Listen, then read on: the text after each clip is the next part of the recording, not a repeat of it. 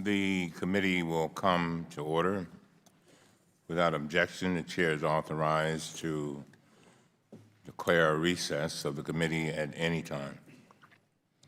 Pursuant to Committee Rule 5 and Rule 11, House Rule 11, the chair may postpone further proceedings today on the question of approving any measure or matter, or adopting an amendment of which a recorded vote for the yeas and nays are ordered.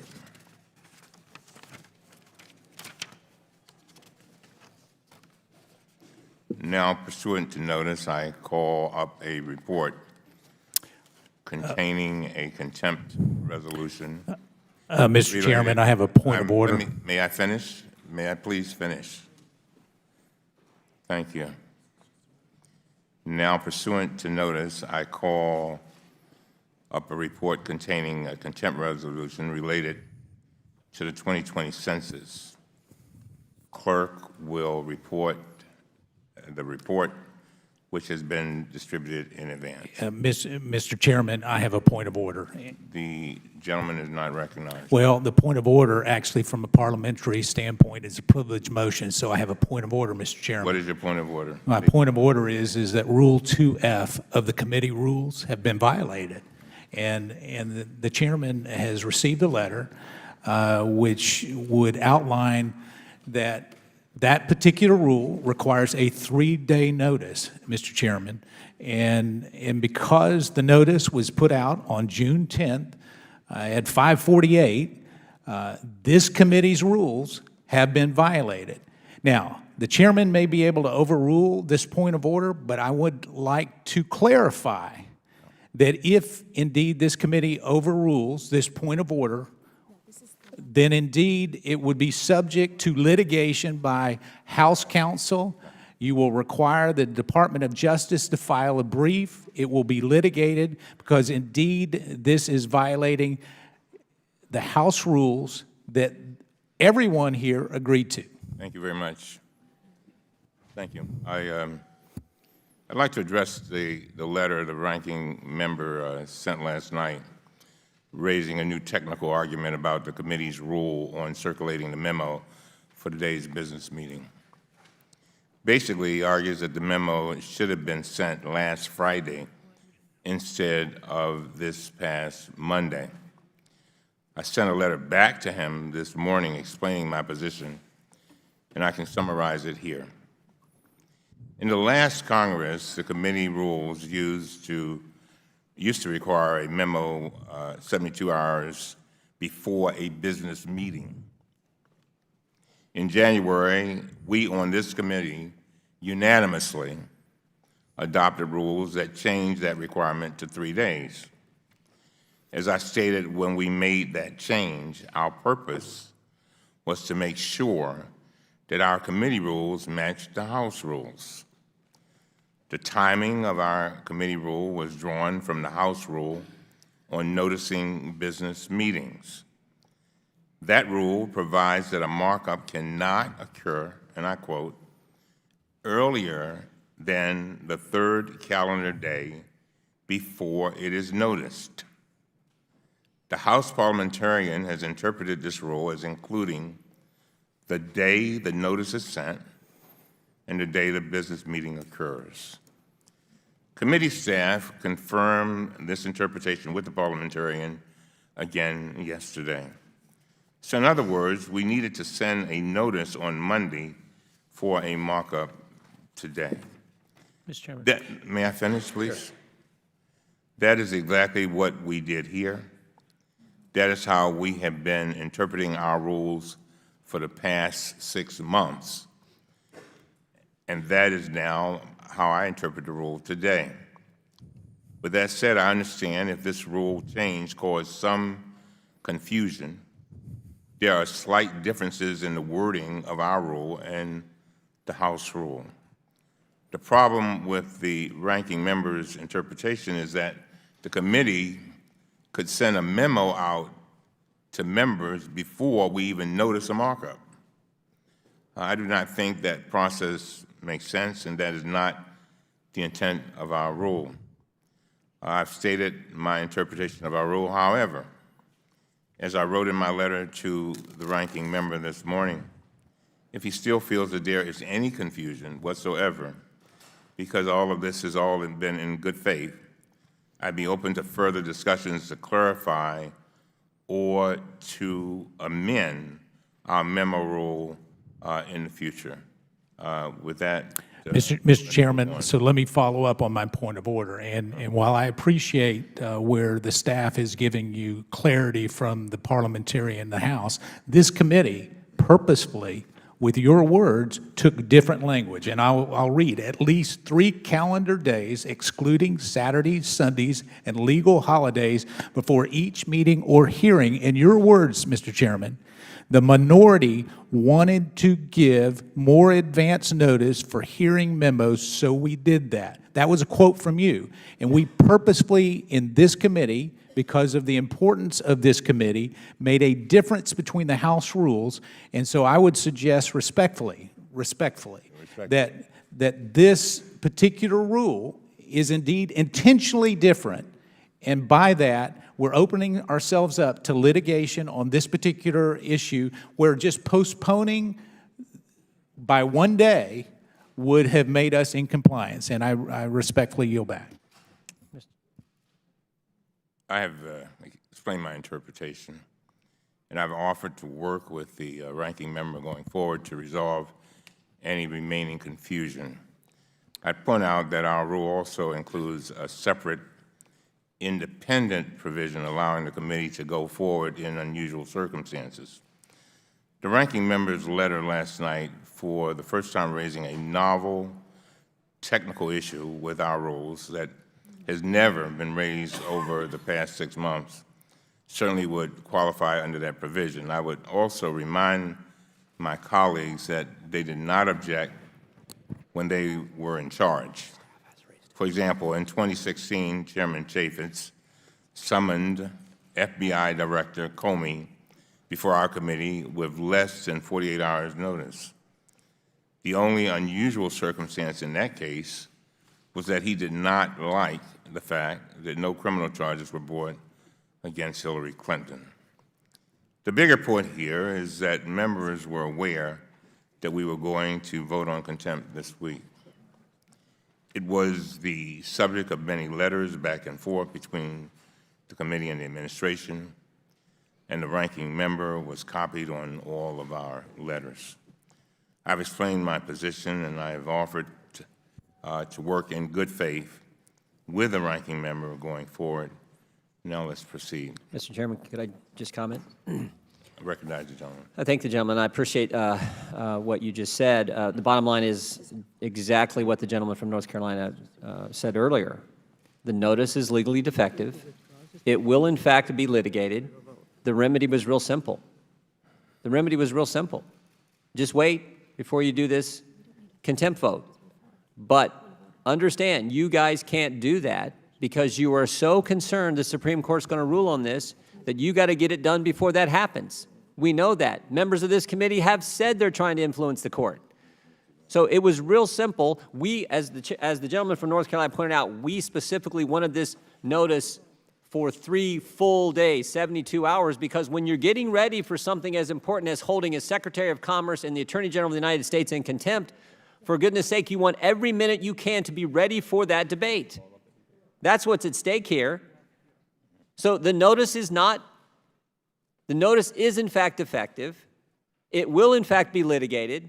The remedy is real simple: postpone the hearing, but you weren't willing to do that because there's a Supreme Court case coming any day now. And that's the problem. And that's why the gentleman's point of order is exactly right. We should postpone this hearing on this particular, we can have the markup on the other issues, not on this one. With that, I yield back. Thank you very much. Without objection, the amendment is considered read and will serve as a base text for purposes of amendment. I now recognize. No. Has the chair ruled on? I've ruled it. I've already ruled. I appeal the ruling of the chair.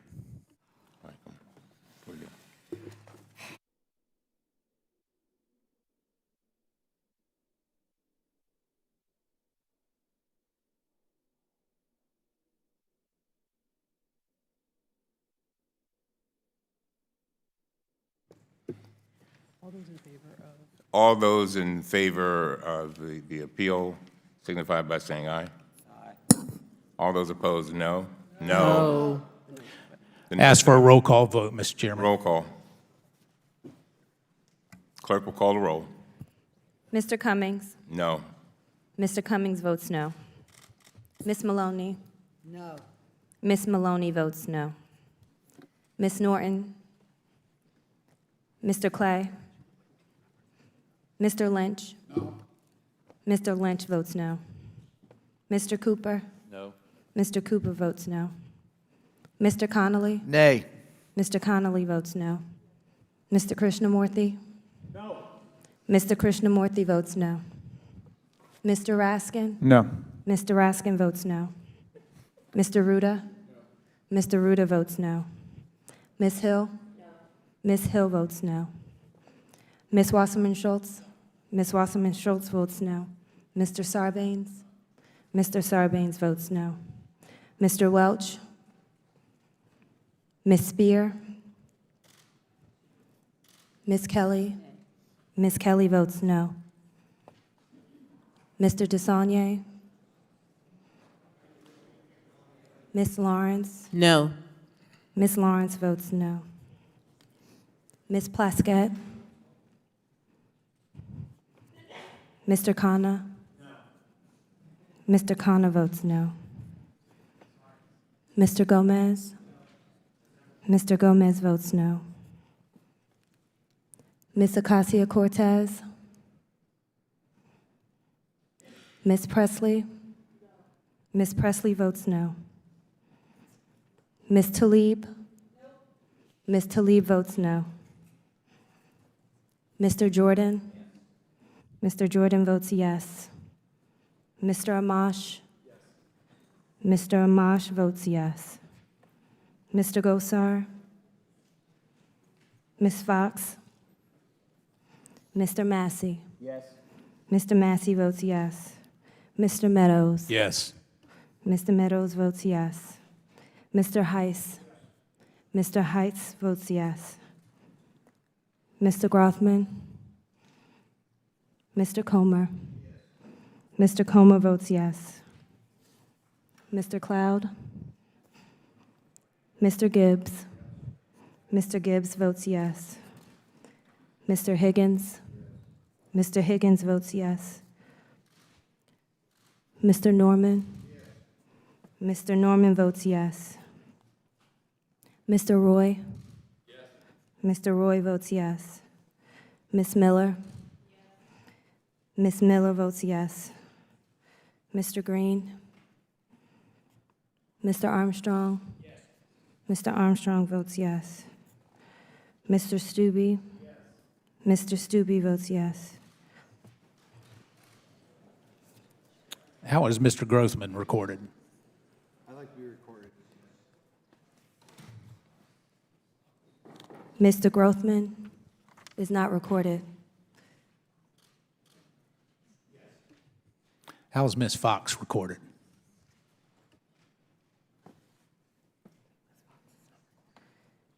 Ms. Fox is not recorded.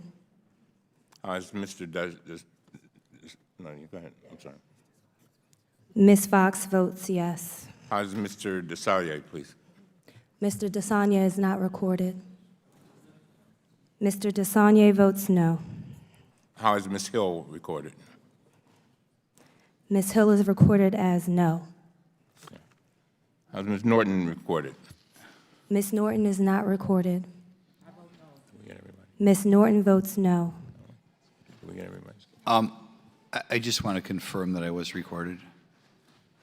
Mr. Grothman, Yes, was you're I? recorded as yes. Yeah.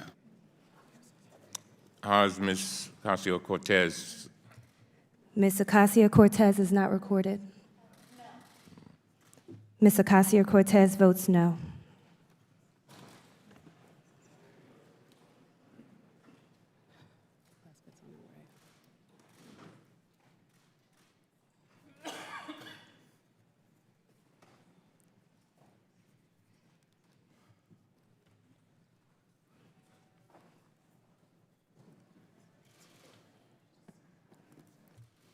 If no one else is voting, the clerk will give us the tally, please.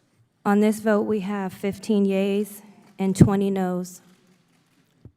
Thank you very much. The motion is not agreed to. Let me just say this. I will work to clarify that rule. I now recognize myself for an opening statement. Today, we are considering a resolution and report that would recommend holding Attorney General William Barr and Secretary of Commerce Wilbur Ross in contempt of the Congress of the United States of America. They both refused to comply with duly authorized subpoenas issued by this committee that require them to produce documents relating to the addition of the citizenship question to the 2020 census against the advice of experts at the Census Bureau. What we have learned so far in this investigation is quite disturbing. Secretary Ross testified that he added the citizenship question, and I quote, solely, end of quote, in response to a request from the Department of Justice in December 2017 to help enforce the Voting Rights Act. We now know that this was a pretext. We've obtained evidence showing that Secretary Ross was aggressively pressing his staff to add the citizenship questions months before any request from the Justice Department in the spring of 2017. And he was doing it at the urging of the White House. Doing it at the urging of the White House. We also now have evidence that President Trump's advisors began discussing citizenship questions long before the President took office. After his inauguration, the President discussed the idea with his top White House aides, Reince Priebus and Steve Bannon, who in turn pressed it with Secretary Ross. And although we have limited information about this scheme, we've been blocked from fully determining the real reason the administration sought to add the citizenship question. That is because the Department of Justice and the Department of Commerce have refused to turn over key documents requested by this committee. For these reasons, on April 2nd, 2019, more than 2 months ago, this committee voted on a bipartisan basis to authorize subpoenas to Attorney General Barr and Secretary Ross for key documents regarding their efforts to add the citizenship question. During that time, we tried repeatedly to resolve this impasse. As an accommodation, we narrowed the scope of the subpoenas to a very small subset of the documents we originally requested. I even invited Secretary Ross to meet with me personally so that we could discuss a way forward. Unfortunately, he refused. So that is why we are here today. I've heard some of the arguments against moving forward with the contempt vote today, and I would like to address them directly. First, there's a claim that the administration has produced more than 17,000 pages of documents. This is true, but the vast majority of these documents were already public. Others were heavily redacted, and many were not responsive to the subpoenas at all. That 17,000 number is meaningless if it includes printouts from the internet and pages that are blacked out. Second is a claim that we are trying to interfere with the Supreme Court case. This is simply not true. Congress has an independent responsibility under the Constitution to oversee the census, separate from any private litigation, period. The Supreme Court has made clear that Congress's authority does not cease just because private litigants bring a case.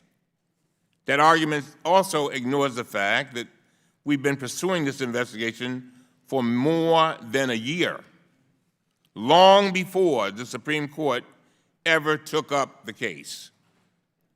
I first called for this investigation in March 2018 as a ranking member, just one day after Secretary Ross announced his decision. When I became chairman in January, I renewed these requests again, well before the Supreme Court took the case. Finally, let me address the argument about executive privilege. Last night, we received a letter from the Department of Justice asking us to delay the vote today.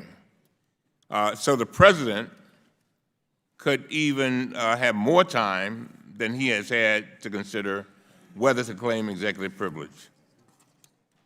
That was it. They did not produce any of the key documents required by the subpoena coming from this committee. They did not commit to producing any of these key documents in the future. And they did not make any kind of counteroffer for these key documents. Here's the bottom line. We've been seeking these documents for more than a year. We issued a bipartisan subpoenas in April. We made clear that we were moving forward with contempt this week. And we offered that if they began producing one or two categories of the key documents in our subpoenas, we would be willing to consider postponing today's vote. But both departments declined this offer, which is why we are proceeding today. The census is critical to our democracy and critical to every single one of our constituents. The Constitution gives Congress the responsibility and the authority that the census is make sure that the census is working as it was intended to work. That includes making sure that it is used properly to allocate federal funds, apportion legislative districts, and for other purposes. We must protect the integrity of the census, and we must stand up for Congress's authority under the Constitution to conduct meaningful oversight. In addition, I want to update the committee on letters we just received a few moments ago from the Department of Justice and the Department of Commerce. The letters state that the President has asserted executive privilege over all of the subpoenaed documents. The letters assert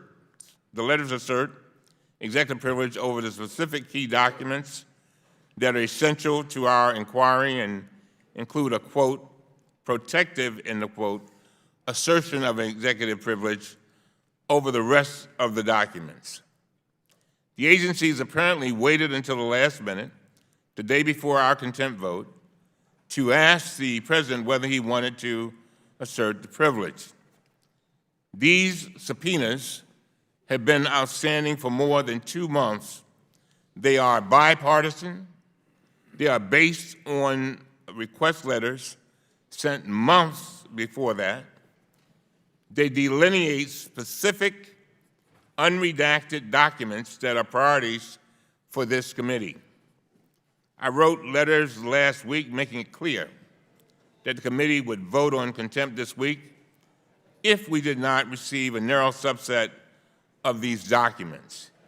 Yet, The agencies have produced none of the key unredacted documents required by the subpoena. They've made no commitments to produce any of these key documents, and they have made no counteroffers relating to these key documents. The Department of Justice's letter says that they were prepared to produce additional documents responsive to the subpoena. But they make clear, very clear, that they will not produce the key documents that we have identified as priorities. This does not appear to be an effort to engage in good faith negotiations or accommodations. Instead, it appears to be another example of the administration's blanket defiance of Congress's constitutionally mandated responsibilities. The report we are considering today anticipates many of the administration's arguments because they have been making them for months. For example, deliberative process and attorney-client privilege. For months, the Trump administration has claimed that the decision to add the citizenship question was made at the department level rather than at the White House. But now the President is asserting executive privilege over all of these documents. This begs the question, what is being hidden? Here's what I'm going to do. I'm having the copies of this letter made for every member so all of you can review it for yourselves. Next, we will proceed to debating the contempt motion. However, I will postpone the vote until later this afternoon so members have additional time to review this letter and any other materials they may deem necessary. And with that, before I yield to the ranking member, I want to reiterate that the amendment in the nature of a substitute will serve as the base text for the purpose of amendment. And now I recognize the distinguished ranking member of our committee, Mr. Jordan. Why don't they want to know? That's the fundamental question. Why don't the Democrats want to know how many citizens are in the country? Go ask any person anywhere across this country, walking down the street, walk up to them and say, hey, do you think on the census we should ask how many citizens are in the country, or ask, are you a citizen? Every single person you will encounter will say, well, yeah, of course we should ask that. Their next question will be, aren't we doing that already? And of course, we would all have to answer, yes, we are. We've been doing it for decades, doing it on the 10-year census, doing it on the American Survey annual census. Why don't they want to know? It's a question the United Nations recommends as a best practice. It's a question asked in numerous other countries. How did we get here today? How did we get to the point today where we're going to hold the Secretary of Commerce, the Attorney General of the United States, in contempt because we don't want to ask a question that everyone in the country thinks we're already asking, and in fact we are? That's the bottom line. You can do all this, the letters back and forth, negotiations back and forth, and I'm all for getting information. You can do all that. But when you boil it all down, it's a fundamental question. Why don't they want to know? Why don't they want to know? Democrats know it. Here's the other thing they know. Democrats know the Supreme Court will rule by the end of this month on the citizenship question. But they hope to use this committee's oversight power to create a controversy around this issue, try to impact the court's decision. To that end, the Democrats now want to hold, as I said, both the Secretary of Commerce and the Attorney General in contempt because of an alleged lack of cooperation with the Democrats' request for information. Facts stand in stark contrast to the Democrats' claims that they are not getting information from the agencies. Trump administration has cooperated, continues to cooperate with chairman in this, I believe, partisan investigation. The administration has produced not 17,000, 31,000 pages of documents, 14,000 from Commerce, 17,000 from Justice, relating to this question, the citizenship question. Secretary Ross Sat here for 6 hours, answered all kinds of questions. Several administration witnesses have voluntarily participated in day-long transcribed interviews, providing information at the heart of the chairman's partisan investigation. In fact, just yesterday, transcribed interview with a former commerce official. This interview lasted nearly the entire day. The committee has 2 more transcribed interviews scheduled in the next week. The idea that the administration is stonewalling this investigation, or even in the chairman's words, engage in a cover-up from the, quote, top, is just ridiculous and doesn't jive with the facts. Contempt of Congress is a powerful tool, and it should be used responsibly. This is just another last-ditch attempt by the Democrats to muddy the waters around the citizenship question in a desperate hope that it will influence the Supreme Court's consideration of this issue. Instead of considering legislation about the question itself, something we can do, something we've been doing year after year, decade after decade, the Democrats are choosing to use their oversight authority to interfere with the Supreme Court. It's not what we should be doing. I urge members to vote against this, and again, remind everyone here, why don't they want to know? Why don't they want to know something that everyone in our district knows should be asked, knows has been asked, is just good common sense? I would say you can talk, it doesn't matter, Republicans, Democrats, Independents, you go talk. The only people who don't want to ask the question, Democrats around the country do, Republicans around the country do, Independents around the country do. The only ones who don't want to ask the question, Democrats in Washington. That's the only ones. Everyone else knows it needs to be asked. I will yield back, Mr. Chairman. Thank you very much. The Chair recognizes Mr. Connolly. Strike last word. I thank the chair. Well, I guess the distinguished ranking member must live in a different world than I live in. And if he's looking for people who will go, why would we ask the citizenship question unless it's to deter people from complying? Welcome to Northern Virginia. We'd be happy to give you lots of people, independents, even Republicans and Democrats, who actually understand what's at foot here. That the citizenship question is not just a normal question. By the way, it hasn't been asked in the census since 1950, the year I was born, for a reason. Because it's going to intimidate and discourage. And it has to be seen in a context, the context of an anti-immigrant policy coming out of this White House. And it's designed to intimidate and instill fear. And the question isn't the one my distinguished friend has posed to us. The question is, what are they afraid of that we'll discover with this subpoena?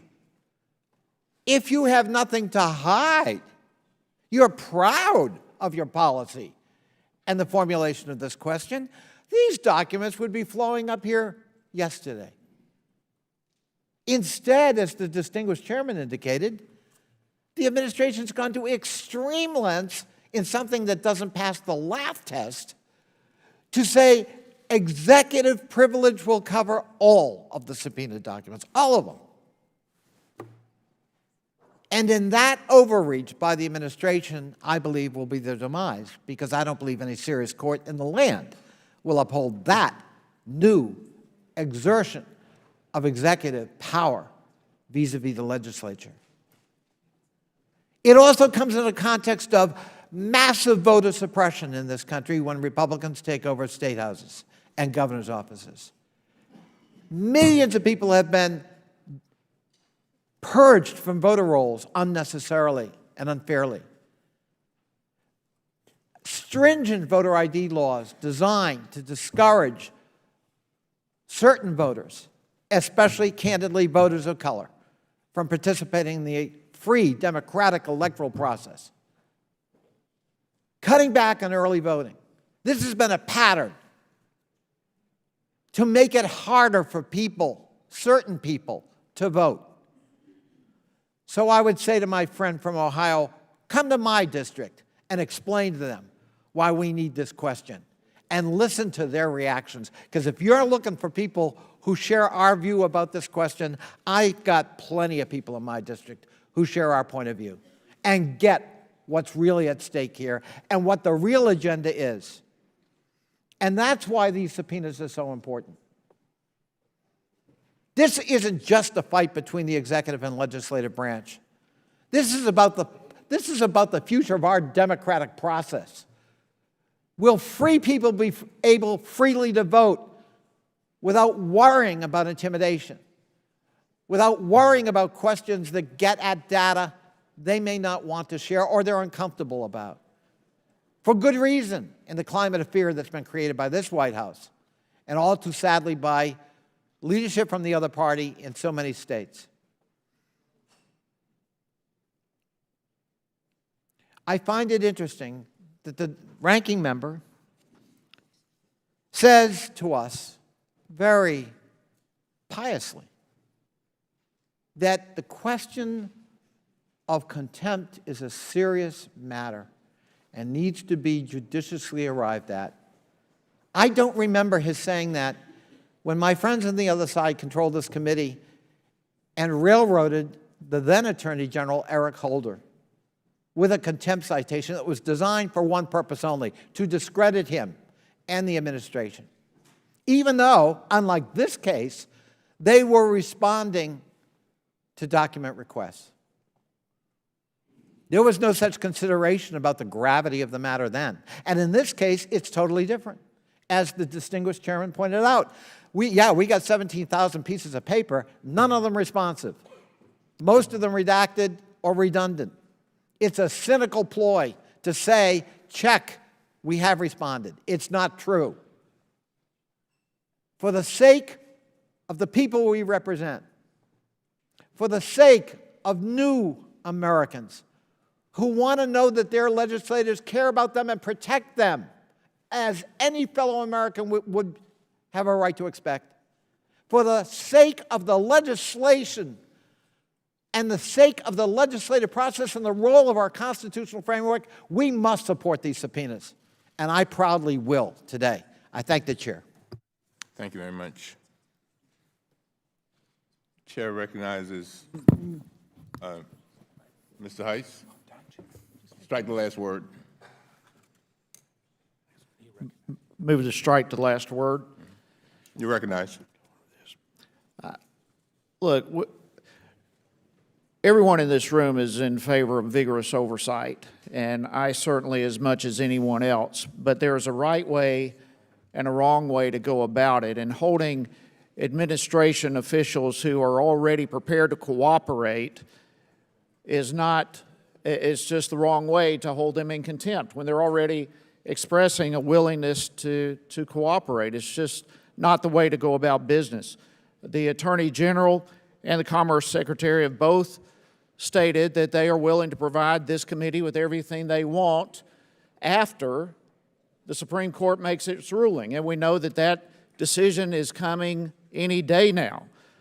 So the question then becomes, why is it so important to the Democrats right now to push for this contempt vote? And the only answer is because they want to influence the Supreme Court. And that is not the role of this committee. It's not the role of this committee to be trying to influence or sway the Supreme Court. And we know that is a desire of this committee because it's been stated by a member of this committee with NPR, who literally stated that the Democrats sought information from the Commerce Department so that the courts can use it. That's public knowledge. It's what has been stated by even a member of this very committee here. So even if you set that aside, if you set aside the attempt of the majority to influence the Supreme Court, there's also issues taking place here with the mere process of it all.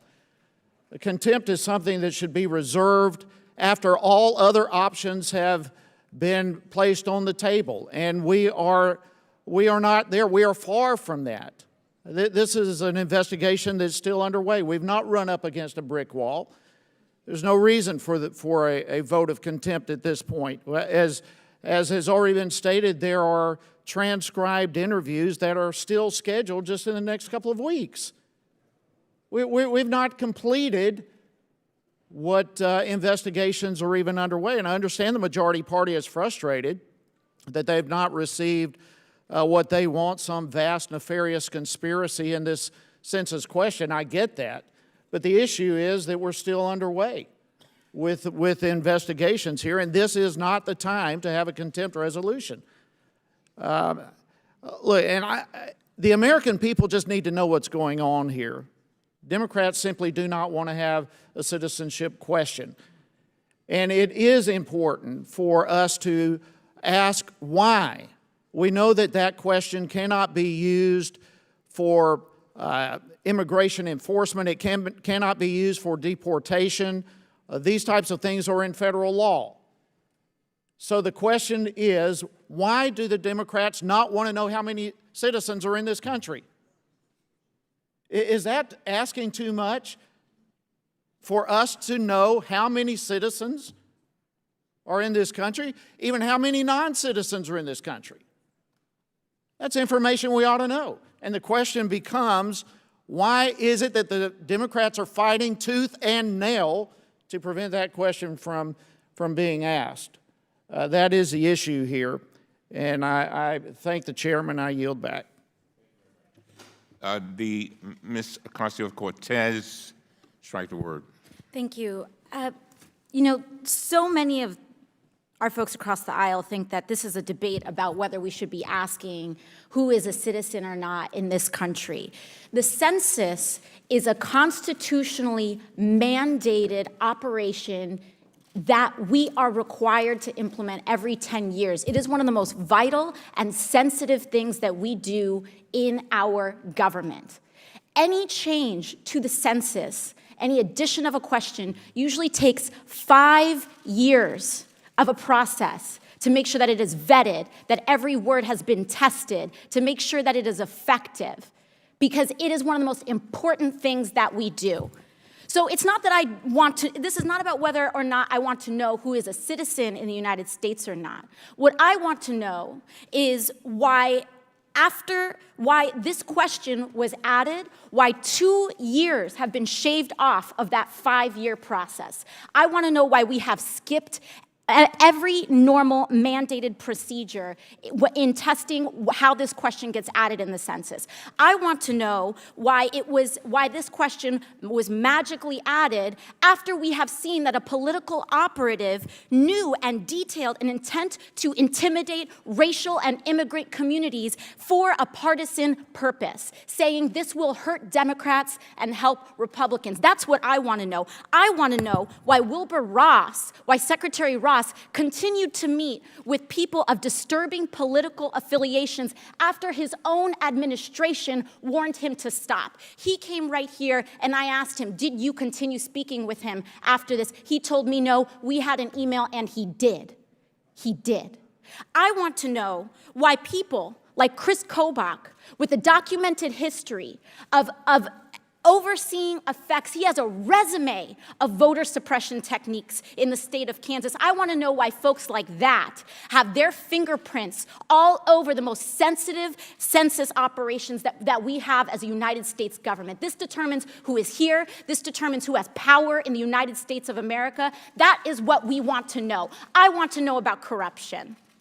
That's what I want to know about, the racism and the very disturbing history that we're seeing here. That's what I want to know. And so we gave the opportunity to ask.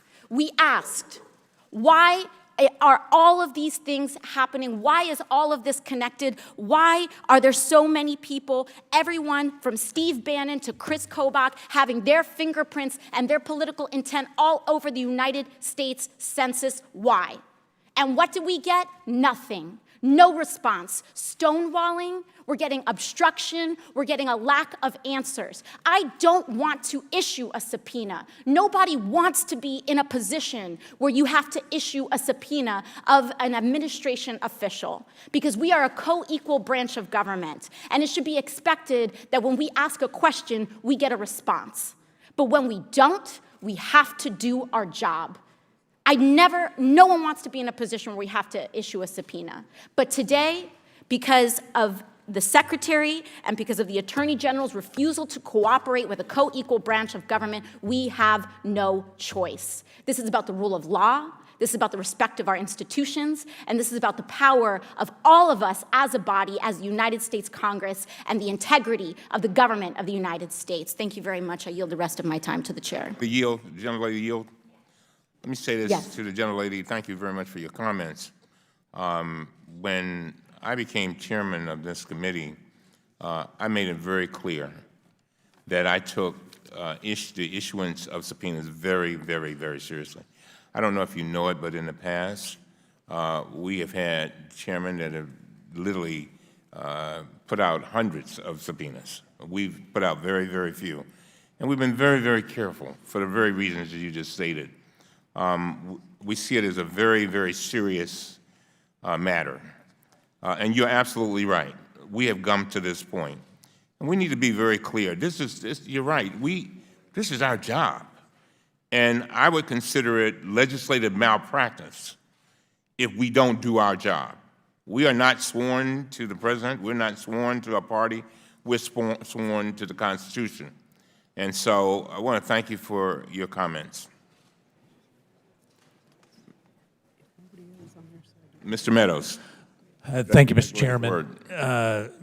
In moving to strike the last word, I want to make some comments. And part of that, in spite of the divisive arguments that we have from both sides of the aisle, I do want to acknowledge the chairman's willingness to work with me in trying to actually get some of the transcribed interview witnesses to appear before this committee. And so I want to thank the chairman for that. I fundamentally disagree with the timetable of holding Secretary Ross in contempt of Congress based on two main factors. One is this question will be resolved by the highest court in the land within the next 2 weeks. And we know that it could very well happen next week. And any legislative purpose that this body has certainly could be conducted in a very methodical way. And as we work towards handling any legislative oversight, I fail to see how a delay of 1 or at most 2 weeks would hamper our legislative authority. Secondly, I think probably the bigger issue is as we work to compel witnesses, and the chairman knows full well that I've been willing to sign on bipartisan letters. I've been willing to work in a bipartisan way to make sure even this administration complies with providing the information that this committee holds. I would suggest, respectfully suggest, that when we rush to hold people in contempt, it has a chilling effect on anybody wanting to go the extra mile to actually provide documents. If the ultimate conclusion is that we're going to hold people in contempt, and in this case, now that executive privilege has actually been exercised, it becomes very, very troubling in terms of the cooperative ability that this committee has long espoused. Now, that being said, obviously, I would respectfully ask the chairman. I appreciate his willingness to hold a vote on contempt for later today, but I would respectfully ask him to hold off until after the Supreme Court ruling to actually have this particular vote. Now, there are some that would argue we're a totally separate branch, and actually I would join them in that argument. But I will say this, that when you have something that is actually being adjudicated by the Supreme Court, and we know that indeed that their decision will be made known to the American people and really be binding in law within the next 2 weeks, why the rush? Why the rush? And so, Mr. Chairman, I respectfully disagree with this contempt vote. Certainly am prepared to offer amendments if the chairman plans to go through with this vote, but would respectfully ask him to consider delaying a vote on contempt for at least 2 weeks. I yield back. Mr. Lynch. Thank you, Second Mr. last Chairman. word. Let me start out by just addressing this claim that Wilbur Ross and others have been cooperative. Anyone who was here for the long duration of Secretary Ross's testimony must agree, regardless of what side of the aisle you're on, that was painful. That was painful. He was anything but cooperative before this committee. Every question was dragged out and designed, every answer was designed to produce pain and to consume time. And he was the most uncooperative. He feigned, inability to answer questions on a consistent basis. Let me also just talk about our ability to influence the Supreme Court in their decision. Okay, so for the entire history of this country, the Supreme Court has jealously guarded their right to determine what the Constitution requires. And we can go back to Marbury versus Madison and Justice Marshall. They have jealously guarded that decision. And the claim that what's going on in this committee room here is going to influence their decision, I can hear them laughing. I can hear them laughing at that proposition. That is absolutely ridiculous. And if you know how the Supreme Court works, that decision, that opinion has been written. That decision has been made before we bang the gavel on this hearing. Let me also talk about the other levels of cooperation. We were told, you should just wait a bit, because they're cooperating. Can I get, so this is one of the 17,000 these are the key documents that we asked the Secretary to provide us with. This is not helpful. Will the gentleman yield? Is that from this production or from the production we got during the Obama administration? Come on now. Come on, I can show you likewise. Well, look, reclaiming my time. This is not helpful. So 17,000 of these does not help the process. Let me also talk about. So this is one of the key documents that we were really trying to get. This is Wilbur Ross. This is from Earl Comstock to Wilbur Ross.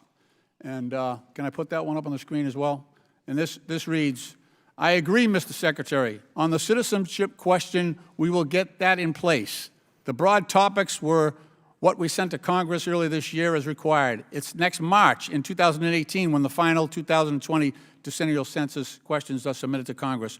We need to work with Justice to get them to request the citizenship be added back as a census question. So when Mr. Ross testified here, he said that he got the request from Justice, and then the process began.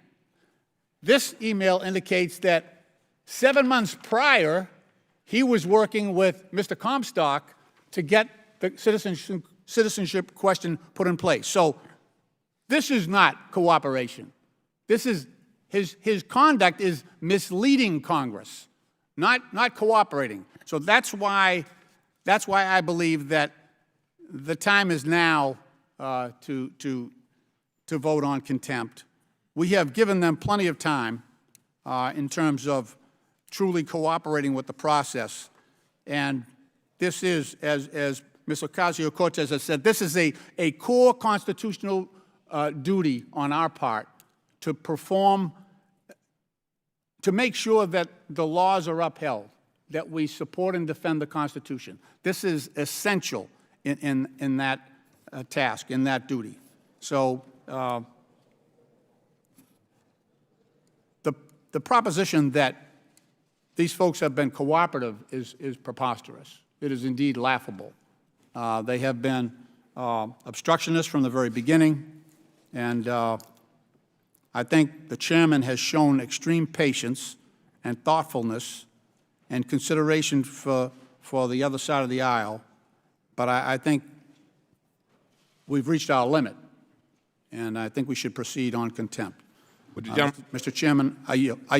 Yeah, I yield. The President has made it clear we're fighting all the subpoenas from the House Democrats, all the subpoenas. And I want to enter into the record this article dated April 24th, 2019, entitled Trump, we are fighting all the subpoenas from House Democrats without objection, so ordered. I want to thank the gentleman for yielding. Mr. Chairman, I have an amendment at the desk. Ooh, where are we? Right here, Mr. Chairman. I have an Oh, amendment okay, at the Ms. desk. Ice. I have an amendment at the desk. We will pause while the amendment's distributed. We will pause for a second. We want to review the amendment. Thank you. Clerk will distribute the amendment to all members. And then I want to have a chance to read it. It's like a little game for them. A little game. It's like a little game.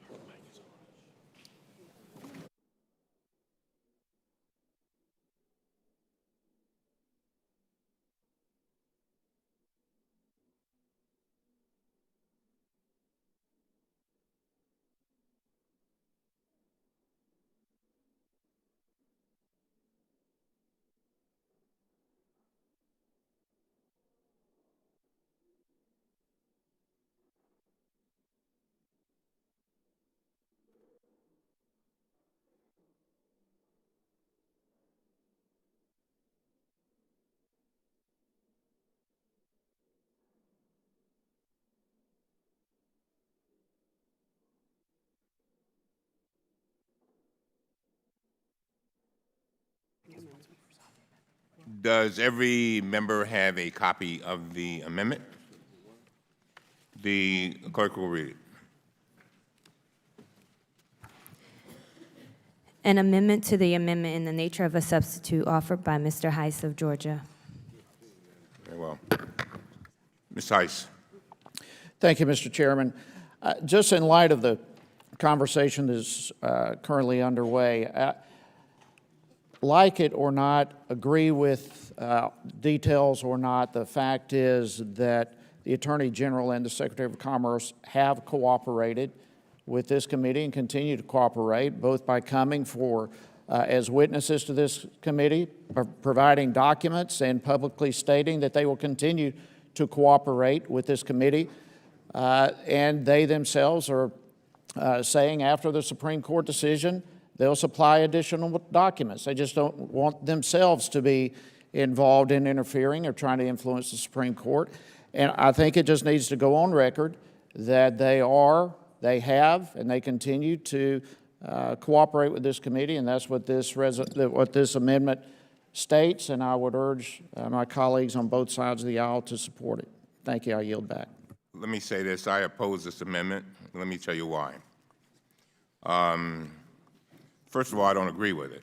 The cooperation, it's already been stated quite clearly that the cooperation has not been all that said in this amendment.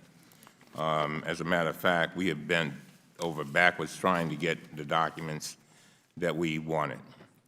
And I want to take this moment to compliment Mr. Meadows, who worked very, very hard, and he was able to get us the 3 witnesses that we wanted. But we also needed the documents, and we needed specific documents. I want to thank him for all of those efforts. And so he was successful in that role, but not as successful, and it's not because he didn't try to accomplish it. We weren't able to get that done. And even up until the last minute, the administration has said basically they're not going to give us the documents.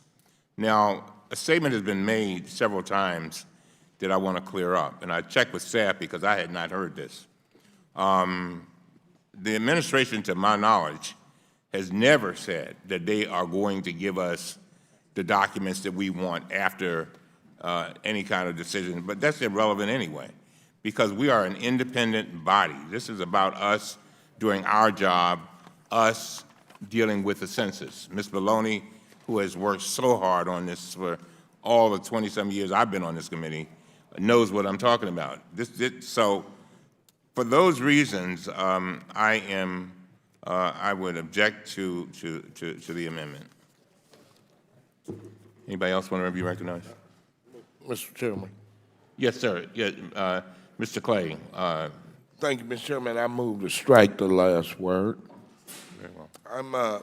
Can you strike that? Are we under consideration, or is this amendment under consideration? It's been offered. I seek recognition to oppose the amendment. Gentleman's recognized. Thank you, Mr. Chairman. And my friend, Mr. Heiss, talked to, in this amendment, says that there has been significant cooperation from this administration, which is, that's not factual. There has been no cooperation. And let me share with my Republican colleagues an example of what took place yesterday. You know, in fact, the Department of Commerce refused for more than 2 months to make officials available for transcribed interviews, so the department relented only after the committee made clear it would subpoena them. We held one of those interviews yesterday with James Uthmeyer from the Department of Commerce. Mr. Uthmeyer is a key witness. He worked directly with Secretary Ross to add the citizenship question.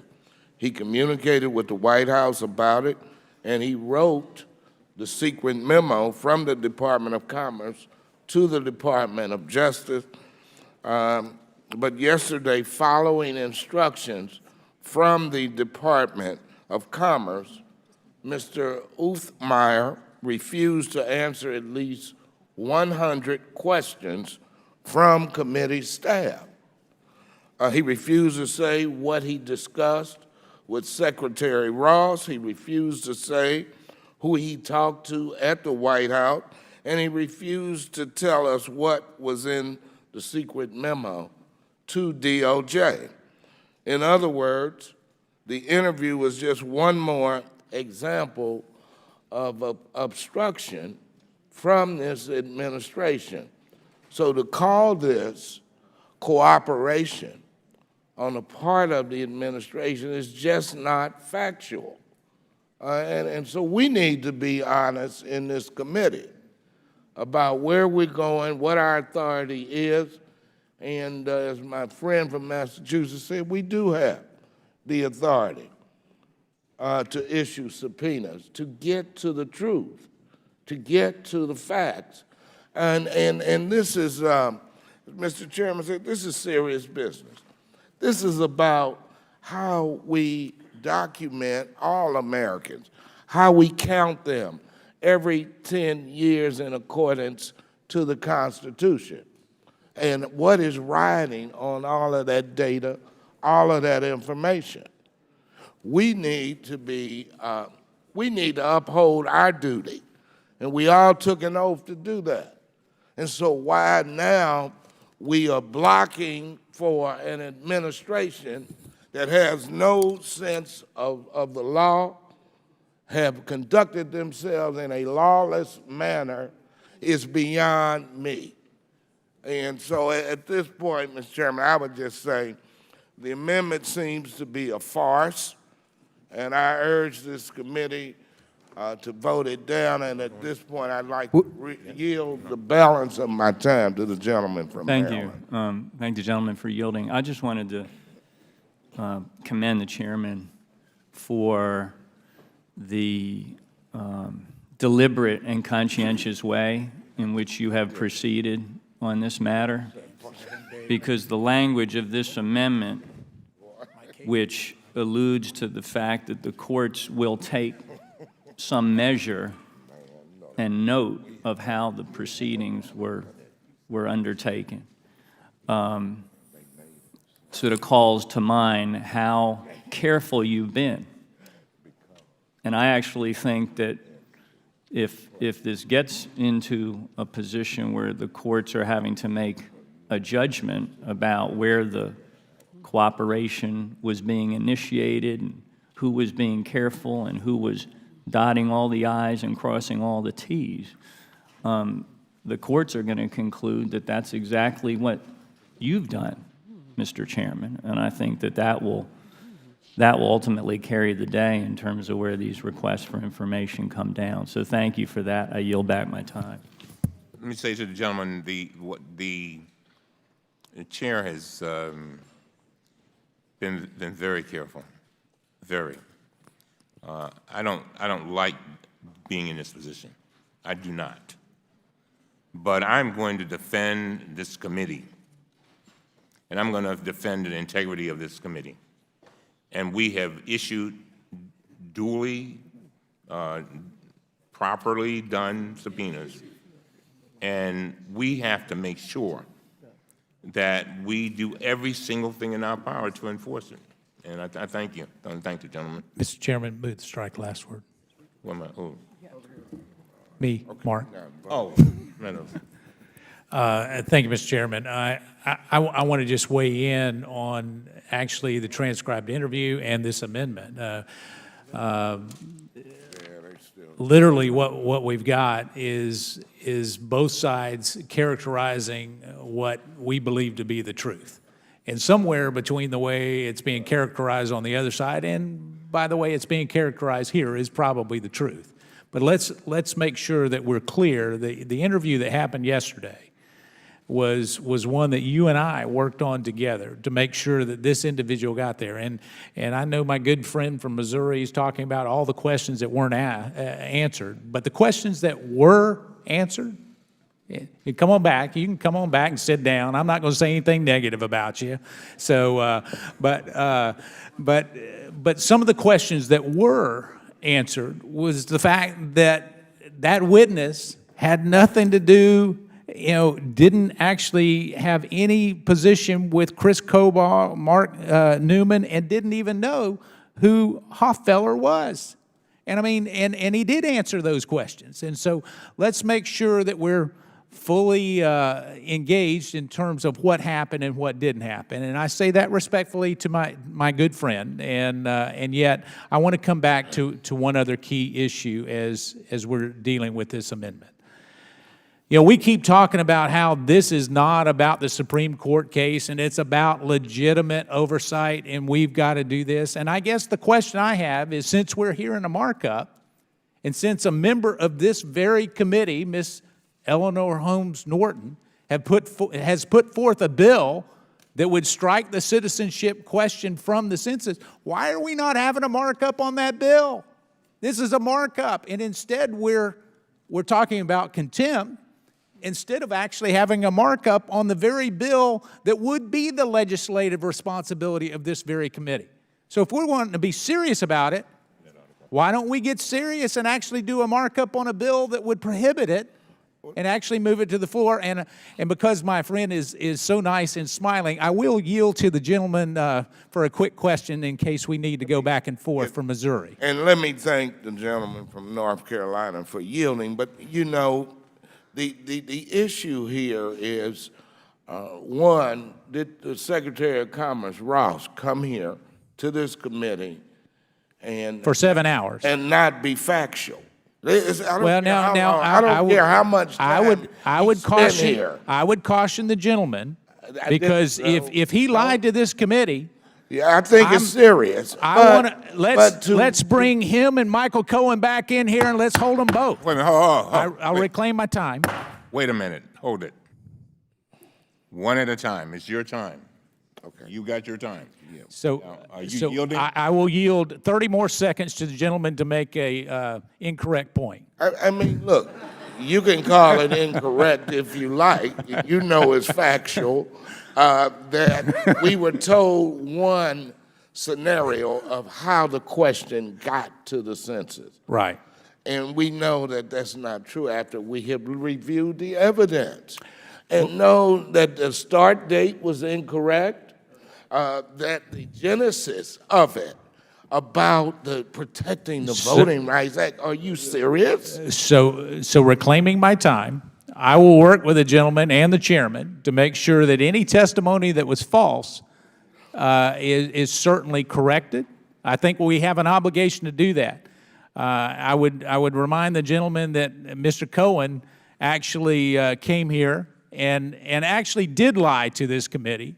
And so we've got an obligation, and if the gentleman is willing to work with me on Mr. Ross, I will work, or work with me on Mr. Cohen, I will work with him on Mr. Ross. The gentleman would yield. I think. Are you willing to work with me on both of those? I think Chairman Cummings has stated the I was asking the gentleman from Missouri. Cohen, Are you willing? on the Cohen Are you issue. willing to work with me on both of those issues? I'm willing to work with you on the Ross issue. Yeah, I bet. All right. Right. I will yield back to the chairman. It's been engaging. Thank Very well. you. Very well. Gentleman yields back. There being no further discussion. Mr. Chairman. Oh, okay. Okay, who's next? Do we go to Mr. Chairman. on the Heiss amendment?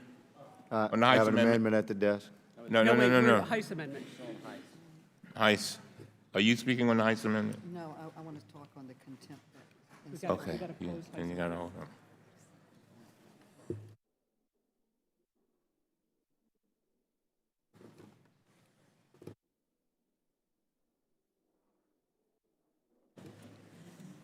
The question now occurs on the amendment offered by Mr. Heiss. All those in favor signify by saying aye. All those opposed, no.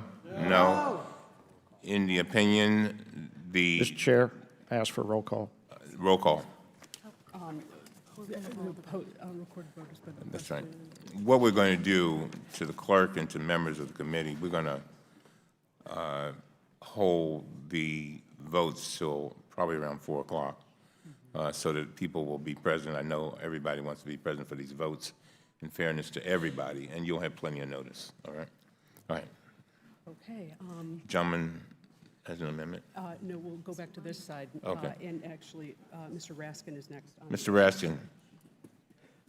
Mr. Chairman, thank you very much. What are they afraid of? I think that the gentleman from Ohio asked the critical question. What are they afraid of? Well, 3 federal district courts have ruled that the citizenship question proceeded on a pretextual basis because they violated every rule in the book.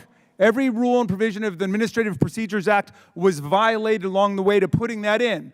But we couldn't figure out, well, what exactly was behind the citizenship question that was implanted totally outside of regular governmental administrative process. Well, one of the documents came back heavily redacted, but there's enough truth in it, Mr. Chairman, that we can actually figure out what is really going on. It's one of the clues, and I'd ask the staff to put it up on the screen if they would. So this is an email sent by Wilbur Ross, the Secretary of Commerce, on May 2nd, 2017. Now you see most of that redacted part, but a very critical sentence appears sandwiched in between the redactions, Mr. Chairman. Quote, worst of all, they emphasize that they have settled with Congress on the questions to be asked. I am mystified why nothing have been done in response to my months-old request that we include the citizenship question.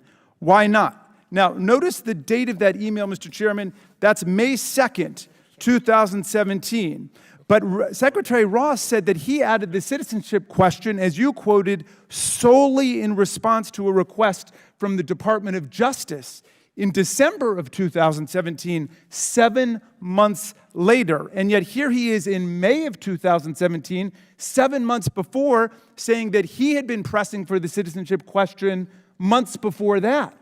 So we at least have a 7 months lie, maybe an 8 or 9 or 10 or 11 or 12 months lie. Will the gentleman yield? Yes.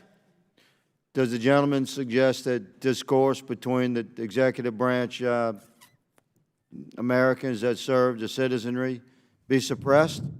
Does the gentleman suggest that common discourse that takes place between staff amongst the executive branch, the legislative branch, and the judicial branches of our government, does he suggest that that communication be suppressed? Reclaiming my time, thank you for asking that excellent question. First of all, I'm not saying there's anything illegal about him having written this, but I think that it is highly dubious, if not lawless, for him to have testified that the sole reason for inserting the citizenship question was a request from the Department of Justice about the Voting Rights Act, which was his testimony before this committee. That's number one. Number two is an article appears in the New York Times, Mr. Chairman, on May 29th, 2019, headline, Deceased GOP Strategist Hard Drives Reveal New Details on the Census Citizenship Question.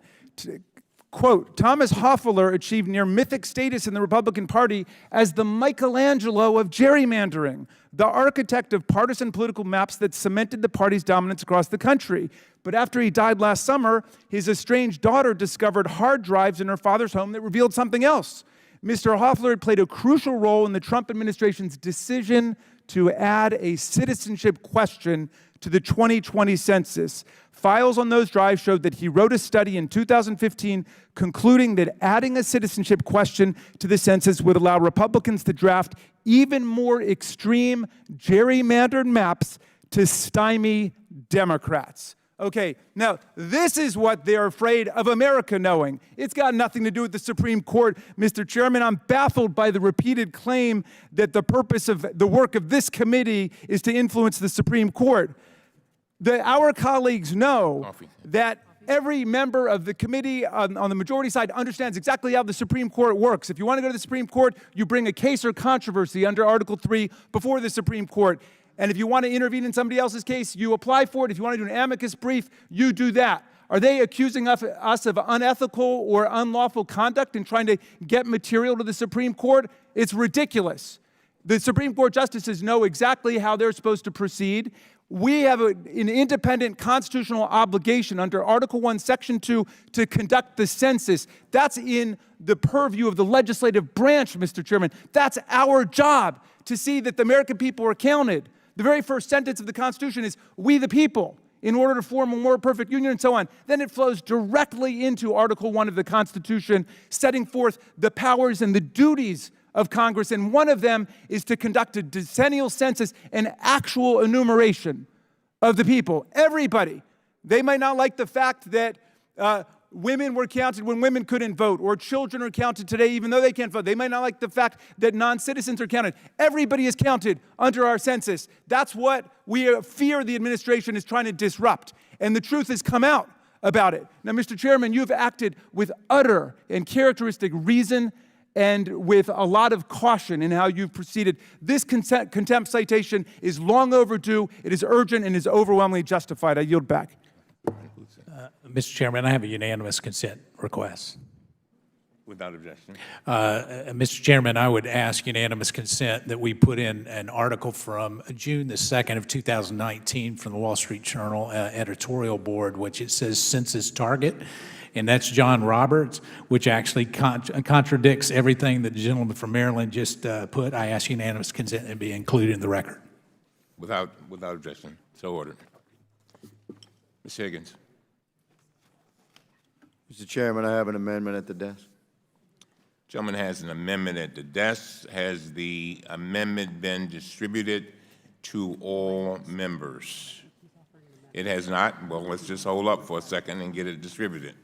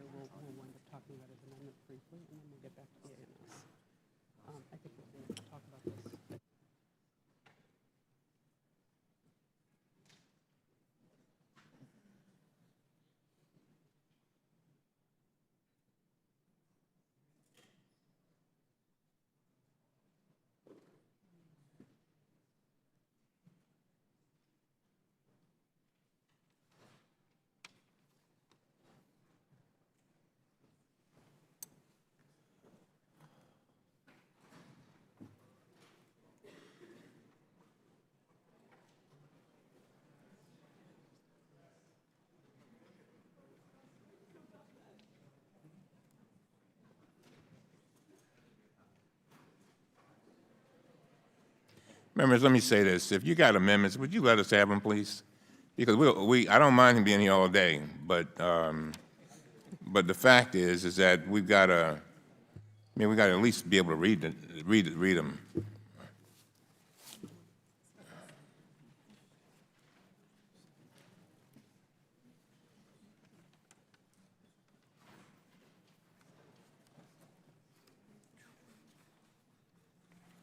All right. Does every member now have the amendment? All right. Higgins.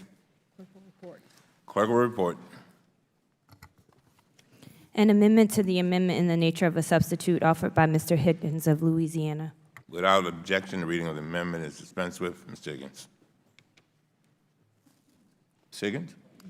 Thank you, Mr. You're recognized. Chairman. I'm recognized. Mr. Chairman, my amendment states that resolve that President Trump has exerted executive privilege over documents sought pursuant to the subpoena issued by the committee on April 2nd, 2019. This hearing is reflective of the vitriol and division that we witness unnecessarily within our nation, partially because as the American citizenry observes the actions of this Congress, they see it not reflected in their own communities, in their own families and hearts, in their own intent for the future of our country. We have clearly established constitutional parameters for the executive branch, the legislative branch, and the judicial branch of our government. In the pending court case, Supreme Court case before the United States, the dissent regarding a case that they have determined to hear, warned, it was written warnings that specific individuals, including the Secretary, that's now being considered for contempt, be not subject to public inquiry. Now, this was a writ by two Supreme Court justices, and the problem here, it is witnessed by the American people, is that this is certainly, could we get more public? And this is why the actions of this committee can influence a pending Supreme Court case. For the president, pardon me, one moment, sir, and then yes, for the president to have to exercise executive privilege is reflective of the kind of division and vitriol being presented to this nation unnecessarily so. We should let the Supreme Court move forward, make their decision, and then do our job very publicly with the media present, and I yield to my distinguished friend. I thank my friend from Louisiana. I just have two questions about the statement you just made. I just want to make sure I get it right. Is the implication that the American people have no First Amendment right to discuss, or members of Congress have no First Amendment or speech and debate clause right to discuss any matter that is in the Supreme Court, any case that's in the Supreme Court? That's my first question. And the second is, I'm sure that you, as I am, believe in taking the language of the Constitution seriously. Where does the language executive privilege appear in the Constitution? In response to your first question, and I'll reclaim my time, it's never my intent to restrain the constitutional obligations of this body or this committee. However, a warning issued in writ by a sitting Supreme Court justice should be something carefully considered. And the two Supreme Court justices did indeed issue writ warning against public interview while this Supreme Court case, this very important Supreme Court case, was pending. And this is why the actions of this committee could potentially influence that case, and we would never want that done. Would you share that warning with the committee, just because I've not seen that? I shall. It's been shared before, but I shall. Regarding our obligation to recognize the executive privilege, where in the Constitution? Executive privilege, that's reflective of the parameters of our own constitutional authority. Will the gentleman yield? Yes, I yield. Now, the gentleman's trying to get cute because he's a constitutional professor, and I get that. But he knows very well in the jurisprudence of this particular, and I'll be glad to go offline and we can have this debate, and I'll be glad to do that. But the gentleman knows all too well that executive privilege has been recognized, Does he not? Well, there's a huge debate just about a yes or no. Do you no, know that it's been but recognized by whom? There's a huge debate about it and what I the reclaim parameters my are. time. It's not written in the Constitution. I reclaim my time, Mr. Chairman. I'd just like to say that this is the legislative branch of government, not the harass and attack branch of government. And this committee should not succumb to the level of vitriol and division that we witness unnecessarily across our nation, and I yield. Can the gentleman yield?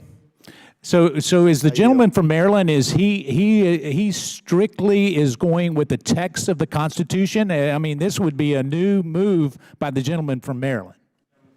All right. Mr. Chairman. Mr. Raskin. Well, but I reluctantly rise in opposition to. I moved to strike the last word just in order to oppose the amendment. I'm not quite sure what the import of the amendment is. The president has at various times asserted executive privilege over everything. When he said that he didn't want anybody in the executive branch testifying, I think he said something to the effect of, I'll ask my staff to get me the exact words, but he said, no more subpoenas, no more cooperation, no do-overs. So for 2 years, we heard from the Republican leadership of this committee and the Judiciary Committee, we won't do any investigation into the lawlessness and criminality alleged in the administration because we'll allow the Mueller report to do it. Then the Mueller report comes out and they said, well, we're not going to pursue any of the allegations there because that's a do-over. In any event, we understand that the Supreme Court has said and the courts have repeatedly ruled that the legislative branch of government, Congress, has investigative powers which are essential and integral to the lawmaking function. And yet this administration has tried to pull a curtain down over the executive branch and say we're not cooperating with the census investigation and we're not cooperating with the request for the president's tax returns. He's the first president in the last 7 or 8 who's not produced his tax returns. We're not going to cooperate with investigation into corruption in the White House Personnel Office where 25 people were denied security clearance. And then the professional staff was overruled by the president and his political appointees. And this committee is trying to get to the bottom of that. And they simply are not respecting the constitutional role of Congress.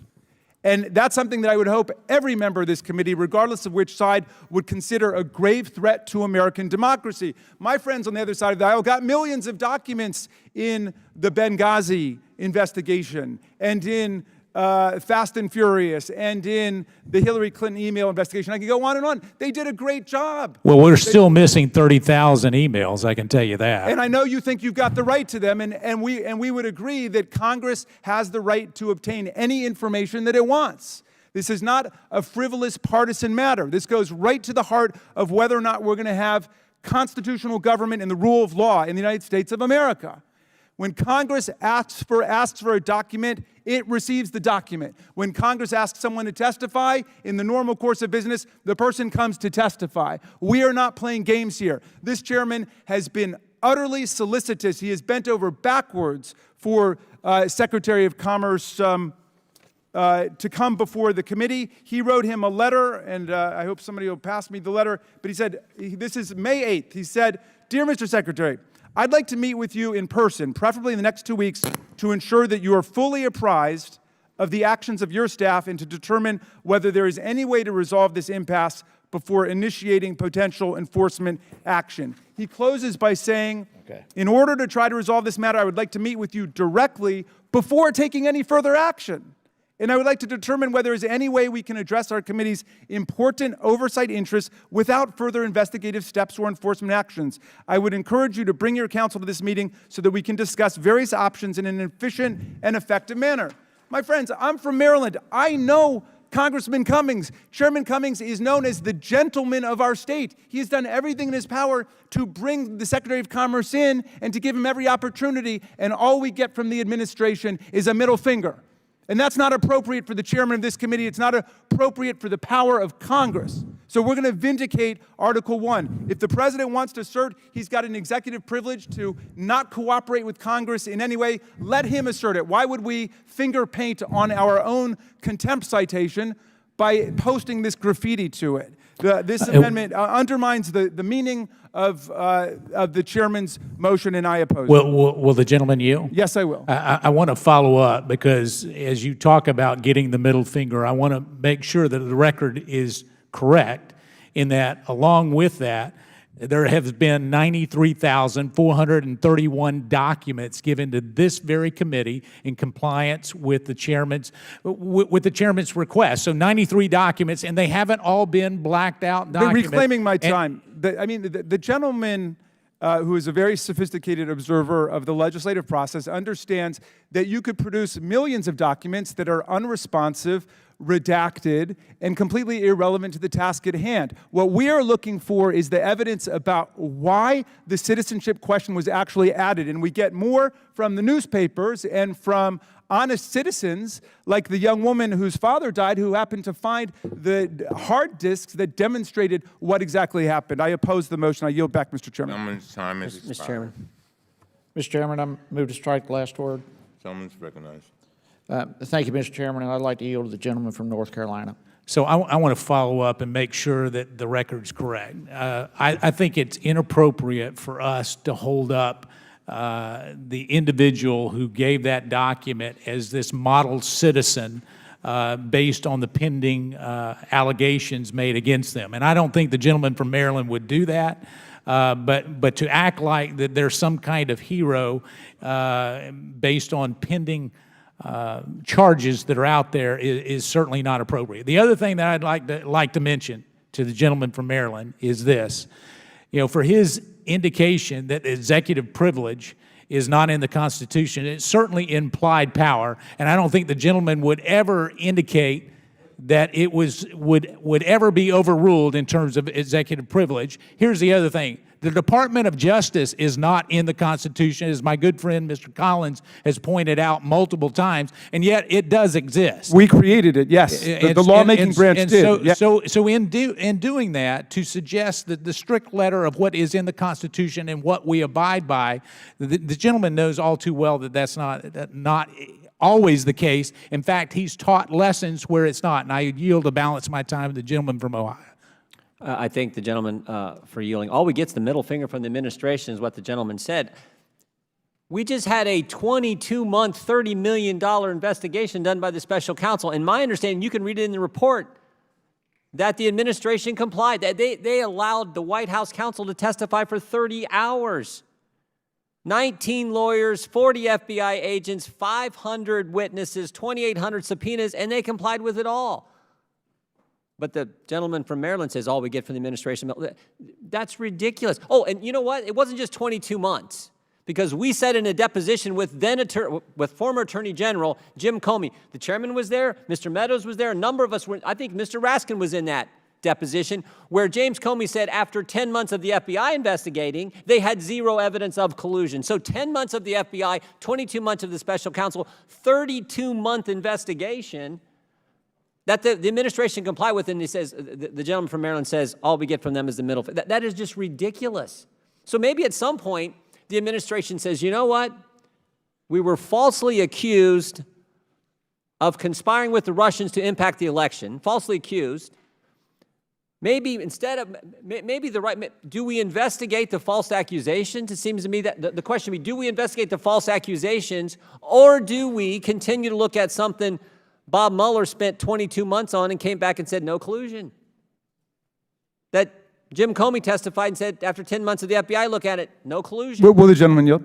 Of course I'll yield. Well, can you show me where in the special counsel report Mr. Mueller said no collusion? Because I think if you read on pages 1 and 2, he says we don't address the matter of collusion, which is not a legal concept. He looked at the question whether there was sufficient evidence or criminal conspiracy. My time. Well, collusion, there were more than 125 contacts between the Trump campaign and... Hey, hold up. Minute 43. Suspend the time. I've noticed something that's happening here that's disturbing. Tried to be flexible, but you all won't let me be flexible. When somebody has time, it's their time. I cannot have these people, members, talking past each other, and I mean, it just doesn't make sense. As a matter of fact, it opens the door to problems. So whoever's talking, I mean, let's go strictly by the rules. So the gentleman, you have time? Is it your time, sir? My time. All right, Well, is it's Mr. Heiss's time, but he's yielded it to me when I thank the gentleman for doing that. So who has the time now? I got the time now. You got the time. Yeah. You've got, And following the rules is important, and frankly, all right, go ahead. following the rules is important, Start the Mr. clock. Chairman. That's why the first issue raised in this committee hearing this morning was the fact that we didn't follow the rules on the notice requirement raised by the gentleman from North Carolina. You're exactly right. Following the rules is important. Thank you, sir. Thank you. Are you finished? No, I'm thinking. Oh, okay. There's so many things I want to respond to, I'm trying to prioritize. The bottom line is, of course it was, but for 2 years we've used the terms conspiracy, collusion, coordination interchangeably. But tell me, did the special counsel conclude that there was conspiracy or coordination between the Trump campaign and Russia to influence? No. And after 22 months of that and 10 months prior to that, the FBI was looking at the same darn thing. So 32 months of investigation, but the Democrats, they don't want to ask the key question. Why don't we investigate how the false accusation started in the first place? They don't want to do that. Thank goodness Attorney General of the United States is. They want to say, you know what, we're going to keep investigating something that the special counsel spent 22 months on, the FBI spent 10 months on. We're going to keep looking at that. Okay. Okay, that's where we're going to be. That's fine. But to say this administration hasn't complied and given the Congress a middle finger on when he allowed his White House counsel to testify for 30 hours is just not accurate. With that, I yield back to the gentleman from Georgia. I yield back, Mr. Chairman. All right, fine. There being no further discussion. What's that? It's Norman? Mr. Chairman, I got Last an one. amendment on the desk. No. Yeah, we're trying to get through this one first. Yeah, we got to rule on your brothers there. All right. The question now occurs on the amendment offered by Mr. Higgins. All in favor signify by saying aye. Aye. Those opposed, no. No.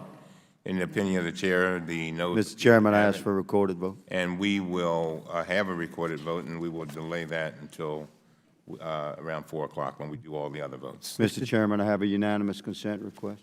Yes, please. Asked unanimous consent that be entered into the record in response to my distinguished friend's request, document from the Supreme Court of the United States dated October 22nd, 2018, which in part states, as written by Justice Gorsuch and joined by Justice Thomas, that the next logical step regarding a stay of public interview, the next logical step is to simply stay all record discovery pending our review. They go on to say there's another factor here, too, weighing in favor of a more complete stay, the need to protect the very review we invite. They specifically cite Secretary Ross here. I ask that this document be entered into the record. Without objection, so ordered. Ms. Lawrence. Thank you, Mr. Chairman, for holding this important business meeting. Each person on this dais took an oath of office to protect and defend the Constitution of the United States, and we repeat that oath of office each time we are fortunate enough to be elected to serve in this amazing body of Congress. However, this administration does not seem to understand the concept of separate but equal branches of government as outlined by the same Constitution that we as members of Congress and them as executive branch officials swore to protect and defend before taking this office. Frankly, my stomach are in knots constantly. I'm losing sleep because of this administration refusal to abide by the Constitution. We, Congress, have a constitutional obligation to conduct the oversight of the executive branch.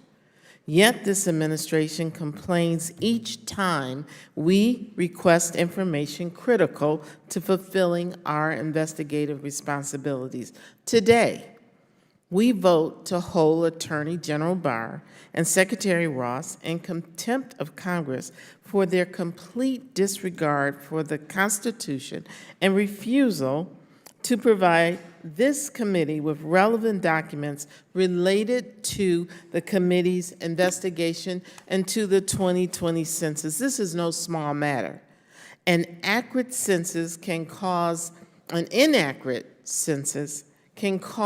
damaging consequences, will have an impact not on Democratic districts, but all of our districts. Besides the obvious issue of incorrect representation of our congressional billions, I sit on appropriations, our tax dollars, who would I fight so hard to distribute to take care of the people of this country, billions of federal dollars that our community, Republican and Democrat, will be thrown into limbo due to incorrect data.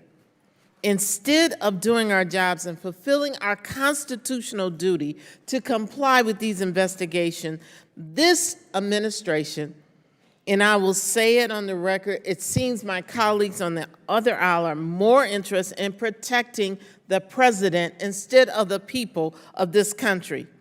Look no further than the president in his own words, who not long ago stated, "We are going to fight every subpoena." Excuse me, checks and balances. And the statement that he continued to make, the Democrats are trying to win 2020. No, Mr. President, Congress has the responsibility to conduct oversight on issues that are critical to this country, and I intend to fulfill that role. 2 months ago, this committee voted to subpoena Barr and Ross for documents related to the census. And we keep hearing this thing, just wait, just wait. Why are you rushing? Why are you rushing? 2 months. My colleagues on the other side are saying, wait. Well, I tell you, my constituents, the people who call me are asking, why aren't you doing your job, Congress? Get to work. Stop sitting around watching this happen. Didn't we put you in office to do your job? I urge my colleagues to support this resolution, not just for administration's sake, but we must maintain a separate but equal branch of government. Would my friend yield? And I yield. Just for a question. If you had nothing to hide, if you were proud of the process that produced this question on the censorship, do you think you would defy even a simple civil request for the documents to support it? Presumably, you're proud of that addition. I have served in local government. I'm in federal government. I've been a mayor of a city. I've always been ready and available and transparent in any policy that I bring forward. And I welcome the debate because I knew it was my obligation for every oath of office, including this one, to share in a public, transparent process why we're doing what we do. Because at the end of the day, I don't work for Donald Trump. I don't work for an administration. I work for the people. This is a place where the people can get the answers. I yield back. Mr. Norman. Mr. Chairman, I have an amendment at the desk. The clerk will distribute the amendment.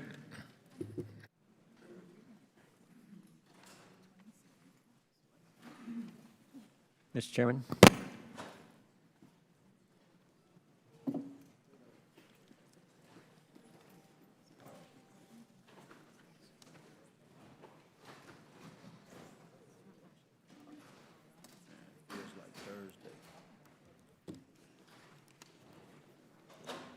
just wanted to have you recognize I, sir. I would recognize it. We're very pleased to have our distinguished former chairman in the room. I notice your portrait is actually up on the wall, Mr. Chairman. Let me make it clear that when I became chairman, I said, you know, let's make sure the portraits go up. It's out of respect. And Mr. Ice and I went toe-to-toe quite a bit, but when all the dust settled, I have a lot of respect for him, and I really mean that. He taught me a lot, and I'm sure I taught him a few things, too. Will the chairman yield? Yes, of course. We wish he hadn't taught you quite so well. But it's good to see you back. And you do. You look much younger than the portrait. No, that's not yet. As they said to me in the hospital, the Lord ain't finished with me yet. All right, let's, where are we? Mr. Chairman, while you're thinking about that, Mr. Connolly. I was just going to say welcome back, former Chairman Issa. And it took a Democrat to put your portrait back on the wall. And you know what, Mr. Chairman? Maybe we ought to follow Mr. Issa's procedures with respect to subpoenas. That might be a really cleansing act here on the committee. Yeah, exactly. I knew that wasn't so popular anymore on the other side of the aisle. Touche. Thank you. All right, let's move forward. We needed a little break. And thank you for being here. The clerk will report the amendment. An amendment to the amendment in the nature of a substitute offered by Mr. Norman of South Carolina. Without objection, the reading of the amendment is dispensed with. Mr. Norman. Thank you, Mr. Chairman. My amendment reads, and it's after the first resolve clause, to insert the following: resolve that a citizenship question is not new and has appeared on every decennial census from 1820 to 1950 and on every long-form census from 1970 to 2000 and on every American Community Survey from 2005 to the present. And this was in response to my good friend, Congressman Connolly, mentioned that it has not been on the census. It really has been on this question has been asked. And if you go back on the 1980 long-form population survey, on this survey was in what state or foreign country was the person born? And if this person was born in a foreign country, is this person a naturalized citizen of the United States? Secondly, when did this person come to the United States to stay? Now, I wasn't around in 1950, but I think the common sense approach that many people have mentioned and realize is that now, with the influx of people from other countries, now more than ever, we need this question asked.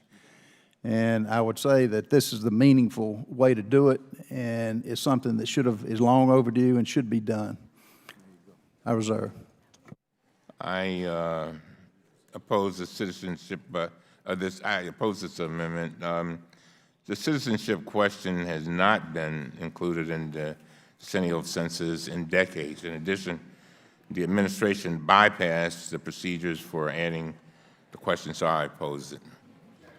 Mr. Chairman, would you yield? Yeah. Mr. Chairman, would you yield? Oh, Ms. Connolly, I'm sorry. I thank the chair. I'm just struck, Mr. You know, I appreciate the points made by our friend, but Lord Almighty, 1950. Let's see. Harry Truman was in the White House. I Love Lucy had not yet hit television. Your mother, Miss Deborah Wasserman Schultz, was 4. You know, we were still fighting in Korea, and, you know, the world was just a wonderfully different place. And for the ensuing 69 years, which kind of is conveniently glossed over in this motion, we didn't do it. Well, my friend, now, just one yield. second, if you would allow me to finish my thought. And I appreciate the sincerity of the author of this amendment, but it's in a series of clearly dilatory motions by the other side. And I'm not quite sure why my friends on the other side are so anxious to protect the production of documents about a simple question, the answer to which could easily clarify our concerns, or not. And it's the or not part that I guess I'm getting really suspicious about the more I get these amendments. What is it you're trying to protect? What is it you're afraid of?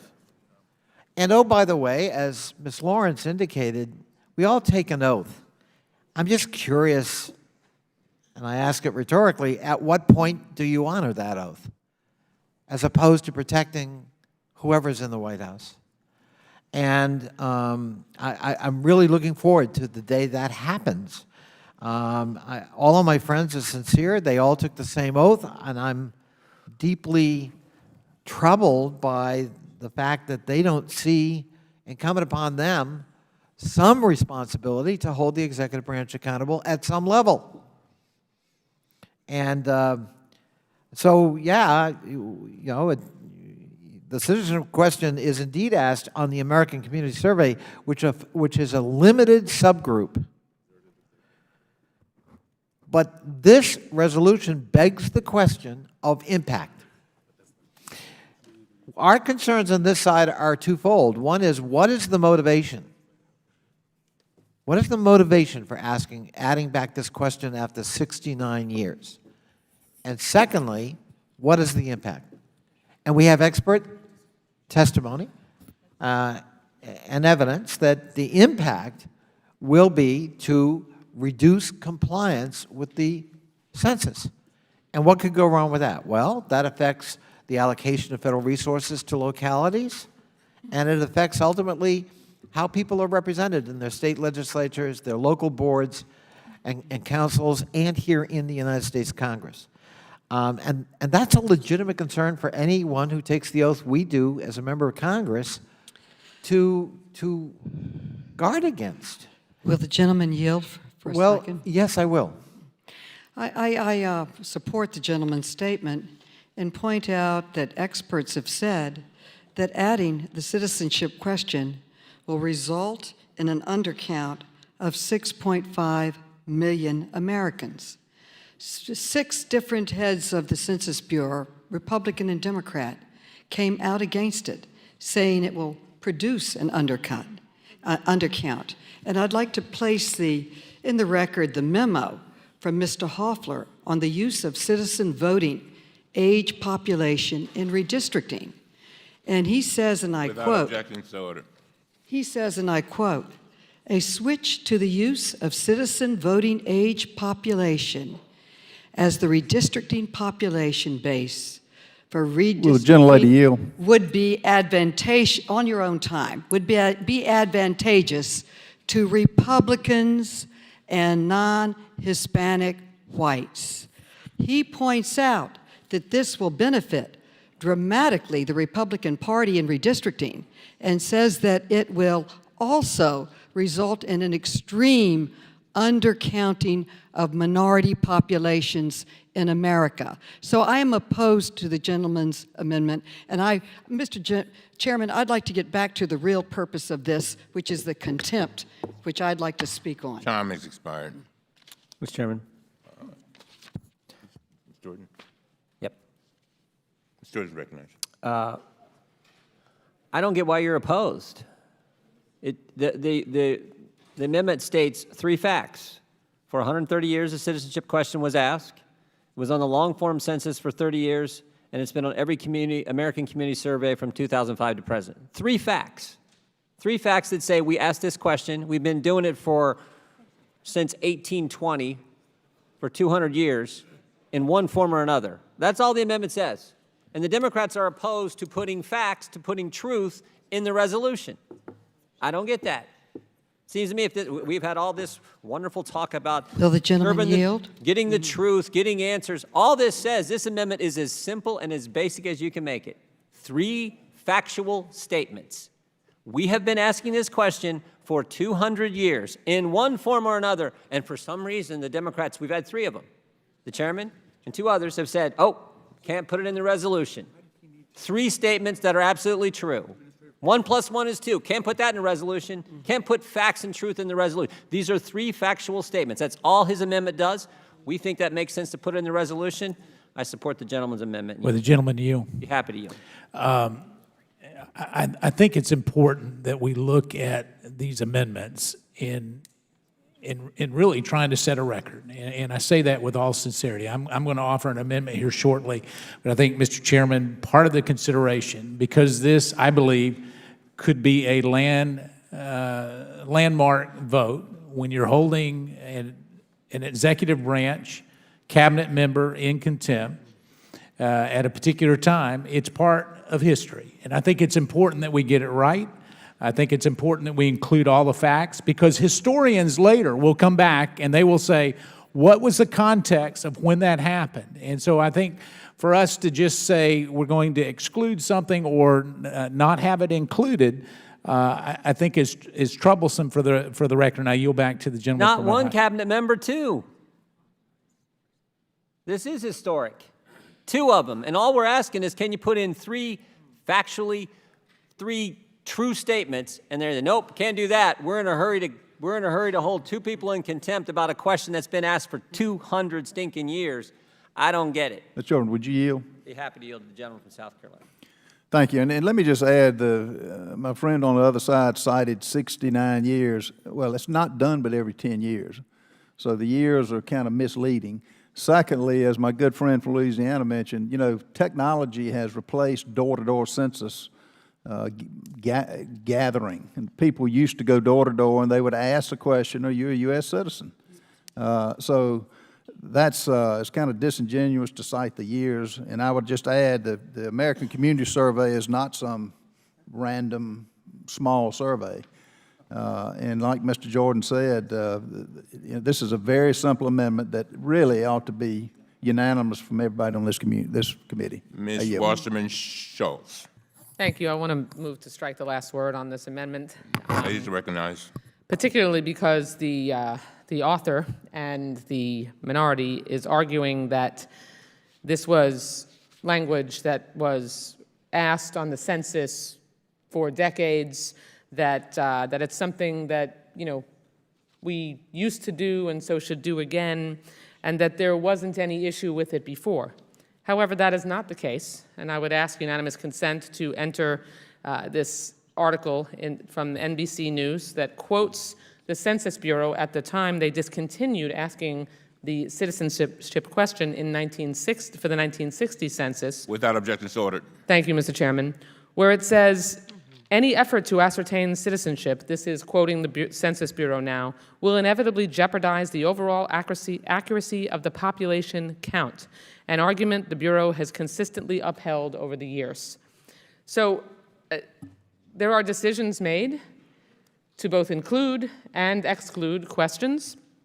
It has been repeatedly excluded and consistently excluded since the last time this question appeared on the census, directly because it results in an undercount. It results in fewer people being counted, which is directly contrary to the intent of having a census in the first place, and quite frankly, is the intent of the Republicans' desire to put the question back on the census, as evidenced and revealed by the documents that have been that have come to light, and which is why we need to make sure that we get more information to expose the true reasoning behind the administration's desire to add citizenship to the census once again, which we have significant evidence thus far that the reason is so that there's an undercount.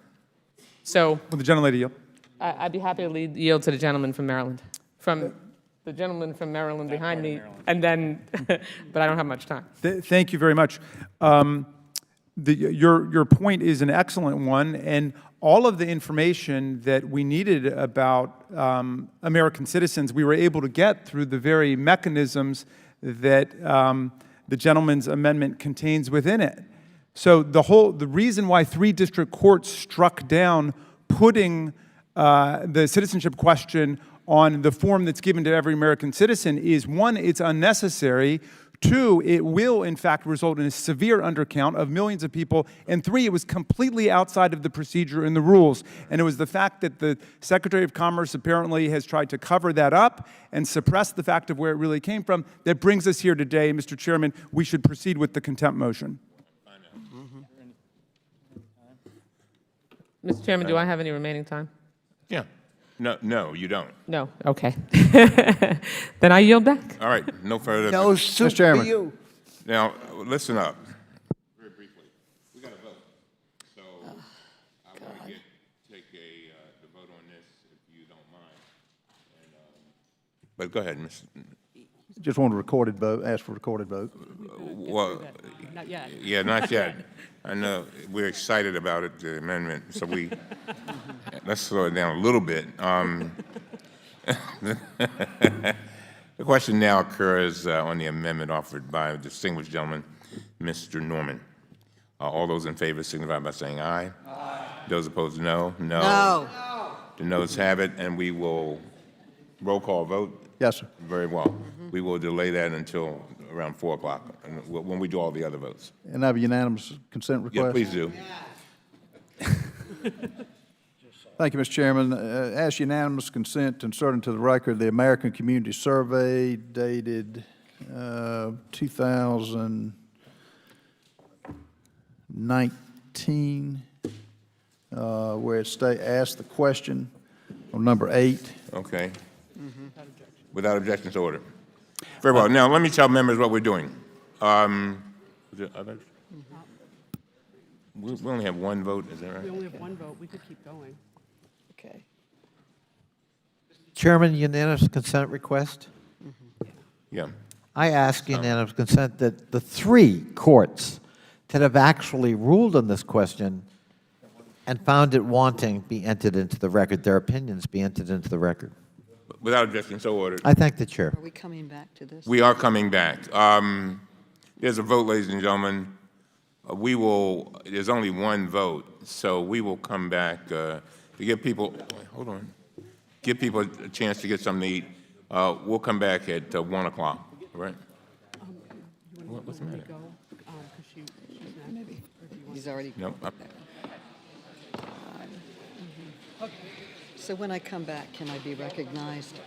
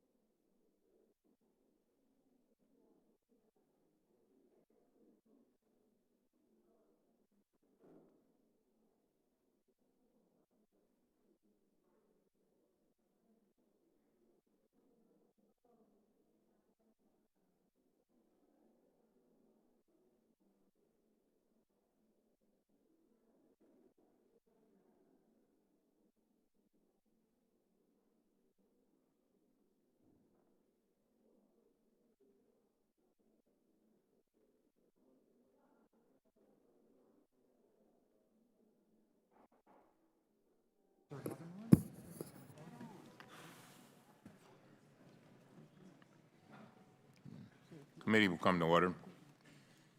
I have an amendment at the desk which has been distributed, I think. Has it been distributed? Very well. The clerk will designate the amendment. Amendment to the amendment in the nature of a substitute to the committee report for the resolution recommending that the House of Representatives find William P. Barr, Attorney General of the United States, and Wilbur L. Ross, Jr., Secretary of Commerce, in contempt of Congress for refusal to comply with subpoenas duly issued by the Committee on Oversight and Reform. The amendment shall be considered as read. I recognize myself for 5 minutes to describe my amendment. First, this amendment simply documents the letters we received this morning from the Departments of Justice and Commerce asserting executive privilege. Second, the amendment explains that the committee has concerns with the assertion in this case, such as the blanket quote, protective assertion of executive privilege, end of quote. Third, the amendment provides that even if this were a valid assertion, that assertion would be overcome because the committee has demonstrated our critical need for these documents, and we cannot obtain them expeditiously from another source. Finally, the amendment finds that the President's assertion does not change the fact that the Attorney General and the Secretary of Commerce are sadly in contempt. I encourage all members to support the amendment.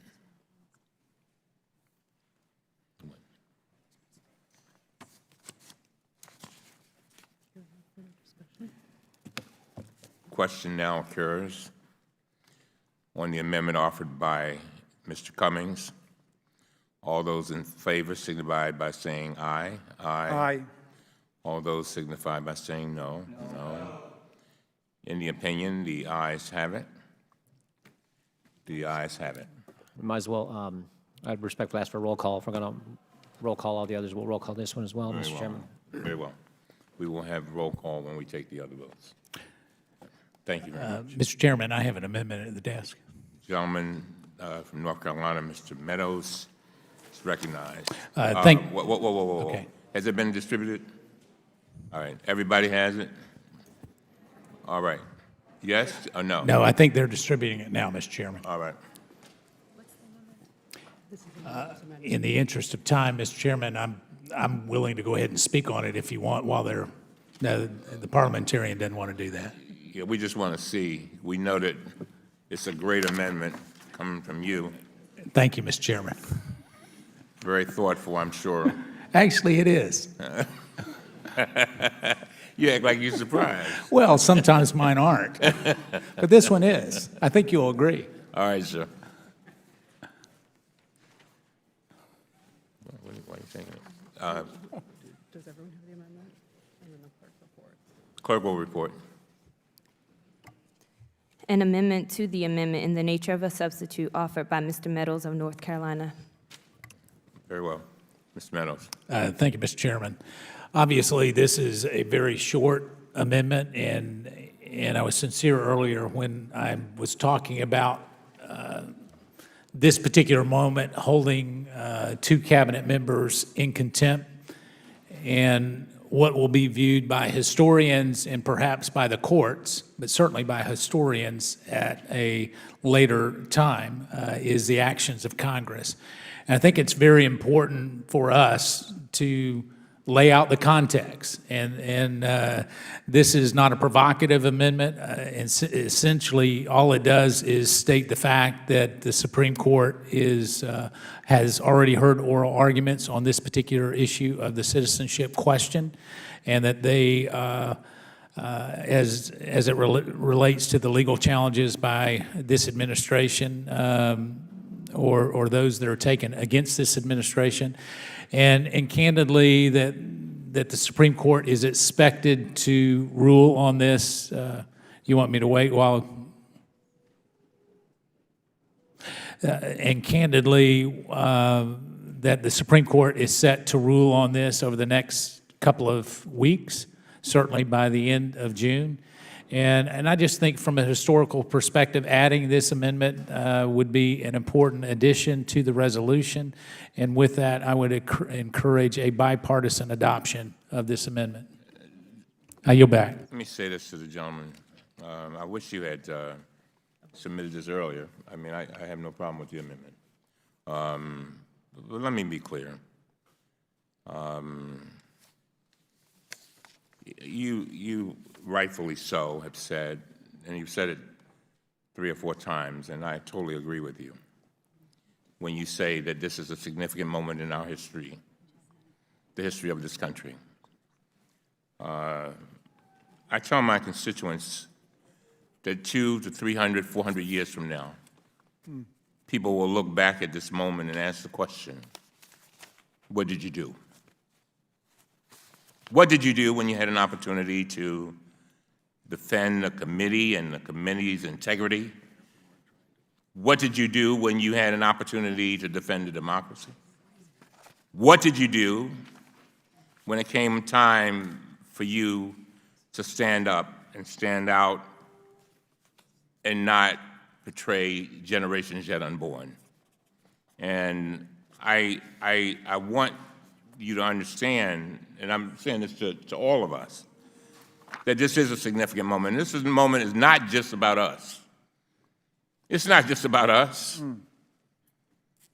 I'll be dancing with the angels when some of the ramifications of the things that are happening today are changed. But the fact is that we have got to, as Mr. Meadows has said it, and he said it quite eloquently, we got to get it right. We've got to get it right. And I lose sleep over this. When I thought about what Ms. Cortez said when she talked about how what happens with regard to the census touches everybody. And the thing that I think we all want is a fair count. A fair count. I think one thing that I love about the American spirit is about fairness. Fairness. And, you know, so, again, I see nothing wrong with the amendment. But I want to make sure we keep all of this in context. Not for us. I mean, because you know what? Sometimes when I think about the people who have sat in this room over the 23 years that I've been here, and some of them are dead. Some of them lost elections. Other ones just gave up. They just got frustrated. But they're not here. So I think about the idea that this is our watch. This is our watch. This is it right here. Nobody is trying to be harmful to our Attorney General. It's not about him. Nobody's trying to be harmful to the Secretary of Commerce. It's not about him. It's about our country. It's about this phenomenal country that allows people like yours truly to come up with parents with a 4th-grade education to rise up to the Congress of the United States of America. Come on now. And so I put it all in context too.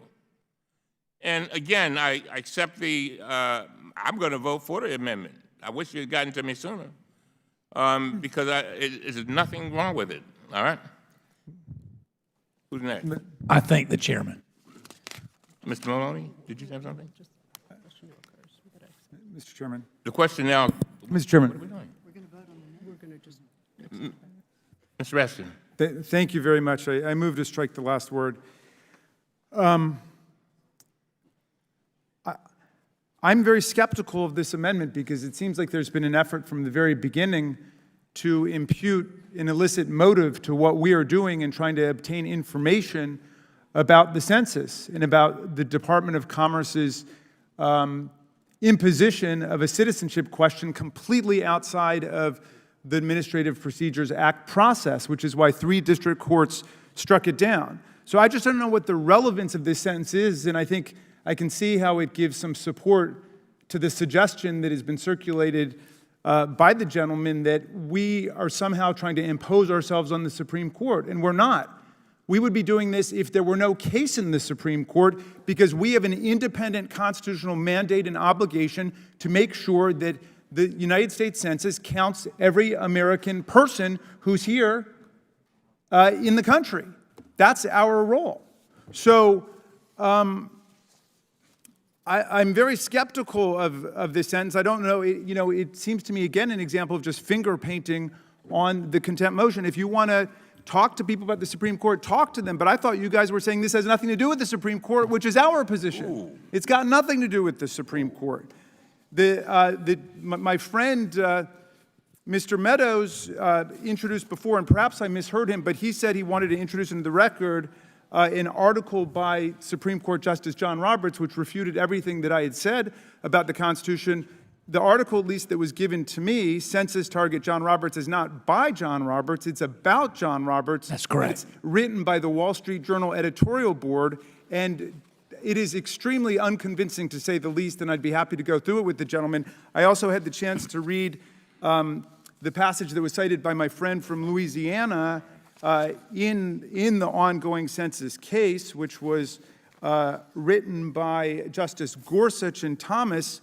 Again, I've squinted very hard. I cannot see a single word in here which would suggest that the Congress of the United States should not be executing its constitutional obligations to make sure that there's a complete count in the census and for us to do oversight over the executive branch, nor is there anything here which Will the gentleman yield for a short second? By all means. I want to applaud the points that you are raising because it's our constitutional right to exercise oversight, which is what and why we have had subpoenas, why we are voting on contempt, because we are not getting any cooperation from the other side. Now, this whole day I've sat here, and this side of the aisle, the Republican side of the aisle, you keep bringing up the Supreme Court. We don't. You do. You keep alleging that we're doing this for the Supreme Court. We're not doing this for the Supreme Court. We're doing it because we have asked for information about getting a proper and accurate count, and it has been stonewalled and stopped and roadblocked by the Republican side of the aisle and the executive branch. So I applaud the information that you've put forward, Representative Raskin, and I suggest we get back to oversight. And I would really respectfully like to ask my Republican colleagues to stop bringing up the Supreme Court. Thank you very much, Ms. Maloney, and thank you reclaiming my time. Just to complete that point, so even in that dissenting excerpt from Justice Gorsuch, there's nothing in there which would suggest that we shouldn't be doing our job in the U.S. Congress to conduct oversight over the consensus, which we are constitutionally charged to supervise. So this is our responsibility. What are the 3 most important words in the Constitution of the United States? We got a lot of young people here today. We the people. How do we know who we the people are unless we go out and count all the people?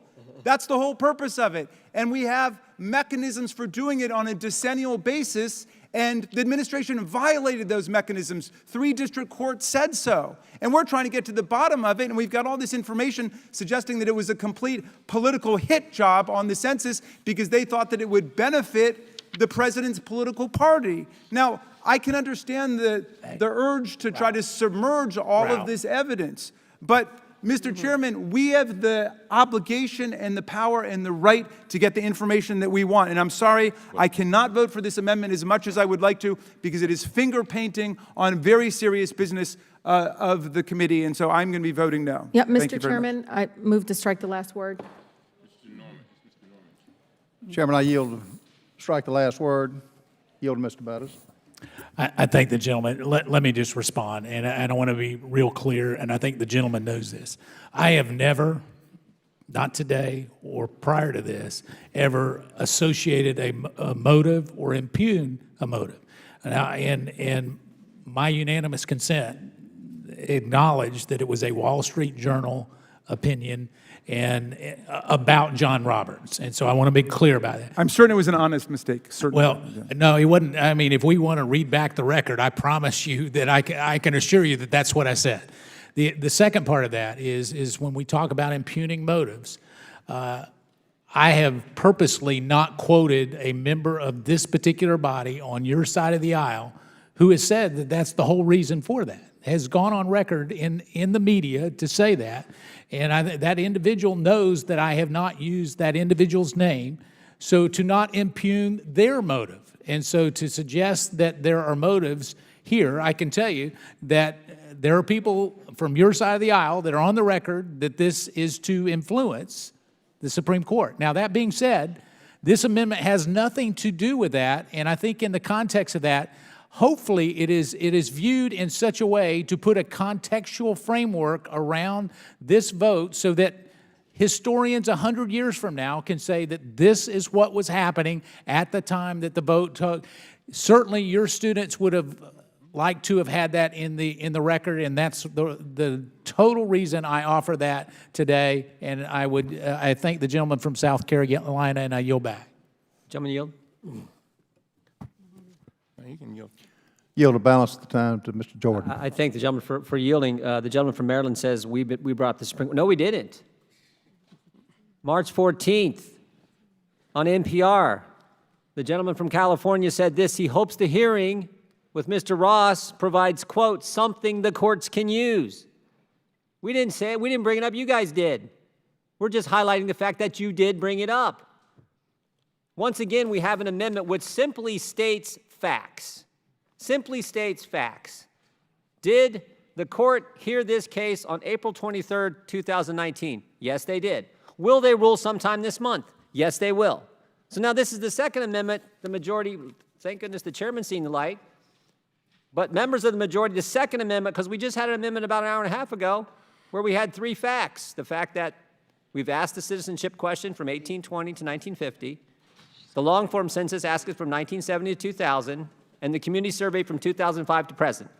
So for 200 years, we've asked the question. And they didn't want that amendment either because we don't want facts in this resolution that we're going to pass. Can't have that. So this is just another statement of fact. The court heard the case. We didn't bring up the court. You guys did. You did it in a public interview for the whole world to see. The reason you had Mr. Ross in here was so you could get information that would influence the court. Plain and simple. And we're simply pointing out facts that we think should be in the resolution, and the majority says no. I yield back to the gentleman from South Carolina. Let me say this, Mr. Norman. You yield back? I yield. All right. I think we need to get back to center here. You know, the rules of the House of Representatives adopted pursuant to the rulemaking clause of the Constitution established the Committee on Oversight and Reform as a standing committee of the House of Representatives. Just want us to remind you. And what it says is, under House Rule 10, the committee, our committee that is, has legislative jurisdiction over issues including population, demography generally, including the census, and the overall economy, efficiency, and management of government operations and activities. I want it. I think we really do have to kind of wall this off, and I do not want the court piece to be all up in this because it's not about the court. It really isn't. It's about us trying to make sure that we do our job as a co-equal branch of government, no matter what. And as I've said, there are certain things that come to our attention that if we don't look at them, it is legislative malpractice. And so, again, I think we need to be careful. I don't want us to go too far afield. But I want us to zero in on what our job is, not what the court's job is, but what our job is. And so that's why I wanted to just remind everybody. I'm going to go to Ms. Tlaib, and then I'm going to come back to you, Ms. Maloney. Ms. Tlaib. No, thank you, Mr. Chairman. I do have concerns about the amendment. I mean, in many ways, and I moved to strike the last word, but in many ways, it infers in some ways that we're deferring our responsibility and our duty. And this constant referral as if the United States Supreme Court, whatever actions that they're having, somehow coincides with our responsibility and duty. It doesn't. I mean, I think we are missing the center, Mr. Chairman, the people that are impacted by this. I represent close to 90% African-American community in the city of Detroit. 60% of my district is African-American. I bring this up because of this. I want to know what this memo by this political appointee at the Commerce Department named James Ottermeyer, I want that document, because this isn't about citizenship question getting on or not, whatever decisions are being made at whatever levels. This is about the intent by the current administration to not include communities of color who tend to vote align with maybe different perspectives or align different political parties. This is about not counting everyone that is in our country. This is a political motive. And yes, Mr. Chairman, I have to say to this fact, this is cheating in many ways an election. This is cheating by saying we don't want to count everybody. We want to count as less people as possible, and that impacts directly communities of color. So the less they count, they draw the lines so that people that are currently in power, maybe in those in the administration, have more power. The fact of the matter is a political appointee guaranteed a memo, which we know that James Ottermeyer printed a copy of this memo, walked it over to the Department of Justice. He didn't email it, he hand-delivered it. We have a right as this body to see that memo, to see what the intent here. Put the political debate or party, whatever, aside. This is about whether or not we as a country want to count every single person, no matter their status and so forth. But doing this is political motivation, this is very racialized. This is because you don't want communities like mine being represented here in this chamber equally. This is about that. And it really breaks my heart, honestly, to be in this chamber and talking about, well, this is what's happening, and oh, they didn't do this, and they didn't do that. No, remember that these are about people that have every right to be counted, every right to have access to opportunities based on whatever we do, maybe around education, healthcare, whatever it is. This is corruption at its core. This is political corruption when somebody outside of the agency, outside of the administrative rules, is telling people in this chamber, this is what we're going to do. We're going to put the citizenship question forward. Well, I'm sorry, I want to see the memo, Mr. Chairman. I have a right to see the memo. My district wants to see the memo. And maybe your districts don't. Maybe not. But majority of our districts want to see the memo. We want to know what this political appointee's true intent was. Is it really about citizenship? No. It's about reducing the number of people of color in this country being counted in the census. That's exactly what it's about. Because you want to cheat. He wants to cheat, Mr. Chairman. He wants to cheat this process. Well, not on our watch. And I will not defer my responsibility as a member of Congress to the United Supreme Court. 650,000 people depend on me doing my job here. And I will not support this amendment, because I will not infer anything that says that my responsibility as their representative here in this chamber is taken away by supporting this amendment. Thank you, Mr. Chairman. I yield the rest of my time. Would you yield to me? Would you yield to me? Yield to me. I will yield to Mr. Thank Chairman. you. Let me ask you this. When you said somebody cheating, you were talking about Ottermeyer? I just wanted to clear. Oh, I'm talking about political appointees that are outside, that are not, Mr. Chairman, we know that these are folks that we know for a fact. I mean, this is not the first time we're asking for information. April 2018, May 2018, we've asked specifically this information. And now we're at this point where we're obviously putting forward a contempt. This is about the political appointee at Commerce. Before the so-called, before he comes over and I remember this moment where he says, well, no, Department of Justice asked me to put the citizenship question. No, there was some dialogue and conversation, political gamemanship that's happening behind closed doors. And they were cheating the administrative process. They were cheating us, the American people, of knowing exactly what their true intent is. I yield back, I think. Do you finish? I really hope so. Okay. I really want to vote on this. I really want the information. Yeah, Mr. yeah. Chairman, you know how passionate I am about this. I feel it. I feel it all up in Mr. here. Chairman, my father went up to 4th grade education, my mother 8th grade, just similar to you. And Mr. Chairman, I know my mother has been a U.S. citizen for almost 42 years. But you know what's going to make her hesitate? Is when they ask her about that in her question. It's going to make her hesitate, even though she's been in this country for 4 decades. Thank And we you. all know that's exactly their true intent here. The gentlelady's time has expired. Okay, Lori. All right. Ms. Maloney. Ms. Maloney. Thank you, Mr. Chairman. I would like to return to the purpose of this hearing today. The votes that we'll be taking here today on criminal and civil contempt of Congress for Secretary Ross and Attorney General Barr. And these votes are not taken lightly by the chairman or anyone else on this committee.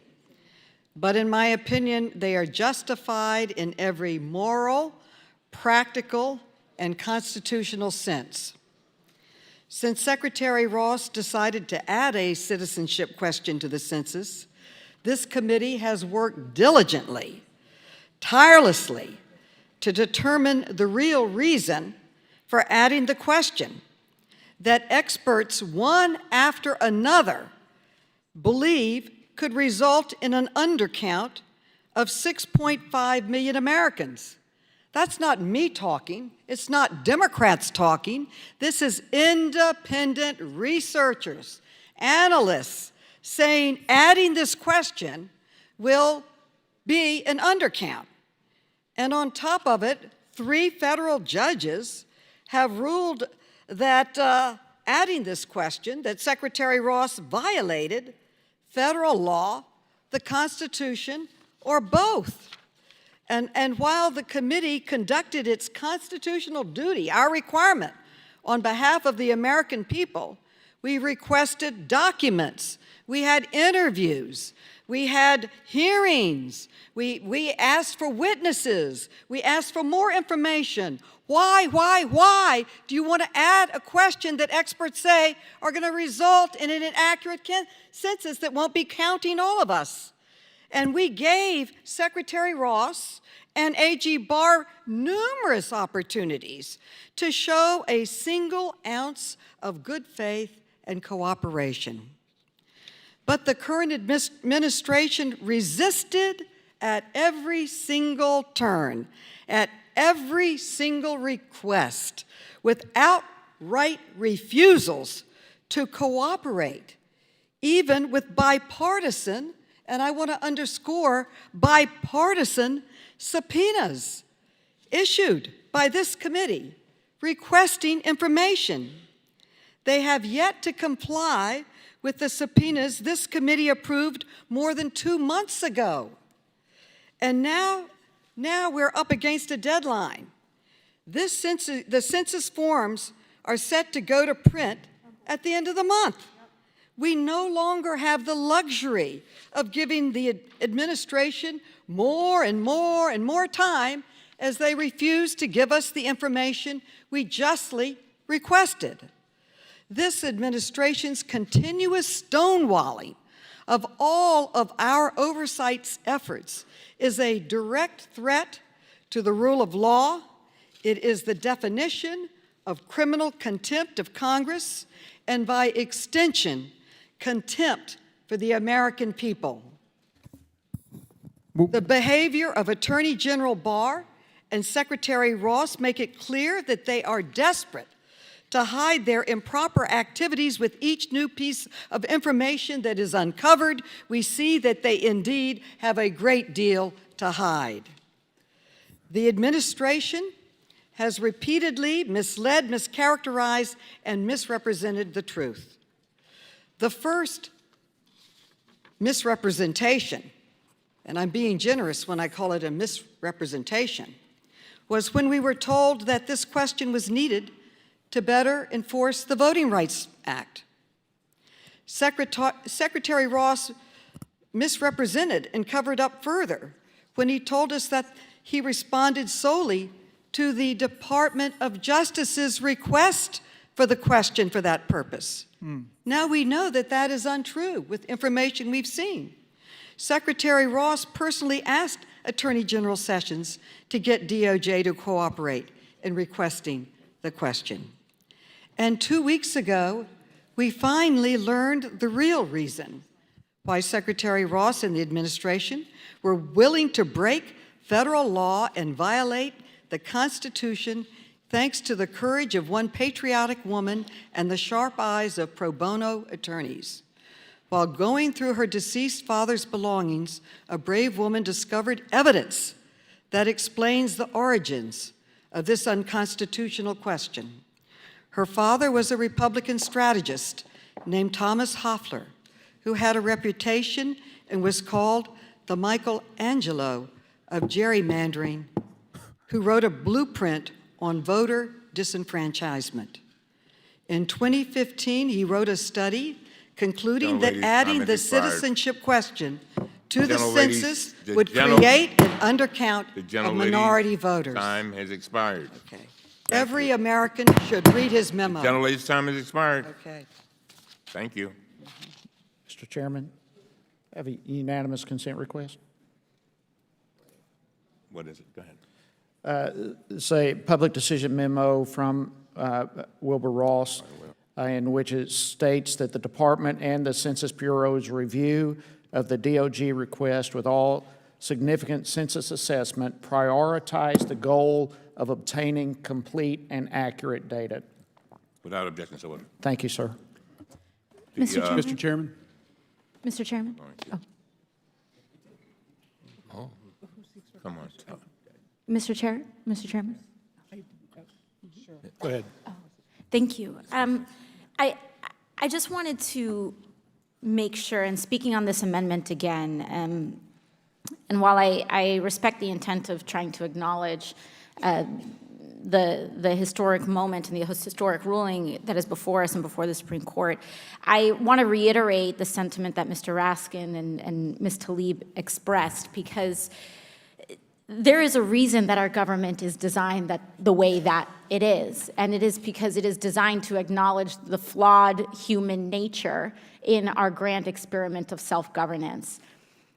Unspeakable horrors have been executed by the United States in the name of citizenship, in the name of determining who is a citizen, and by citizen we mean who is a person in our democracy. That is what citizenship means. It is an acknowledgement of personhood in American democracy, an acknowledgement of power. And when I think about Supreme Court decisions with this, I think about Dred Scott. I think about Korematsu versus the United States, where the Supreme Court upheld Japanese internment regardless of the citizenship status of Japanese Americans. And how did that start? It started with the United States Census. We have laws on the books saying that information from the census cannot be used in any other way, that it must be confidential. And what happened? When the federal government, the executive branch, the president of the United States, I don't care if he was a Democrat, I don't care if he was a Republican, it was wrong.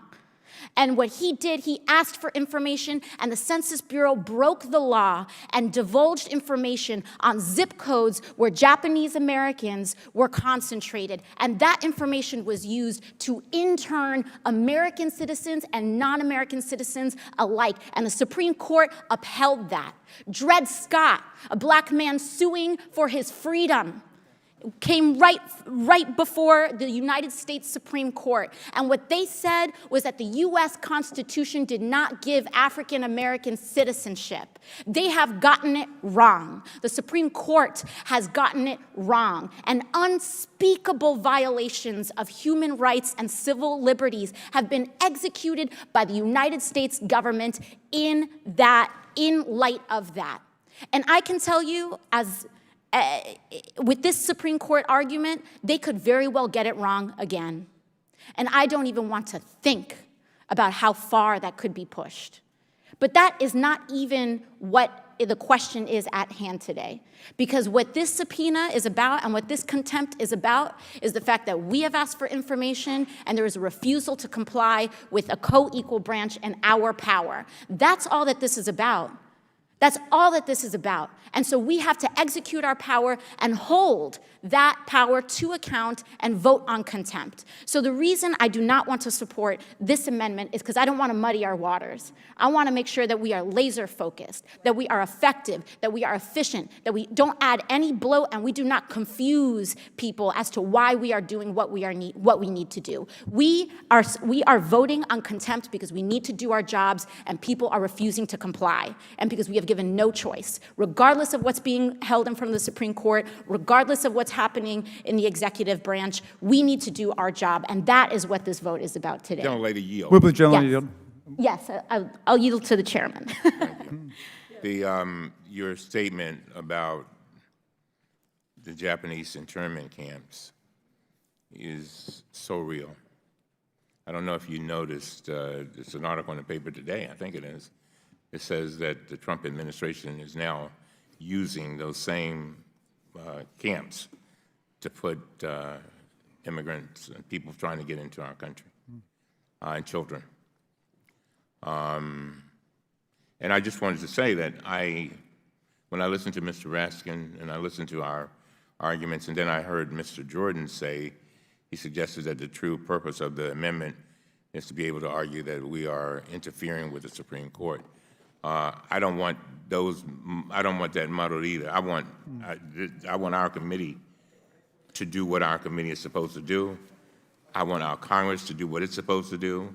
And I want to preserve the power that the Founding Fathers gave us in their wisdom. I do not want it diluted. I don't want it power light. I want the full power that the Congress is supposed to have. And so I'm not going to be supportive of this, okay? Who else? Who's next? Chairman Cummings? Mr. Huda. Thank you. I'd like to speak to a few things. I'm a freshman. I had never run for office before coming here. And my message was that most Americans are between the 20-yard lines, that we have a lot more in common than what separates us. And one of the most poignant moments in my journey here was when I raised my right hand with my eyes welling up and taking an oath to the Constitution of the United States of America. And in taking that oath, we're not taking an oath to a party. We're not taking an oath to a president. We're taking an oath to uphold the Constitution of the United States of America. And I take the issues we are facing here today and appreciate the enormity when we are contemplating this resolution with Secretary Ross and Attorney General Barr. And I wanted to study and look and try and find information and support as to where I should land on this. And I also wanted to look at the pros and cons of what I see as the major issues. With the first major issue that we seem to be talking about a lot is executive privilege. And I don't think anybody in here thinks that the White House and the administration have absolute, unbridled executive privilege, that there should be limitations on the exercise of executive privilege. And in fact, I actually agree with the chairman of this committee who said the executive branch has executive privilege. It's narrow, it's well-defined, there is case law. If you do not find a legitimate basis to deny us material we've asked for, we will seek the remedies necessary to compel. And I can't agree more with past Chairman Issa and the Republican side of the aisle in making that statement. I agree. Those are appropriate statements regarding executive privilege. I also take exception with the ranking member's comment about the Democrats, why don't we want to know who is a citizen? The reason is because we already know. We already know through administrative functions such as Social Security who has citizenship in our country. But don't take my word for it. The Census Bureau's chief scientist under the Trump administration, Dr. John Abowd, wrote to Secretary Ross that, quote, adding a citizenship question to the 2020 census is very costly, harms the quality of the consensus count, and would use substantially less accurate citizenship status data that are available from administrative sources. But don't take his word for it. 6 former Census Bureau directors who served in both Democratic and Republican administrations sent a letter to Secretary Ross opposing the addition of the citizenship question. We also seem to be taking a lot of time talking about the volumes of pages that have been delivered to the committee. They've been non-responsive. This is no different than receiving a book from Amazon that you didn't ask for and them telling you to read it instead of the one you ordered. We deserve to have the documents we have requested given to us. There was a statement that this is a vast and nefarious conspiracy in the belief of Democrats. For me, nothing could be further from the truth. I do not think this is a vast and nefarious conspiracy. I think it's a nefarious group of individuals within the administration who are trying to do harm to our census, which leaves me thinking that the Speaker said it correctly. No Justice Department is above the law, and no Justice Department is above the Constitution, which each of us has sworn to uphold. I could not agree more with Speaker Boehner when he uttered those words. The question I'm always asked as a freshman is, what's the biggest unexpected thing you have come to see in Congress? And for me, it's the hypocrisy. It is the hypocrisy when we have all taken an oath to the Constitution. And that oath should stand firm. It should not be swayed by political winds, by polling, or who is in office. That oath must stand firm. And I would ask that all members in this body reflect on staying true to the oath you took, regardless of the party in power. Thank you. I yield back. The question now occurs on the amendment offered by Mr. Meadows. All those in favor signify by saying aye. Aye. All those opposed, no. No. The noes have it. Take a roll call. Roll call. We will suspend the vote until the roll call until we take all the other votes. Yes.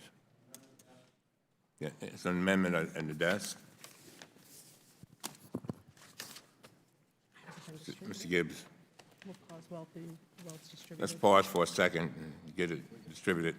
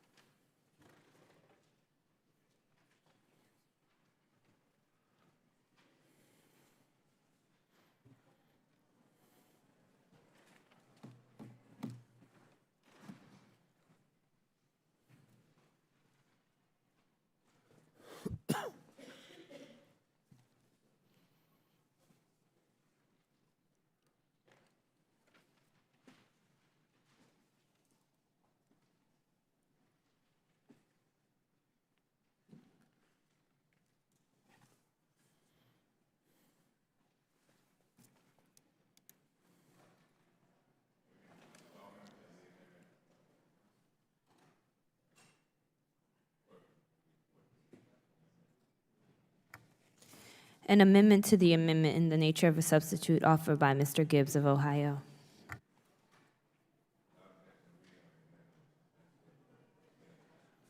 Thank you, Mr. Chairman. This is just really a simple amendment that I think should be included in the resolution.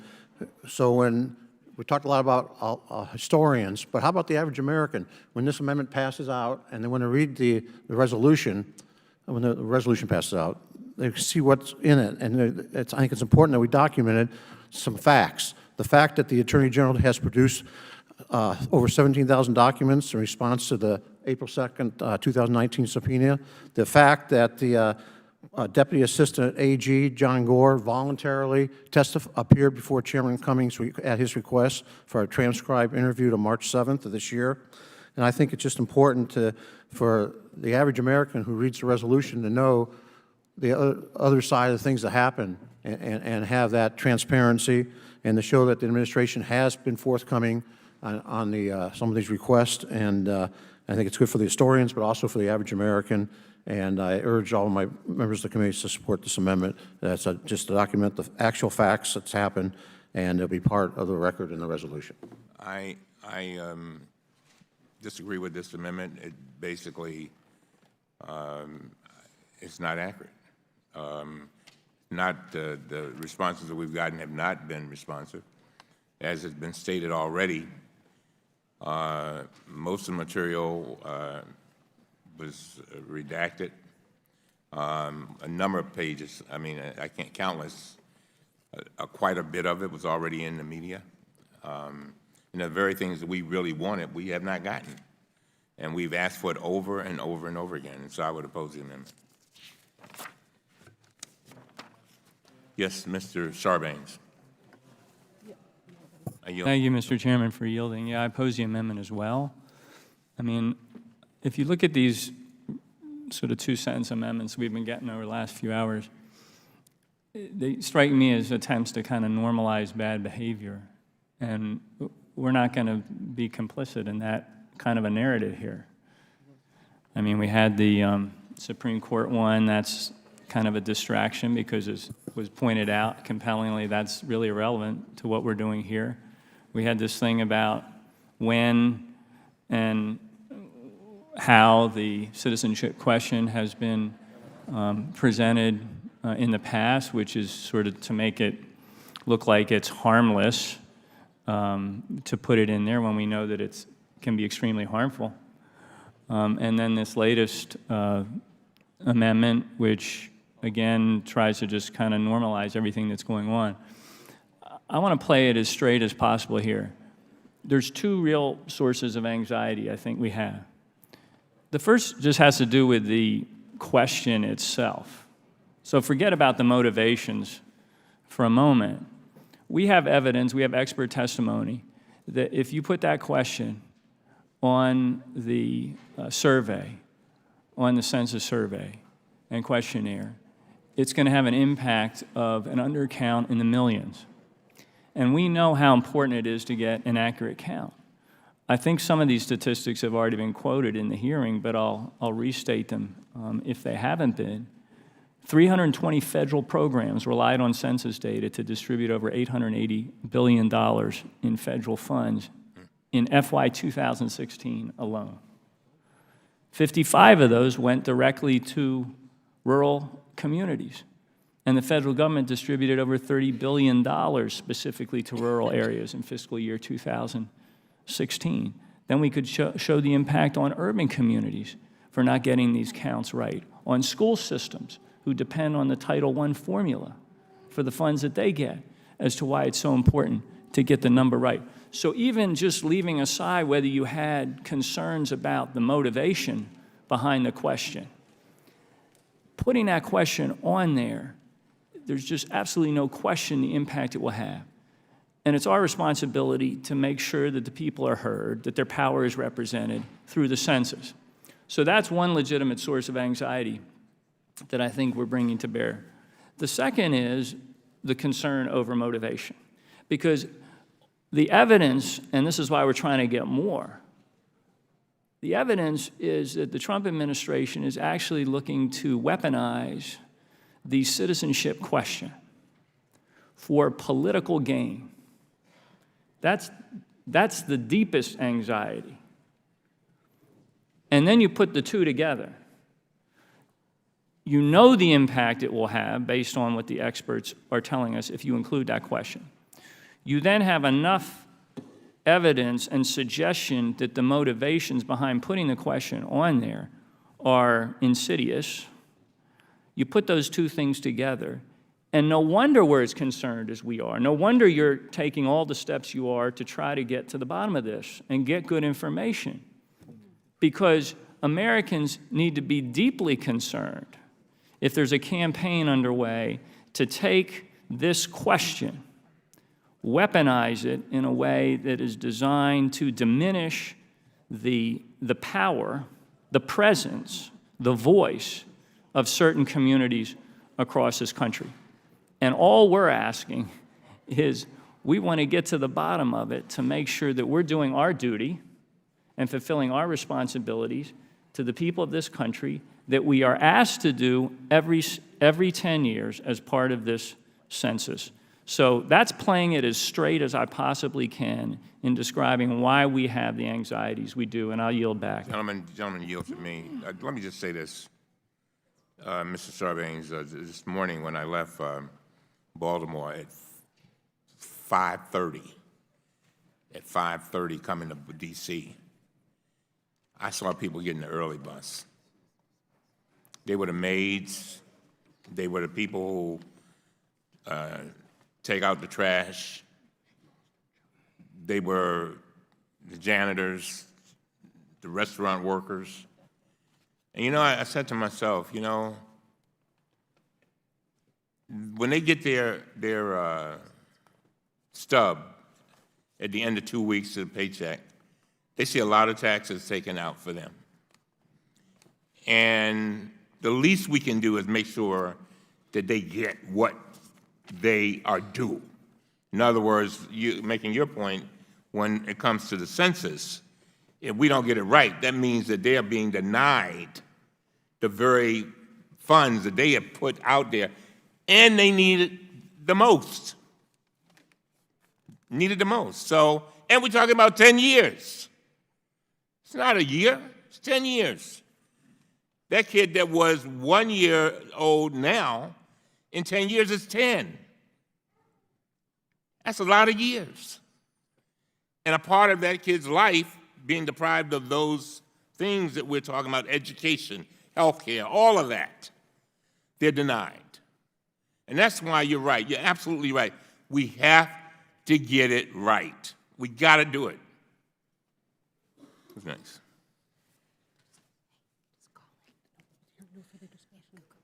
Question now occurs on the amendment offered by Mr.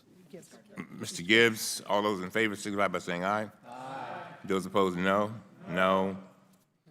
The noes appear to have it. We will record that vote later. Mr. Chairman, Yes. I have an amendment, Mr. Chairman. Who are we going to do? Their side or our side? Gomez. Thank you, Mr. Chairman. I feel like people forgot how to take turns around here. You have an amendment? I'm in support of the amendment. And the reason why is that the census, as everybody mentioned, is a big deal. It's been used throughout our history to either empower or to marginalize communities because it has an impact on our apportionment, government resources, you name it. It is the fundamental building block of our country. So what we're trying to discover is, did this administration decide to marginalize or empower? I believe it's marginalize. And because of our investigations, they have started a strategy of dodge, delay, and deceive. They dodge questions when they come before our committee. They delay providing documents or witnesses to when we ask for them. And then they deceive Congress and the American people about the true intentions and motivations of adding this question to the census. Yes, I know. Originally, we were told that the Department of Justice wanted more census block data on citizenship so they can enforce the Voting Rights Act. But yet, the Voting Rights Act has been enforced since 1965 without a problem. Now it's an issue, highly unlikely. And later, we discovered it wasn't the DOJ making the request originally. What they did is Department of Commerce went and asked DOJ to submit a request to add the citizenship question. But they didn't respond. So they went to other departments trying to get them to ask. So if it was really the Department of Justice asking for it, then why are you shopping around for departments that will enforce and actually do your dirty work? So when we keep looking at it, it just shows that there's something not right in their arguments. And when it comes to the last amendment, they basically used John Gore came before the committee on March 7th. Well, he didn't answer not one question, not two questions. He refused to answer 150 questions before the staff. 150. If you're an open book, then why are you dodging so many questions? Because that's what they want to hide their true motivation, right? Let's go back. Last week, the committee staff released a memo describing our transcribed interview with Chris Kobach after the Department of Commerce accused Chairman Cummings of lying. But the memo was accurate. The memo described how Mr. Kobach, who is a GOP voter suppression specialist, had proposed a draft citizenship question to Secretary Ross and explained his rationale. He wrote, "The lack of a citizenship question, quote, leads to the problem that aliens who do not actually reside in the United States are still counted for congressional apportionment purposes." Secretary Ross testified before this committee that he, quote, rejected the question that Chris Kobach wanted. But Mr. Kobach had a different recollection. In his interview with the committee staff, he said that about Mr. Ross, Secretary Ross, quote, "Well, I don't recall what he said. I could say this. If he had said flatly, no, I don't, whatever, I think that's a bad idea. I probably would have remembered that. So I think and I don't remember his specific response, but I'm pretty sure it wasn't, absolutely no." Well, that's pretty clear. Of course, Secretary Ross ultimately did add a citizenship question, and that question matched the one used on the American Community Survey and differed only slightly from the one Mr. Kobach proposed. Let me show you the two versions of the question up on the screen. Well, once they get it up. Come on, you guys. Nope.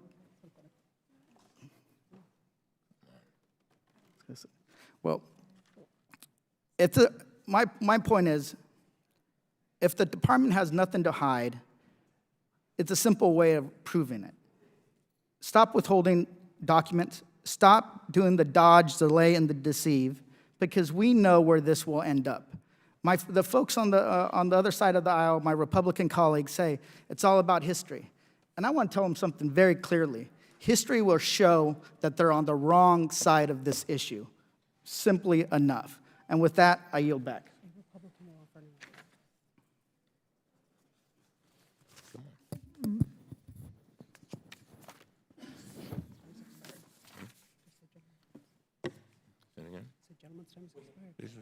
Okay, let's go. Where do we go? Mr. Chairman, Gomer, I have an amendment at the desk. please distribute the amendment.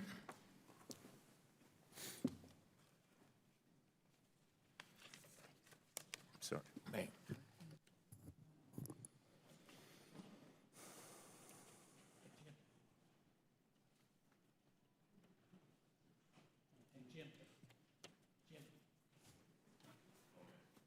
I have it.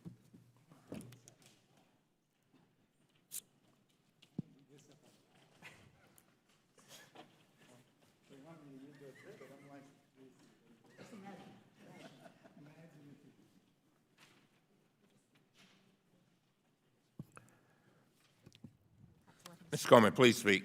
Thank you, Mr. Chairman. This is a simple amendment that basically states the fact that the Secretary of Commerce has produced over 14,000 documents responsive to the April 2nd subpoena, including on June the 3rd.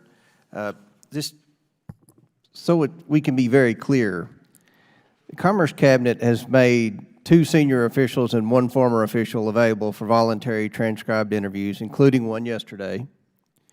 The Commerce Department and Justice Department have produced over 31,000 pages of documents, including a document production from Commerce on June 3rd. And there's also already an extensive public record of the issue from the Commerce Department's decision-making process and the various lawsuits that liberal special interests have brought. Mr. Chairman, I could go on and on with other facts that I think everyone on the committee knows, including the fact that the Trump administration has produced already over 93,000 documents for 2019. But for the sake of time, I would just move approval or adoption of my amendment, basically stating the facts of what the Commerce Cabinet has done to comply with this committee's request. I'm vehemently against this amendment. The question now occurs on the amendment by Mr. Comer. Mr. Comer? Yes. All those in favor signify by saying aye. Aye. Those opposed, no. No. The noes have it. Mr. Chairman, I ask for a recorded vote. Very well. We will postpone that until later.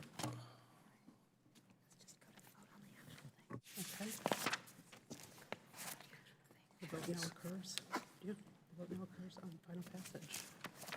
Well, you didn't tell me that. Sorry.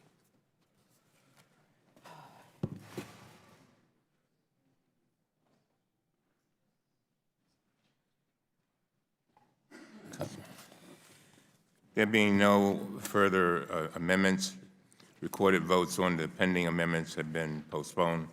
Once those votes are taken, the committee will immediately consider the motions to adopt the amendment in the nature of a substitute as amended, if amended, and report the measure. Now we'll go to the next bill. We're going to the next bill.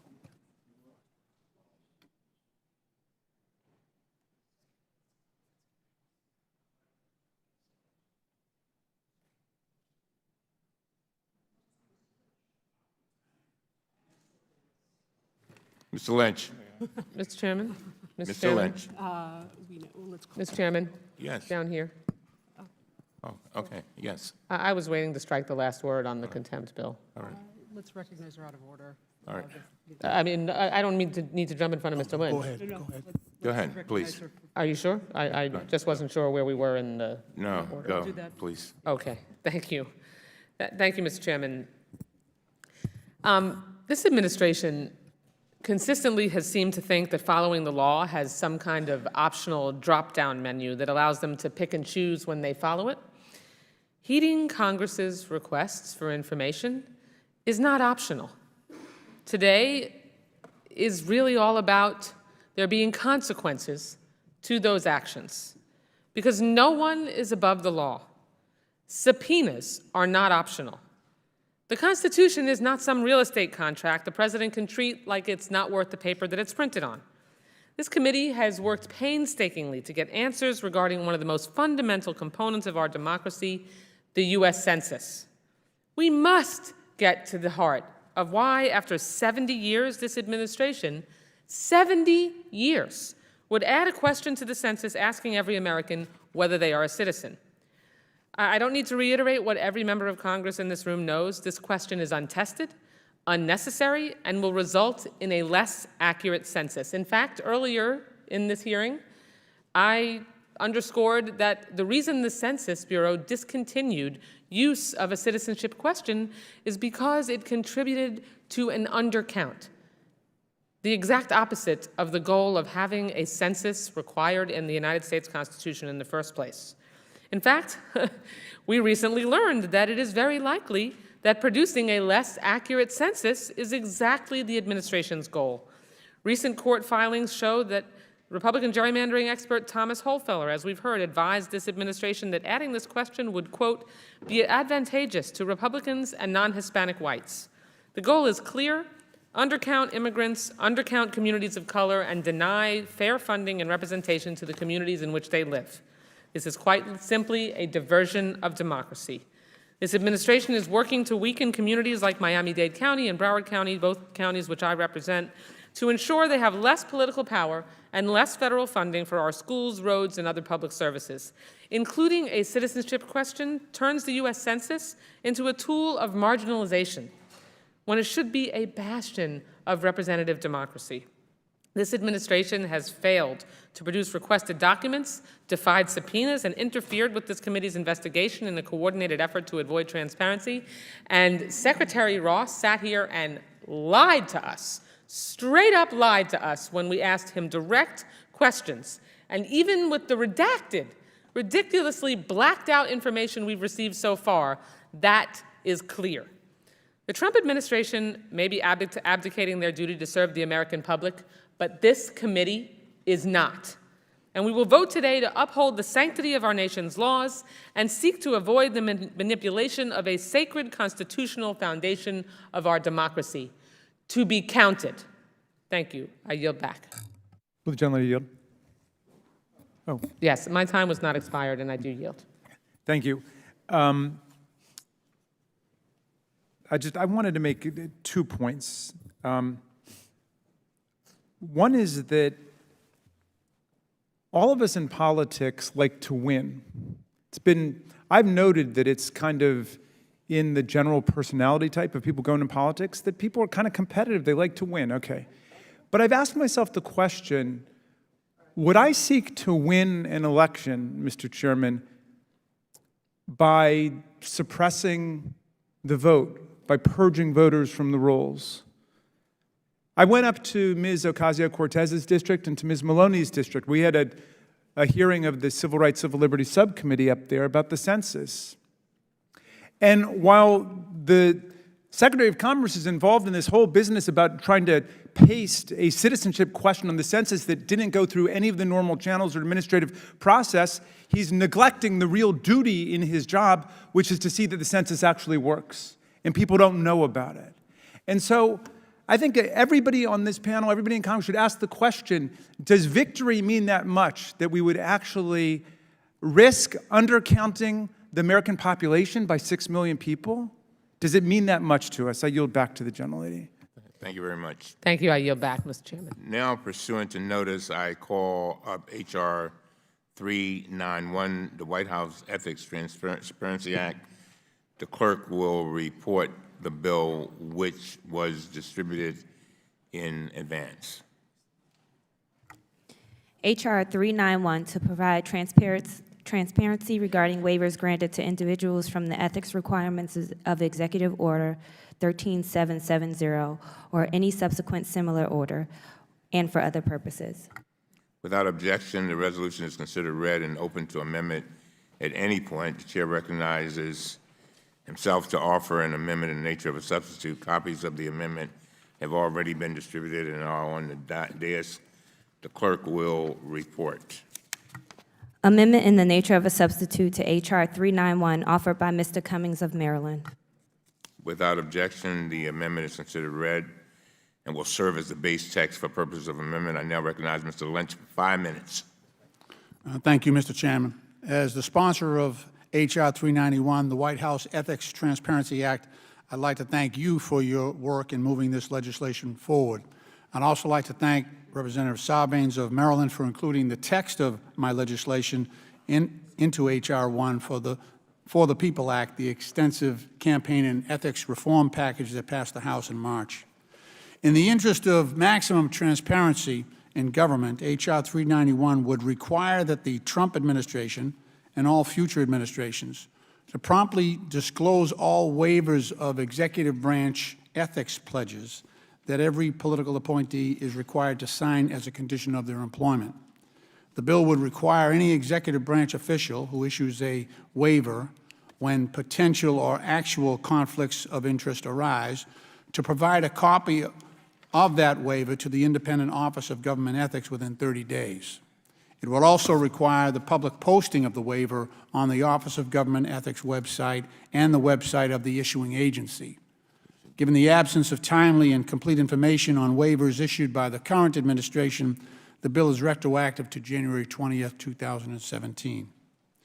During Democratic and Republican administration alike, executive branch ethics pledges have been put in place to better ensure that the important work that senior officials perform in the White House and other federal agencies on behalf of the American people is not controlled by the undue influence of private industry, previous employers, or foreign government lobbying interests, where waivers are issued allowing key personnel to depart from their binding ethical commitments and participate in matters that, as former lobbyists, industry attorneys, or consultants may present significant conflicts of interest.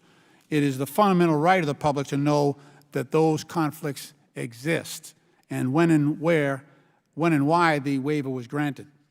The current ethics pledge was established by President Trump himself by Executive Order 13770 in January of 2017. Common sense dictates that the administration that has pledged to, quote, drain the swamp, close quote, would make every effort to avoid industry influence and welcome every opportunity to inform the American people about who precisely is working behind closed doors in the government. Regrettably, that has not been the case. According to the public interest investigative organization ProPublica, President Trump had already hired nearly 200 former lobbyists in the first year of his presidency.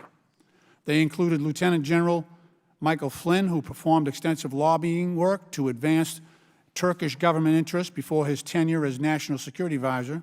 In March of 2017, a spokesman for the Lieutenant General confirmed that, quote, he never had an opportunity to sign the ethics pledge, close quote, during his 24 days on the job.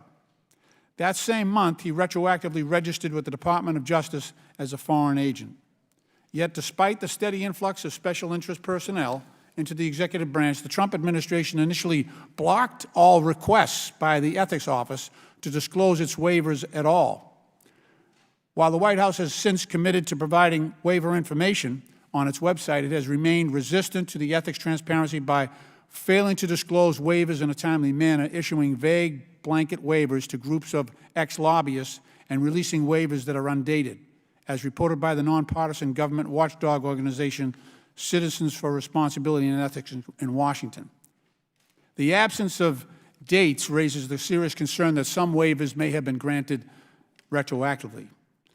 That's after officials had already worked on matters involving their former clients or employers. The White House last updated its public list of ethics waivers nearly 5 months ago. As a result, we still don't know the full extent to which waivers have been granted to key White House officials, such as senior advisor to the President, Jared Kushner, whose financial interests and previous private sector employment would seem to present a myriad of conflicts of interest with his White House portfolio, as detailed in the recent majority staff report on the administration's efforts to rush the transfer of nuclear technology to Saudi Arabia. Mr. Kushner's family's company received a significant cash infusion in August of 2018 when Brookfield Asset Management agreed to pay the rent up front on a 99-year lease for the Kushner family's debt-ridden 666 Fifth Avenue project in New York. Only a few months prior to the deal, which the New York Times characterized as removing the family's biggest financial headache, a Brookfield subsidiary had announced its plans to purchase Westinghouse Electric for $4.6 billion. Westinghouse is a bankrupt nuclear services company that stands to significantly benefit from the developments of nuclear reactors in Saudi Arabia. In his executive order on ethics, President Trump acknowledges that the political appointees are, quote, invested with the public trust, close quote. By requiring the administration to timely and publicly disclose all waivers allowing the President's appointees to bypass executive branch ethics pledges, we will be able to better preserve the faith of the American people that their government is working for them rather than outside interests. So I urge my colleagues to remember this is important to our collective oversight responsibilities. Someday, I'm just reminding my Republican colleagues, someday there'll be a Democratic president. And at that moment, I'm sure you will rediscover your obligation to conduct oversight. This change will help the oversight function of this committee. I urge my colleagues on both sides of the aisle to support H.R. 391, the White House Ethics Transparency Act. I thank the chairman for his indulgence, and I yield back the balance of my time. Yield to the gentleman, the ranking member, Mr. Jordan. Thank you, Mr. Chairman. H.R. 391 is word for word from H.R. 1. We asked for a markup on H.R. 1, but the chairman said no. Today, we shouldn't pretend, after we've already voted on H.R. 1 on the House floor, that we're going to go through regular order. But here we are again, marking up parts of H.R. 1. Politicizing and weaponizing the Office of Government Ethics means creating another way for Democrats to attack the Trump administration. And that's exactly what this bill before us today does, targets the current administration. President Trump's executive order, number 13770, requires every presidential appointee to sign an ethics pledge. Appointees can obtain a waiver for any restriction contained in the pledge. H.R. 391 would require these waivers be posted on the employing agency's website and the Office of Government Ethics website. Making these ethics waivers publicly available is a good thing, good for government transparency. However, this administration already makes these ethics waivers available. This bill is clearly not about transparency. This bill is about targeting the President and his administration. H.R. 391 requires previously issued waivers be made publicly available, but not all previously issued ethics waivers. The bill only requires transparency for ethics waivers issued since January 20th, 2017. Imagine that is right. The retroactive applicability of the bill highlights the true intentions Democrats have for this legislation. Let's only get this information for the last 2 years in this administration. Seems to me, if we're going to pass this, let's just pass the bill like any other bill. It'll become law, and then it's applicable to this administration as it moves forward and any other administration that's going to be in office in the years to come. Or we can make it retroactive for everyone else. But no, no, no. Just since January 20th, 2017. This bill is yet another tool to harass the president. I urge my colleagues to oppose the legislation. Mr. Chairman. And I yield back. Mr. Raskin. Wait, could I just say, President Obama voluntarily posted ethics waivers that were issued under his executive order, so they're already available. But so is Mr. Trump. Do I take the gentleman's point to be, if we make it fully retroactive, going back through the Obama administration or back to the beginning of the ethics laws, that he would support the bill? Because in that case, I would amend to do it.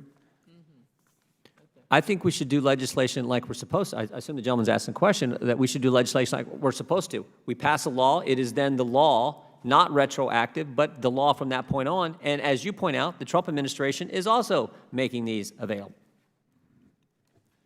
Yield back. Yes, I'll yield to the gentleman from Massachusetts. I thank the gentleman. So it was, just so the gentleman, the ranking member, is painting this as a Democratic versus Republican thing because there's a Republican in the White House. But I want to, I ask unanimous consent to submit a letter from Senator Charles Grassley of Iowa. And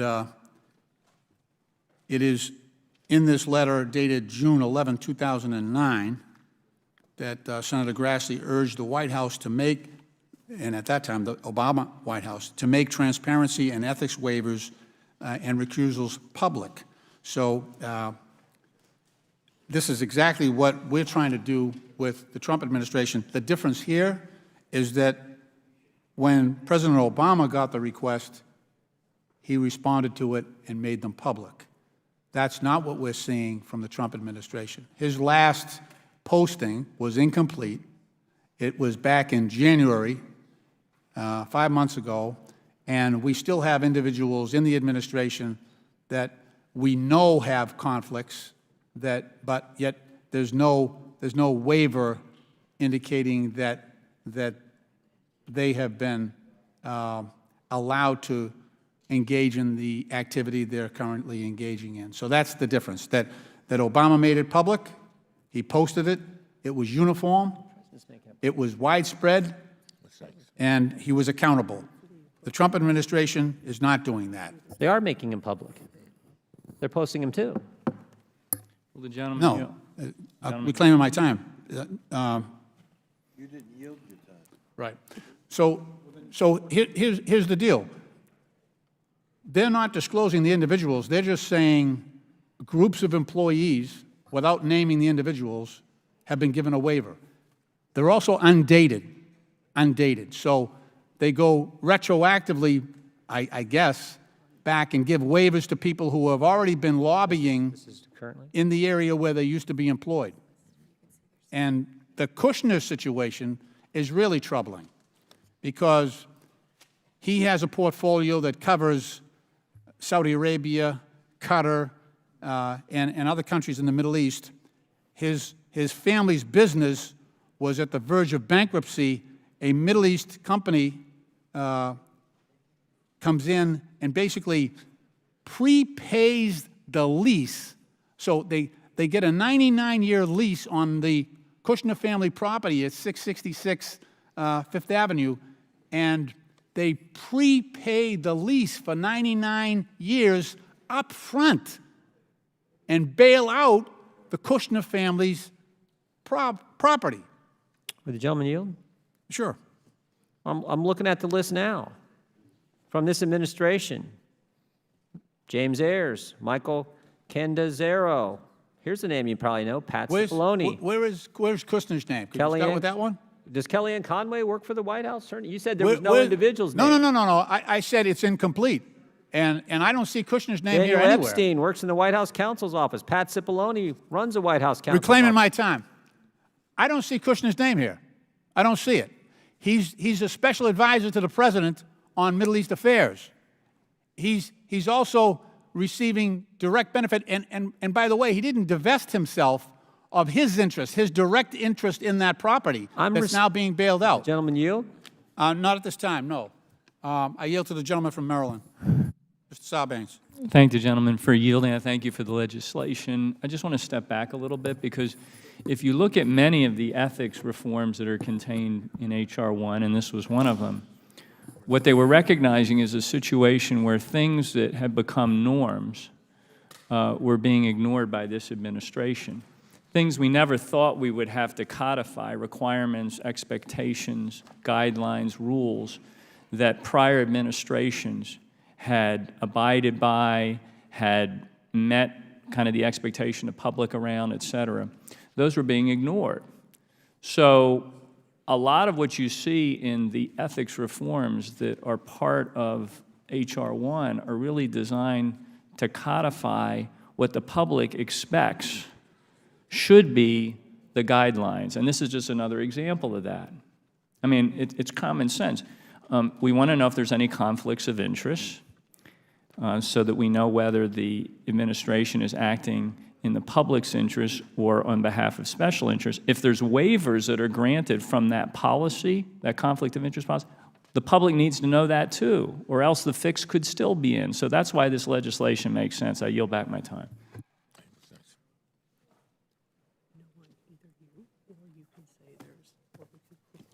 The Representative, let me just yield myself a few minutes.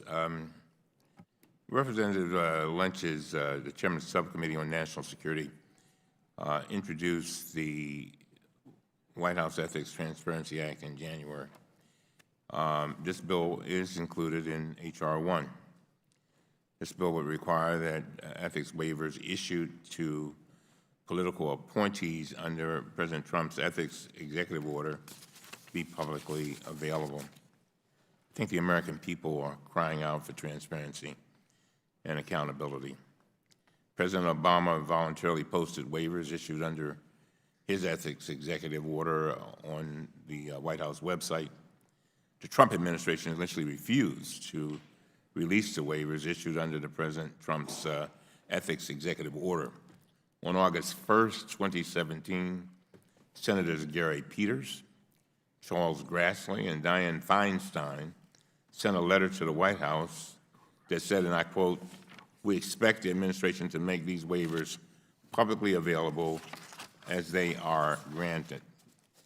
Yielding to public pressure, the Trump administration disclosed waivers issued at the beginning of the administration, but the White House has not consistently posted new waivers. This bill is about transparency and accountability, and I strongly support it. Mr. Chairman. I yield to the gentlelady. Thank you. Ms. Watson-Schultz. When you're ready, I'd like to strike the last word. Yeah. Thank you. You know, Mr. Chairman, I think it's imperative and entirely reasonable to want to know exactly how many White House employees the Trump administration has decided to do not have to comply with our ethics laws. That's what this is about. I don't know that. This committee doesn't know that. The Office of Government Ethics doesn't even know that. Why?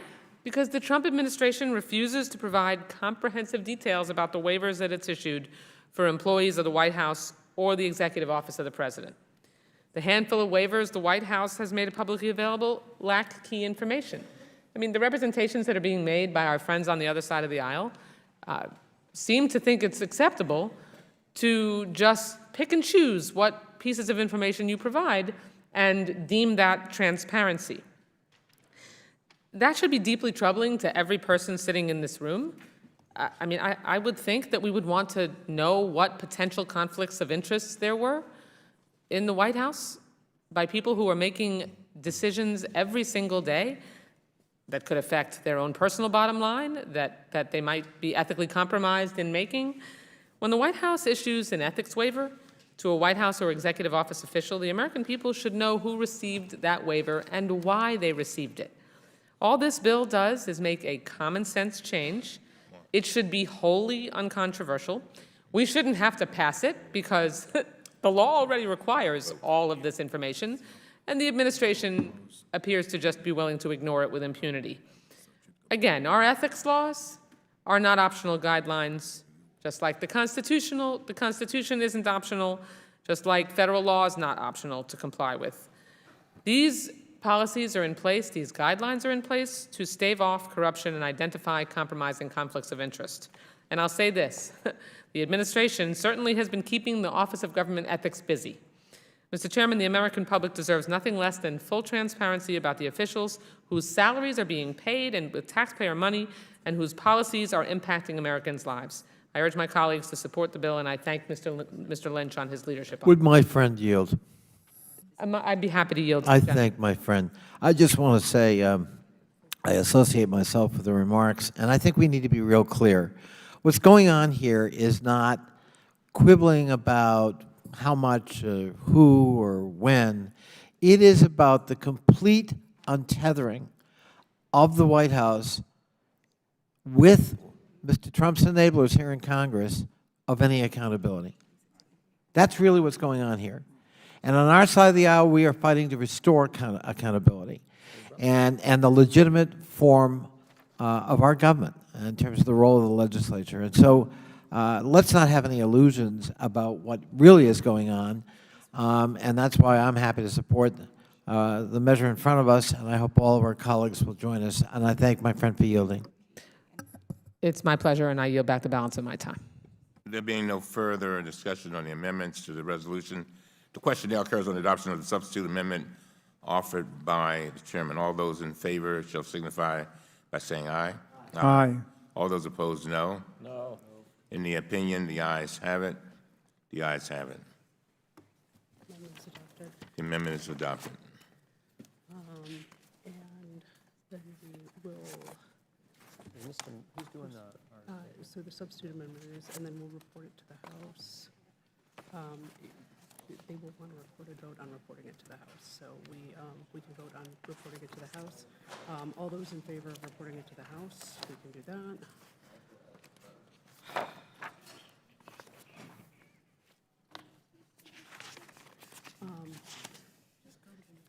Just, okay, we'll go to the next bill. We'll put it to no vote. Now pursuant to notice. Now pursuant to notice, I call up H.R. 2003, ensuring the FEHBP coverage during Shutdown Act. The clerk will report the bill, which was distributed in advance.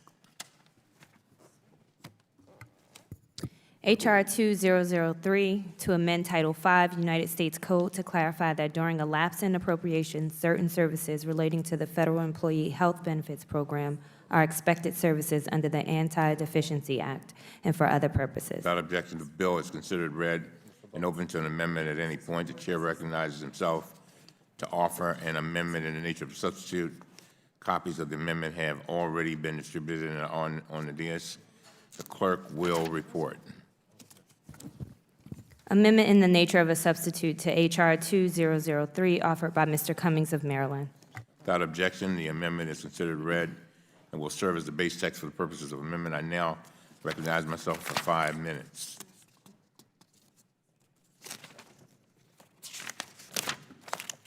I thank my colleagues Jerry Connolly and Mark Meadows, the chair and ranking member of our Government Operations Subcommittee, for working with me on a bipartisan basis to introduce this very important bill. We were troubled by recent reports of federal employees unable to pay for medical costs associated with the birth and treatment of their newborn children because they could not make a change to their health insurance due to the recent 35-day government shutdown. For example, on January 10th, 2019, Senator Smith read a letter from a constituent who was a furloughed federal employee which was entered into the record during debate on the Senate floor. The letter was accompanied by 2 photos of the federal employee's new baby, and it stated, quote, "This is a picture of my son, Oliver. He was born on New Year's Eve, 10 weeks early. The only local hospital to take babies born before 32 weeks is not in the network for our insurance. I cannot change our insurance with disqualifying life event because those government services are closed due to the shutdown." I want to thank Senator Smith and also Representative Clark for bringing this issue to our attention. H.R. 2003 would ensure that employees who experience a qualifying life event, such as the birth or adoption of a child, could immediately enroll their dependents on a federal employee health benefits program plan, even if the government is shut down. The substitute amendment being considered would address technical comments provided by the Office of Personnel Management. It would make clear that the legislation covers changes made during an open season in the event a shutdown occurs during open season, and it would allow the processing of life insurance benefit transactions during shutdowns. The bill is supported by the American Federation of Government Employees, the National Active and Retired Federal Employees Association, and the International Federation of Professional and Technical Engineers. I urge my colleagues to join me in supporting H.R.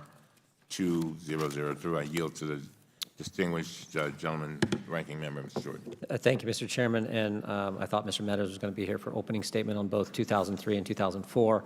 I will just cut to the chase. We are fine with these 2 pieces of legislation. I appreciate your work, Representative Conley and Representative Meadows' work on both this bill and the one next in line in our on our agenda. And with that, would yield back and urge us to pass these. Thank you very much. There being no further discussion on the amendments or the resolution, the question now occurs on the adoption of substitute amendment offered by the chairman. All those in favor signify by saying aye. Aye. All those opposed, nay. In the opinion, the ayes have it. The ayes have it, and the amendment is adopted. Question now occurs on reporting it to the House. Just say this. The question now is reporting it to the House floor. All those in favor signify by saying aye. Aye. And those opposed? The ayes have it. Thank you. Okay. Now, pursuant to notice, I call up 2004, H.R. 2004, ensuring the Fed VIP and the FLTCIP coverage during Shutdowns Act. The clerk will report the bill, which was distributed in advance. H.R. 2004 to amend Title V United States Code to continue supplemental dental and vision benefits and long-term care insurance coverage for federal employees affected by the government shutdown and for other purposes. Without objection, the bill is considered read and open to amendment at any point. The chair recognizes himself to offer an amendment in the nature of substitute. Copies of the amendment have already been distributed and are on the desk. The clerk will report. Amendment in the nature of a substitute to H.R. 2004 offered by Mr. Cummings of Maryland. Without objection, the amendment is considered read and will serve as the base text for the purposes of amendment. I now recognize myself for 5 minutes.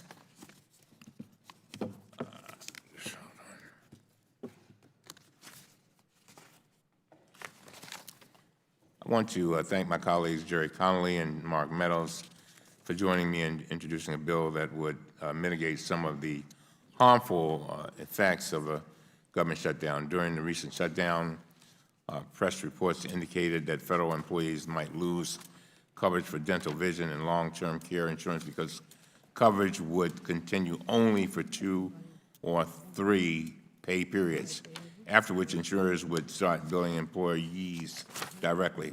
H.R. 2004 would ensure that employees' dental and vision benefits and their long-term care insurance coverage would continue during any period the government is shut down.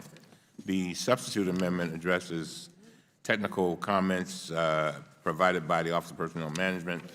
Among other things, the amendment would ensure coverage for individuals who've transitioned from the TRICARE program to the Federal Employee Dental and Vision Insurance Program. The bill is supported by the American Federation of Government Employees, the National Active and Retired Federal Employees Association, and the International Federation of Professional and Technical Engineers. I urge my colleagues to join me in supporting H.R. 2004. I yield now to the gentleman, the distinguished member of our, ranking member of our committee, Mr. Jordan. Thank you, Mr. Chairman. We support this one as well. I yield back. There being no further amendments, discussion on the amendments resolution, the question now occurs on the adoption of the substitute amendment offered by the chairman. All those in favor signify by saying aye. Aye. Aye. All those opposed signify by saying nay. In the opinion of the chair, the ayes have it. The ayes have it, and the amendment is adopted. The question now occurs on reporting it to the House floor. All those in favor of reporting to the House floor signify by saying aye. Aye. Those opposed, no. The ayes have it. Now, pursuant to notice, I call up H.R. 2530, the Interim Stay Authority to Protect Whistleblowers Act. The clerk will report the bill, which was distributed in advance.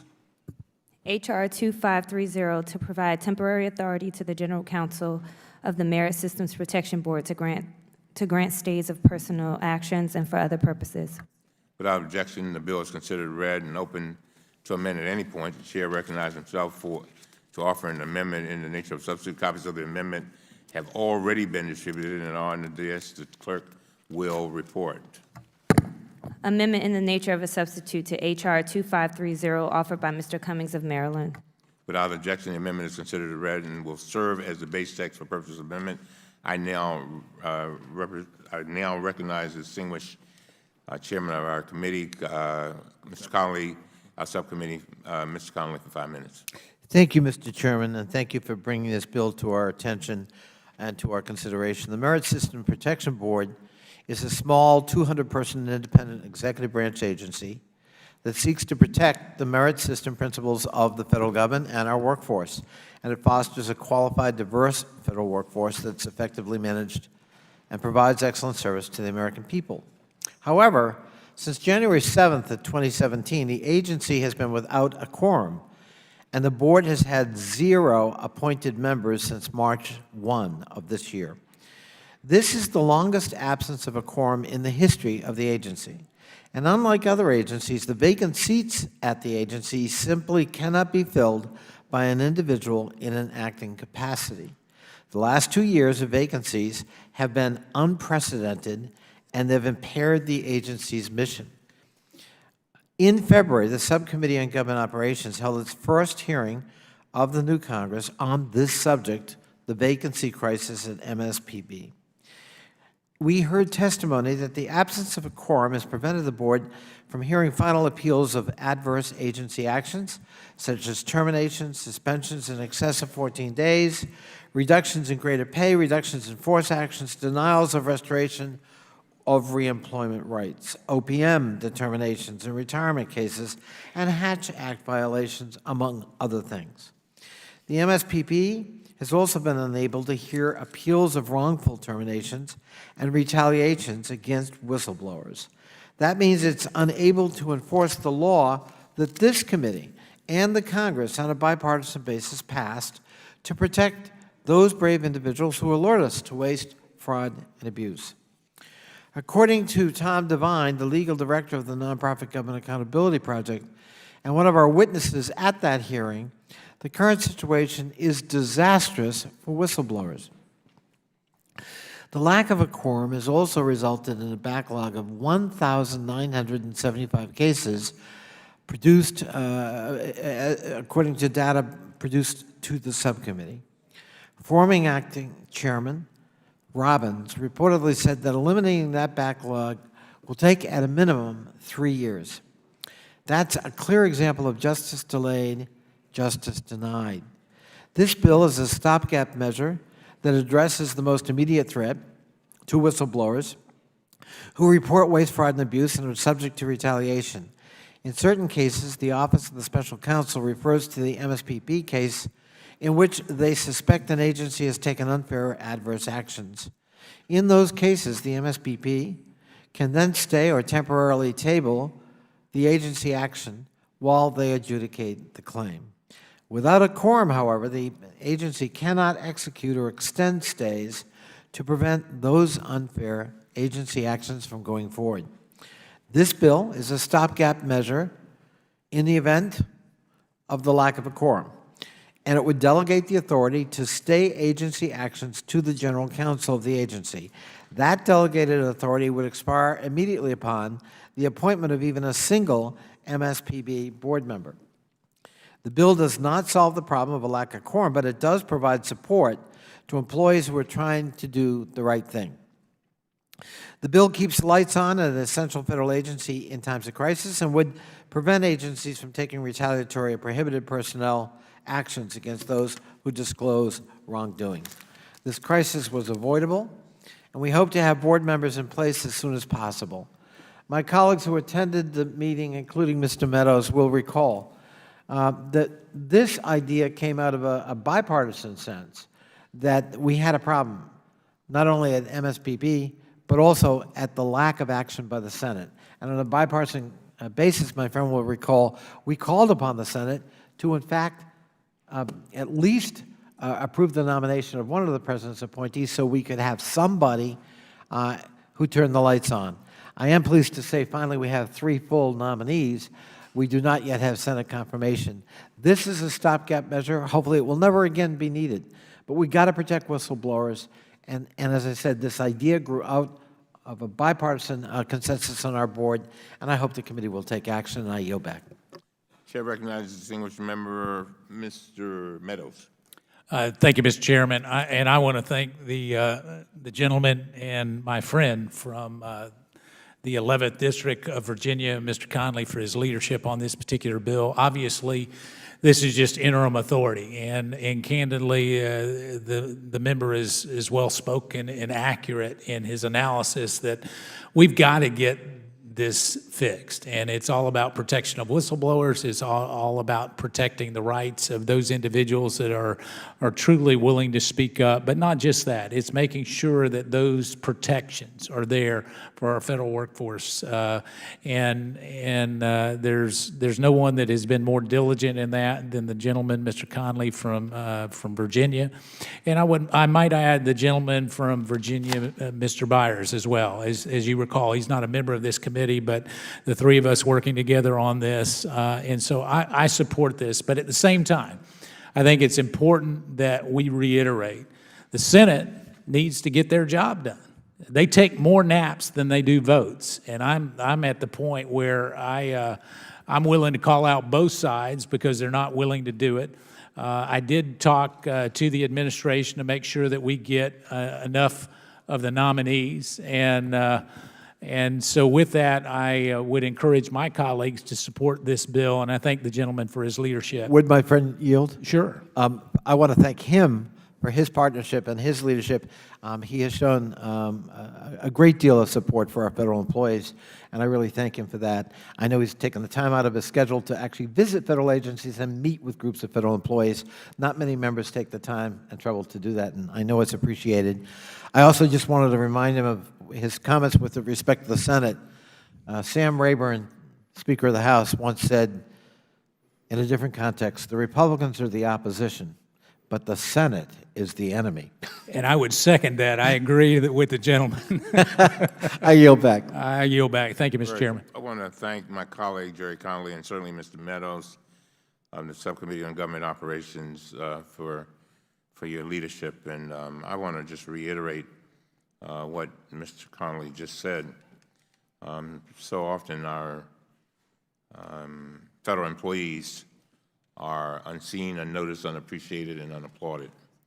And I want to thank both of these gentlemen for making sure that they keep them on the front burner, making sure that their rights are upheld, their benefits are intact, and protecting them. I think it's so very important. I have Social Security Administration in smack dab in the middle of my district, and I know that those many federal employees and many others really appreciate all that you have done. I'm pleased to be a co-sponsor with Ms. Conley on H.R. 2530, the Interim Stay Authority to Protect Whistleblowers Act, is a measure that would ensure protection of federal government whistleblowers in the absence of any members of the Merit System Section Board, which is the situation we are now facing. The holdover term for the last remaining board member, Mark Robbins, expired on March 1st. In February, the House passed legislation we introduced that would have extended Mr. Robbins' term, but the Senate failed to take action before his term expired. H.R. 2530 would give authority to the MSPB, the General Counsel, to issue stays in certain actions against whistleblowers in the event there are no board members. The General Counsel's authority would expire once one board member is nominated and confirmed by the Senate. The substitute amendment being considered would make minor technical amendments. I urge my colleagues to join in supporting H.R. 2530. All right. There being no further discussion on the amendments to the resolution, the question now occurs on the adoption of subsequent amendment offered by the chairman. All of those in favor signify by saying aye. All those opposed, nay. In the opinion, the ayes have it. It appears that the ayes do have it. The question now occurs on the reporting to the floor. All those in favor signify by saying aye. Aye. Those opposed, no. The ayes have it. The bill will be reported. I now pursuant to notice, I call up H.R. 1668, the Internet of Things Act. The clerk will report the bill which was distributed in advance. Before I go there, just one moment, Madam Clerk. Please, members, know that we will be voting at, I'll say, 4 o'clock. 4 o'clock. 4 o'clock. We will take all of it. How many votes do we have coming up? 7. 7, okay. We'll be taking all our votes at 7, and I'm sorry, at 4. At 4. It's been a long day. The clerk will read. H.R. 1668, the leverage federal government procurement power to encourage increased cybersecurity for Internet of Things devices and other purposes. Without objection, the bill is considered read and open to amendment at any point. The chair recognizes himself to offer an amendment in the nature of substitute. Copies of the amendment have already been distributed and are on the desk. The clerk will report. Amendment in the nature of a substitute to H.R. 1668, offered by Ms. Kelly of Illinois. Without objection, the amendment is considered read and will serve as the base text for the purposes of the amendment. I now recognize Ms. Kelly. Thank you, Mr. Chairman, for including H.R. 1668, the Bipartisan IoT Cybersecurity Improvement Act, in today's markup. In 2017, the IT Subcommittee held a hearing on IoT cybersecurity following the October 2016 distributed denial of service or DDoS attack on domain name service provider Dyn, shut down Internet access for millions on the East Coast. This attack was carried out by a botnet. In this case, the botnet was composed of hundreds of thousands of compromised, unsecured IoT devices. As such, there is a pressing need for the federal government to ensure its IoT devices are secure. While IoT devices can benefit employees and increase energy efficiency, the potential for harm cannot be overlooked.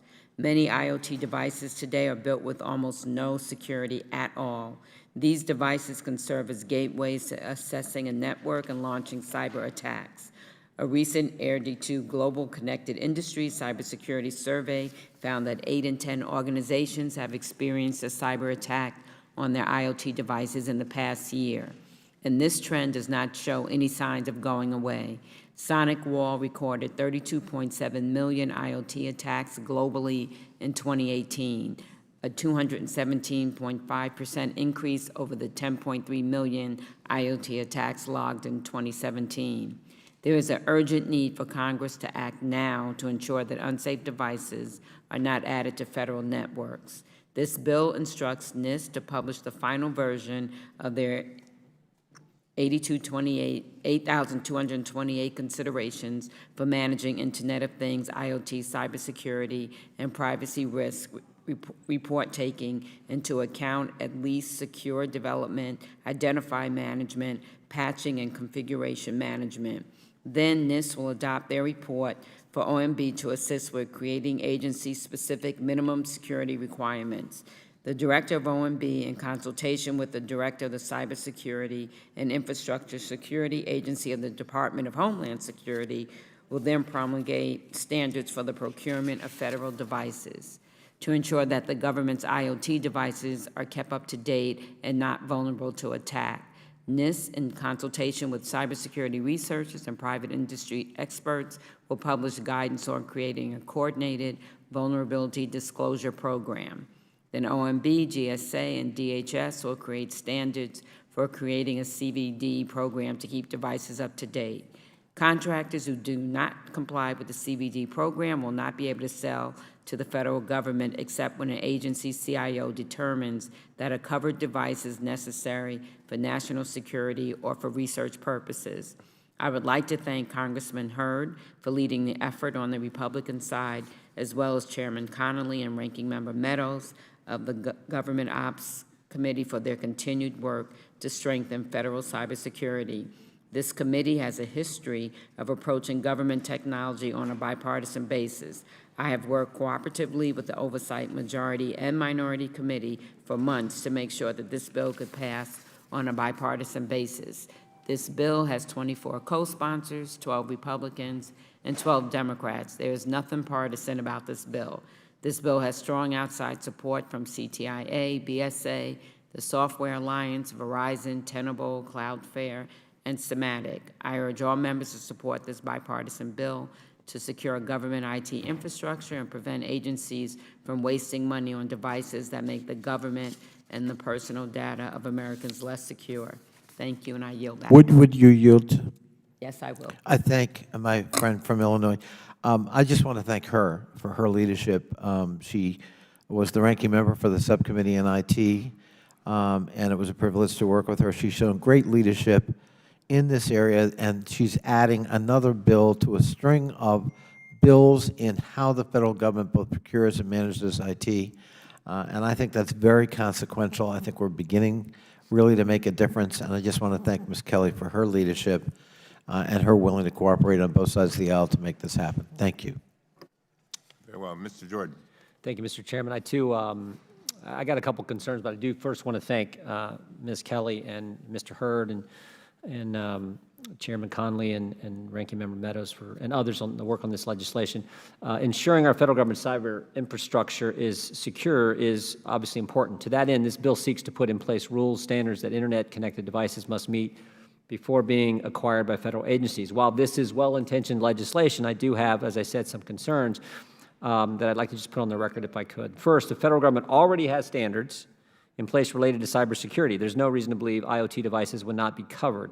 I worry that this legislation would be redundant and could potentially create a patchwork of regulatory uncertainty. Second, the federal government buys a lot of stuff. As such, I fear that by focusing on setting standards for federal acquisitions of IoT technology, we would essentially be creating de facto regulations for the entire IoT sector. And this is important because Internet of Things devices are expected to add $11 trillion in value to the global economy in just the next 6 years. Makers of IoT devices know the importance of securing the devices they make. They know that making their products more secure will result in better products and give them a competitive advantage in the marketplace. It's all part of doing business.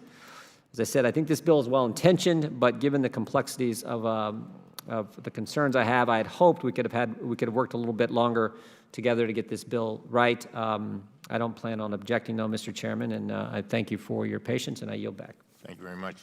I want to thank Representative Kelly and Hurd for introducing the bill before us, along with members from both sides of this committee. The bill would require the establishment of federal cybersecurity standards for devices connected to the Internet. I strongly support this bill. There being no further discussion or amendments to the resolution, the question now occurs on the adoption of the substitute amendment offered by Chairman. All those in favor shall signify by saying aye. Aye. All those opposed signify by saying nay. Nay. In opinion of the Chair, the ayes have it. The question now occurs on reporting it to the House. All those in favor signify by saying aye. Aye. Those opposed, no. No. The bill appears that the ayes have it. The bill is reported to the House.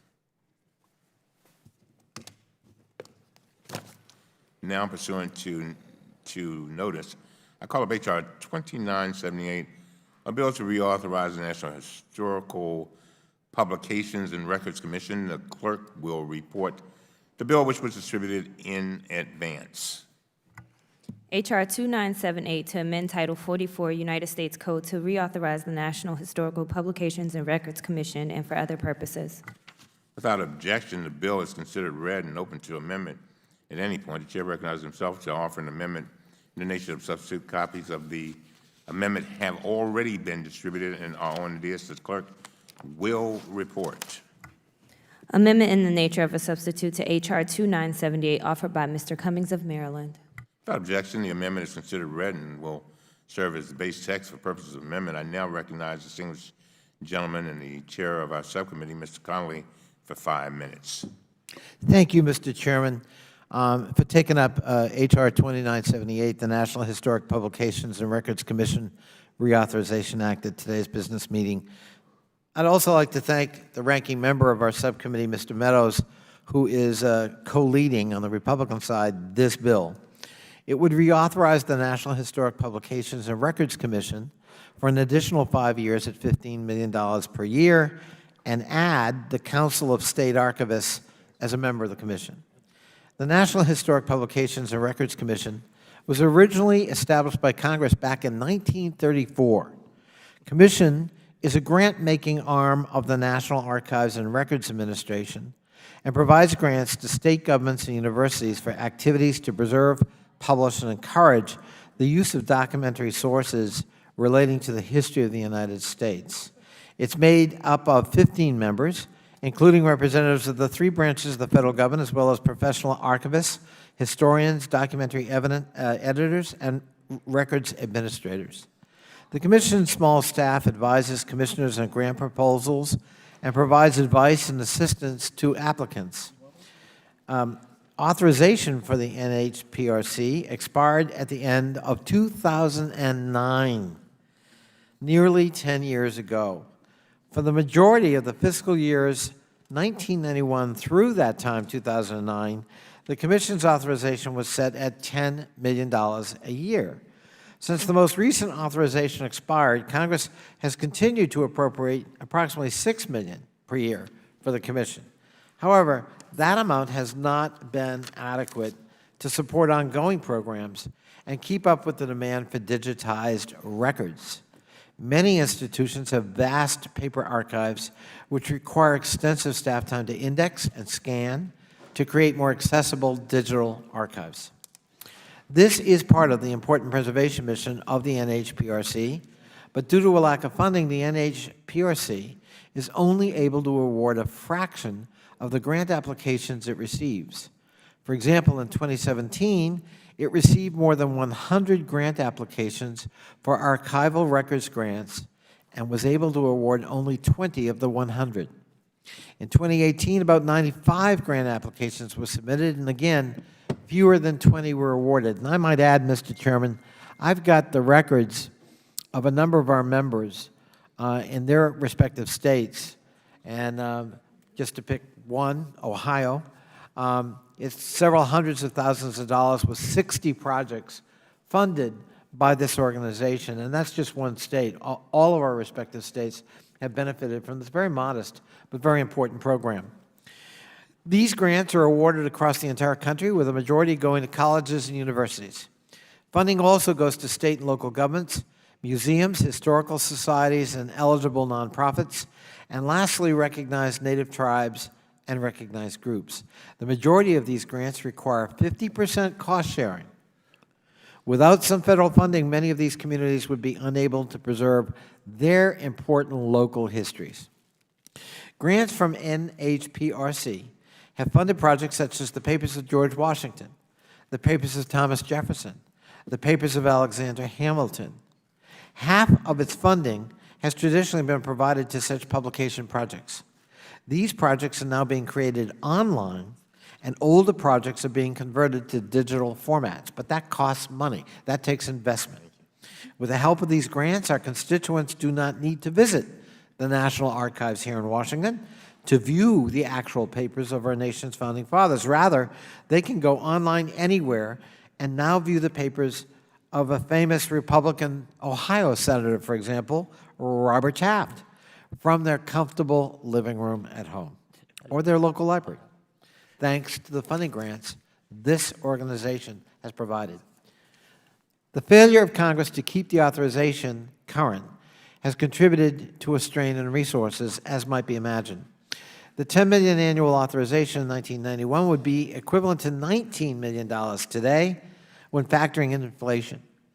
Reauthorizing the Commission at $15 million sends a clear message that Congress supports the Commission's ongoing efforts to preserve important documents in our nation's history and bring them online so that taxpayers can have easy access to treasured historical documents, as well as those of local resources that are so vitally important to local history. I am delighted to have bipartisan support with my friend and ranking member, Mr. Meadows, in the subcommittee, and I would hope the committee would support this very modest bill, but with a big impact on all of our respective districts and states. And I yield back. Let's go.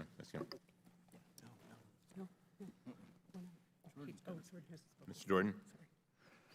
Thank you, Mr. Chairman.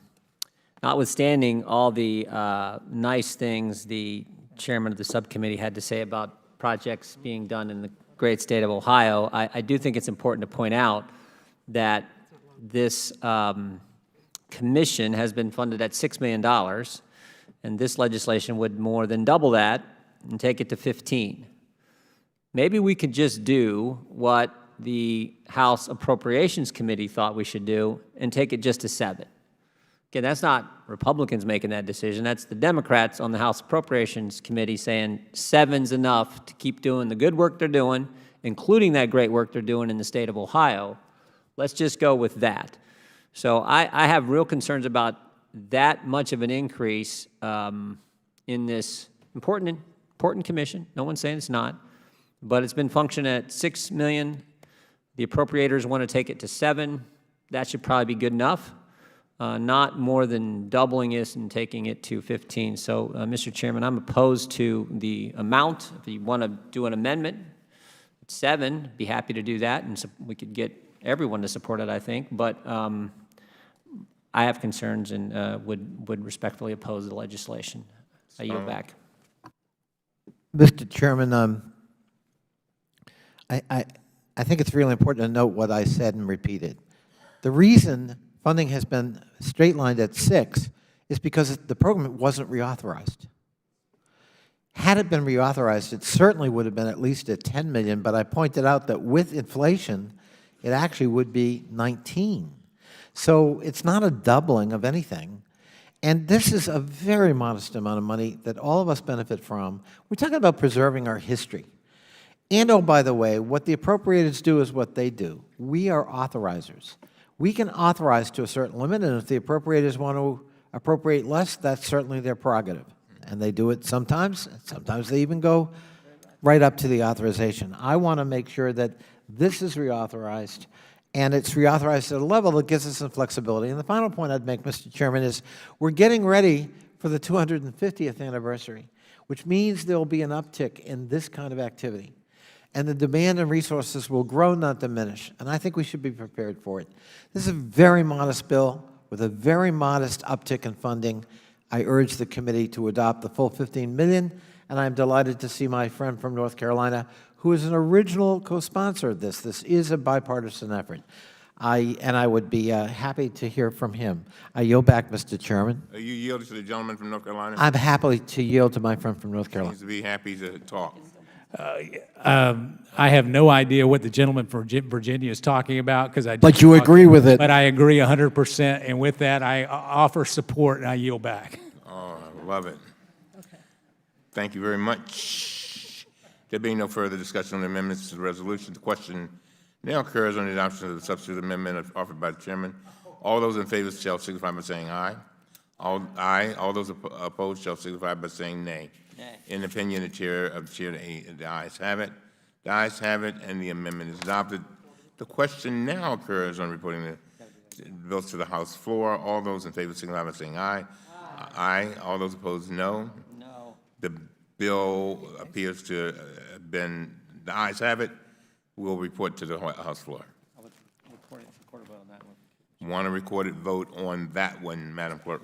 All right.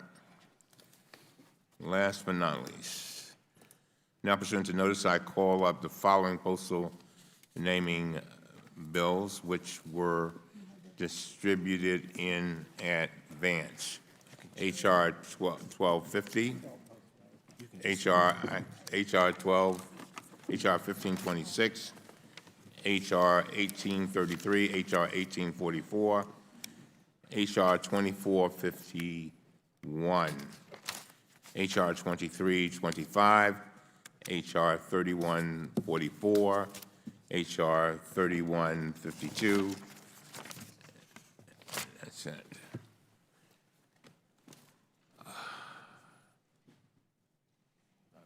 Without objection, the bills considered as read, and I would request unanimous consent for their immediate consideration en bloc. Without objection, the bills are passed. We will recess for 5 minutes and resume, we will resume and take votes at 4 p.m. Again, we will be taking votes at 4 o'clock. That's in 6 minutes. I'm going to add that last vote to this list, and I'll get you a butterfly clip. This is going to be your vote script with one edit, which I will type up right now. I'm writing it down. I'm going to type it.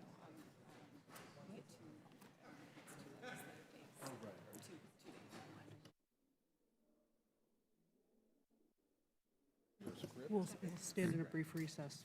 We will stand in a brief recess until 4 o'clock.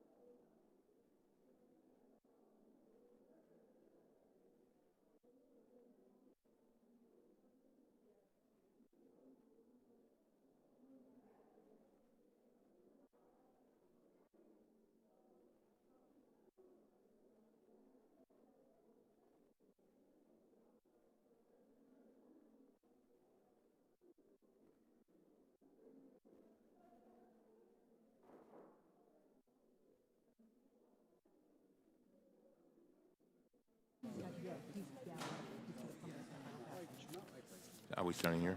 Come on. We're going to resume the postponed votes, just to say. We will now, I think we have a series of 8 votes. Is that right, Madam Clerk? 8? I have 9. 9? 9. We will resume our markup session by voting on those 9 questions.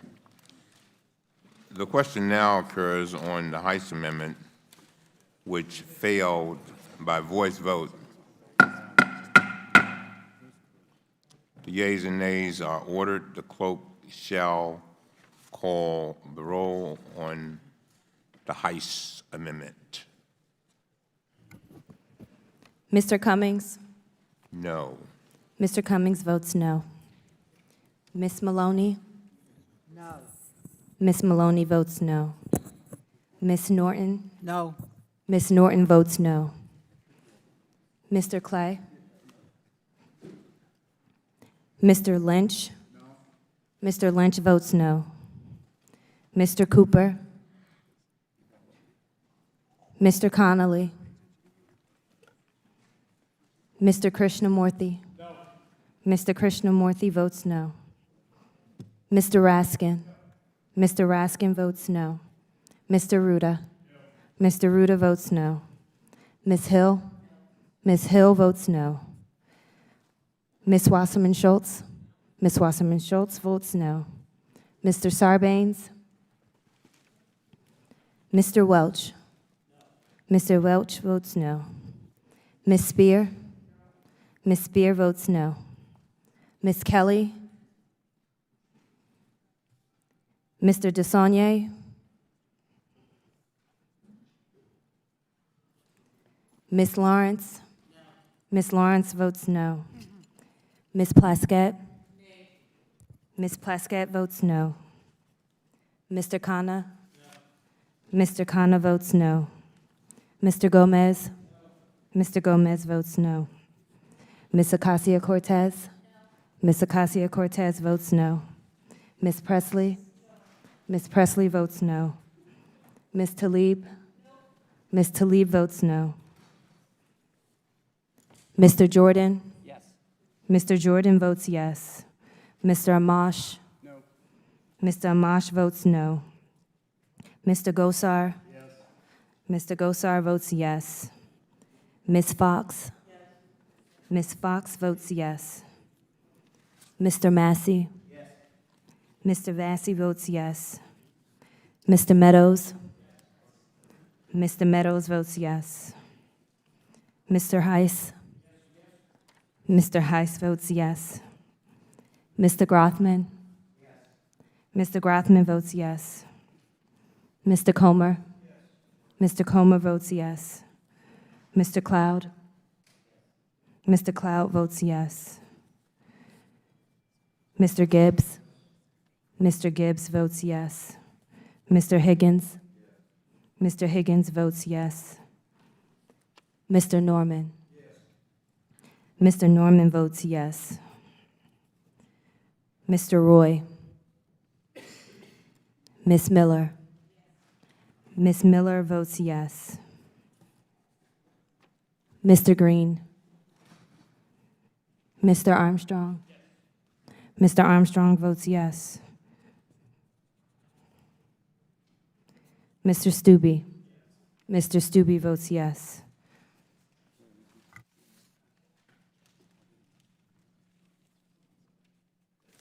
Mr. Chairman, how am I recorded?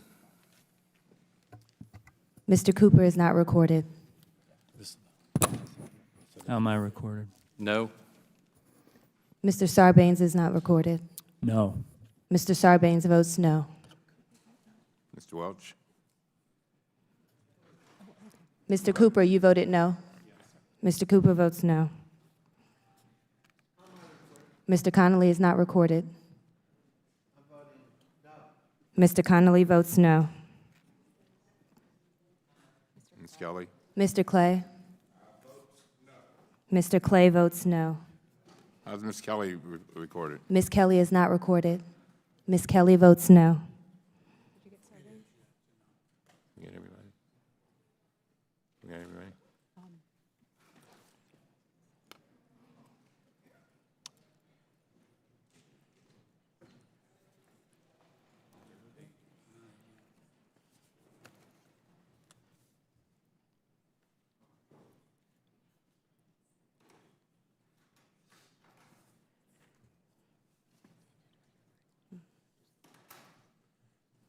Is anyone else wishing to vote? On this vote, we Clerk will have read the ballot. 15 yeas, 24 noes. Amendment fails. Our next, the question now occurs on the Higgins amendment, which failed by voice vote. The yeas and nays are ordered. The clerk shall call the roll. Mr. Cummings? No. Mr. Cummings votes no. Ms. Maloney? No. Ms. Maloney votes no. Ms. Norton? No. Ms. Norton votes no. Mr. Clay? Mr. Lynch? No. Mr. Lynch votes no. Mr. Cooper? Mr. Cooper votes no. Mr. Connolly? Nay. Mr. Connolly votes no. Mr. Krishnamurthy? Mr. Krishnamurthy votes no. Mr. Raskin? Mr. Raskin votes no. Mr. Ruda? Mr. Ruda votes no. Ms. Hill? Ms. Hill votes no. Ms. Wasserman Schultz? Ms. Wasserman Schultz votes no. Mr. Sarbanes? Mr. Sarbanes votes no. Mr. Welch? Mr. Welch votes no. Ms. Spear? Ms. Spear votes no. Ms. Kelly? Ms. Kelly votes no. Mr. DeSaulnier? Ms. Lawrence? Ms. Lawrence votes no. Ms. Plaskett? Ms. Plaskett votes no. Mr. Khanna? Mr. Khanna votes no. Mr. Gomez? Mr. Gomez votes no. Ms. Ocasio-Cortez? Ms. Ocasio-Cortez votes no. Ms. Presley? Ms. Presley votes no. Ms. Tlaib? Ms. Tlaib votes no.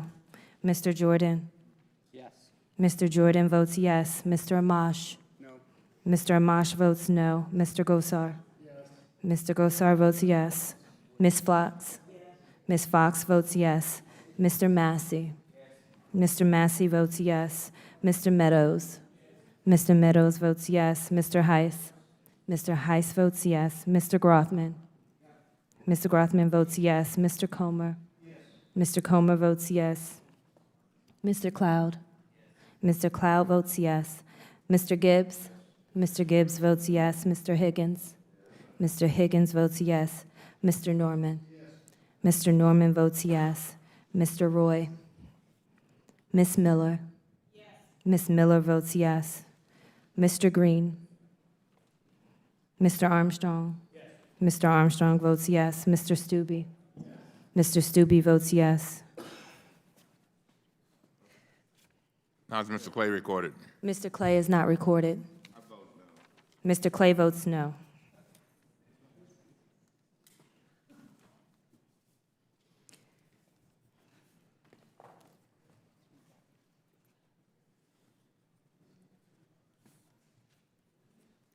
Is everyone who wishes to vote has voted? Clerk shall give the tally, please. On this vote, we have 15 yeas and 24 noes. Noes have it, the amendment fails. The question now occurs on the Norman amendment, which failed by voice vote. The yeas and nays are ordered. The clerk shall call the roll. Mr. Cummings? No. Mr. Cummings votes no. Ms. Maloney? No. Ms. Maloney votes no. Ms. Norton? No. Ms. Norton votes no. Mr. Clay? No. Mr. Clay votes no. Mr. Lynch? No. Mr. Lynch votes no. Mr. Cooper? No. Mr. Cooper votes no. Mr. Connolly? Nay. Mr. Connolly votes no. Mr. Krishnamurthy? No. Mr. Krishnamurthy votes no. Mr. Raskin? Mr. Raskin votes no. Mr. Ruda? Mr. Ruda votes no. Ms. Hill? Ms. Hill votes no. Ms. Wasserman Schultz? Ms. Wasserman Schultz votes no. Mr. Sarbanes? Mr. Sarbanes votes no. Mr. Welch? Mr. Welch votes no. Ms. Spear? Ms. Spear votes no. Ms. Kelly? Ms. Kelly votes no. Mr. DeSaulnier? Ms. Lawrence? Ms. Lawrence votes no. Ms. Plaskett? Ms. Plaskett votes no. Mr. Khanna? Mr. Khanna votes no. Mr. Gomez? Mr. Gomez votes no. Ms. Ocasio-Cortez? Ms. Ocasio-Cortez votes no. Ms. Presley? Ms. Presley votes no. Ms. Tlaib? Ms. Tlaib votes no. Mr. Jordan? Mr. Jordan votes yes. Mr. Amash? Mr. Amash votes yes. Mr. Gosar? Mr. Gosar votes yes. Ms. Fox? Ms. Fox votes yes. Mr. Massey? Mr. Massey votes yes. Mr. Meadows. Mr. Meadows votes yes. Mr. Heiss. Mr. Heiss votes yes. Mr. Grothman. Mr. Grothman votes yes. Mr. Comer. Mr. Comer votes yes. Mr. Cloud. Mr. Cloud votes yes. Mr. Gibbs. Mr. Gibbs votes yes. Mr. Higgins. Mr. Higgins votes yes. Ms. Norman. Mr. Norman votes yes. Mr. Roy. Ms. Miller. Ms. Miller votes yes. Mr. Green. Mr. Armstrong. Mr. Armstrong votes yes. Mr. Stubbe. Mr. Stubbe votes yes.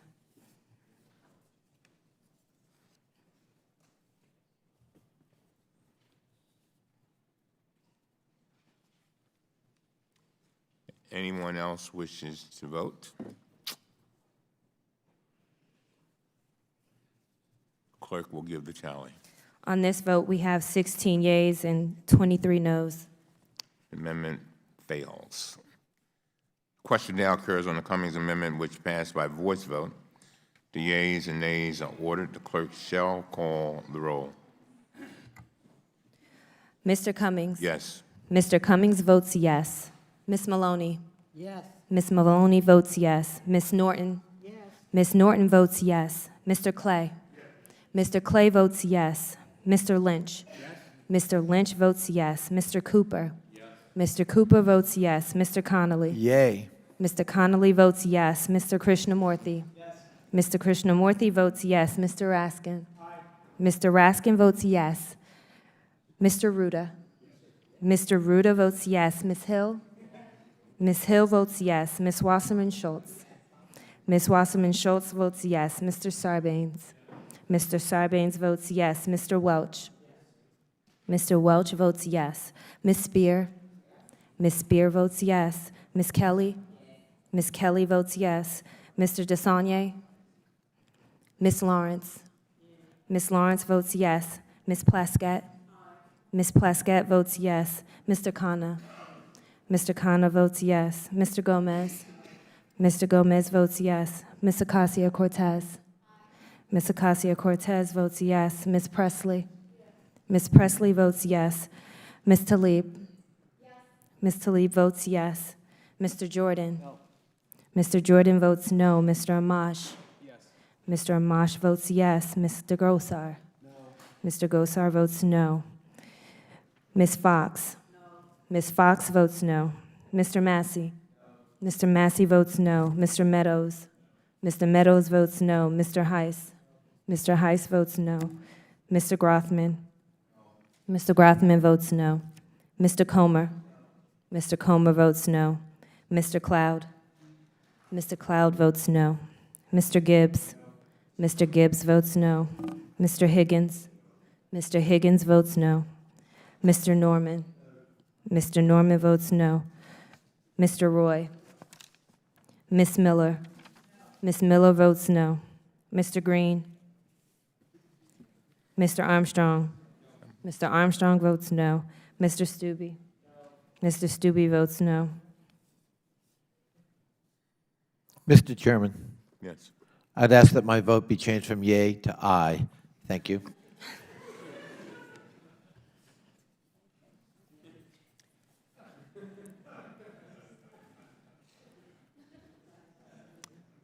Is there anybody who has not voted? Anybody wish to change their vote? Madam Clerk, you may give the tally. On this vote, we have 24 yeas and 15 noes. The amendment is adopted. The question now occurs on the Meadows Amendment, which failed by voice vote. The yeas and nays are ordered. The clerk shall call the roll. Mr. Cummings? No. Mr. Cummings votes no. Ms. Maloney? No. Ms. Maloney votes no. Ms. Norton? No. Ms. Norton votes no. Mr. Clay? Mr. Clay votes no. Mr. Lynch? No. Mr. Lynch votes no. Mr. Cooper? No. Mr. Cooper votes no. Mr. Connolly? Nay. Mr. Connolly votes no. Mr. Krishnamurthy? Mr. Krishnamurthy votes no. Mr. Raskin? Nay. Mr. Raskin votes no. Mr. Ruda? What did you do? Mr. Ruda? Mr. Ruda votes no. Ms. Hill? Ms. Hill votes no. Ms. Wasserman Schultz. Ms. Wasserman Schultz votes no. Mr. Sarbanes. Mr. Sarbanes votes no. Mr. Welch. Ms. Spear. Ms. Spear votes no. Ms. Kelly. Ms. Kelly votes no. Mr. DeSaulnier. Ms. Lawrence. Ms. Lawrence votes no. Ms. Plaskett. Ms. Plaskett votes no. Mr. Khanna. Mr. Khanna votes no. Mr. Gomez. Mr. Gomez votes no. Ms. Ocasio-Cortez. Ms. Ocasio-Cortez votes no. Ms. Presley. Ms. Presley votes no. Ms. Tlaib. Ms. Tlaib votes no. Mr. Jordan. Yes. Mr. Jordan votes yes. Mr. Amash. Mr. Amash votes no. Mr. Gosar. Mr. Gosar votes no. Yes. Ms. Fox. Ms. Fox votes yes. Mr. Massey. Mr. Massey votes yes. Mr. Meadows. Mr. Meadows votes yes. Mr. Heiss. Mr. Heiss votes yes. Mr. Grothman. Mr. Grothman votes yes. Mr. Comer. Mr. Comer votes yes. Mr. Cloud. Mr. Cloud votes yes. Mr. Gibbs. Mr. Gibbs votes yes. Mr. Higgins. Mr. Higgins votes yes. Mr. Norman. Mr. Norman votes yes. Mr. Roy. Ms. Miller. Ms. Miller votes yes. Mr. Green. Mr. Armstrong. Mr. Armstrong votes yes. Mr. Stubbe. Mr. Stubbe votes yes. Mr. Welch is not recorded. Mr. Welch votes no.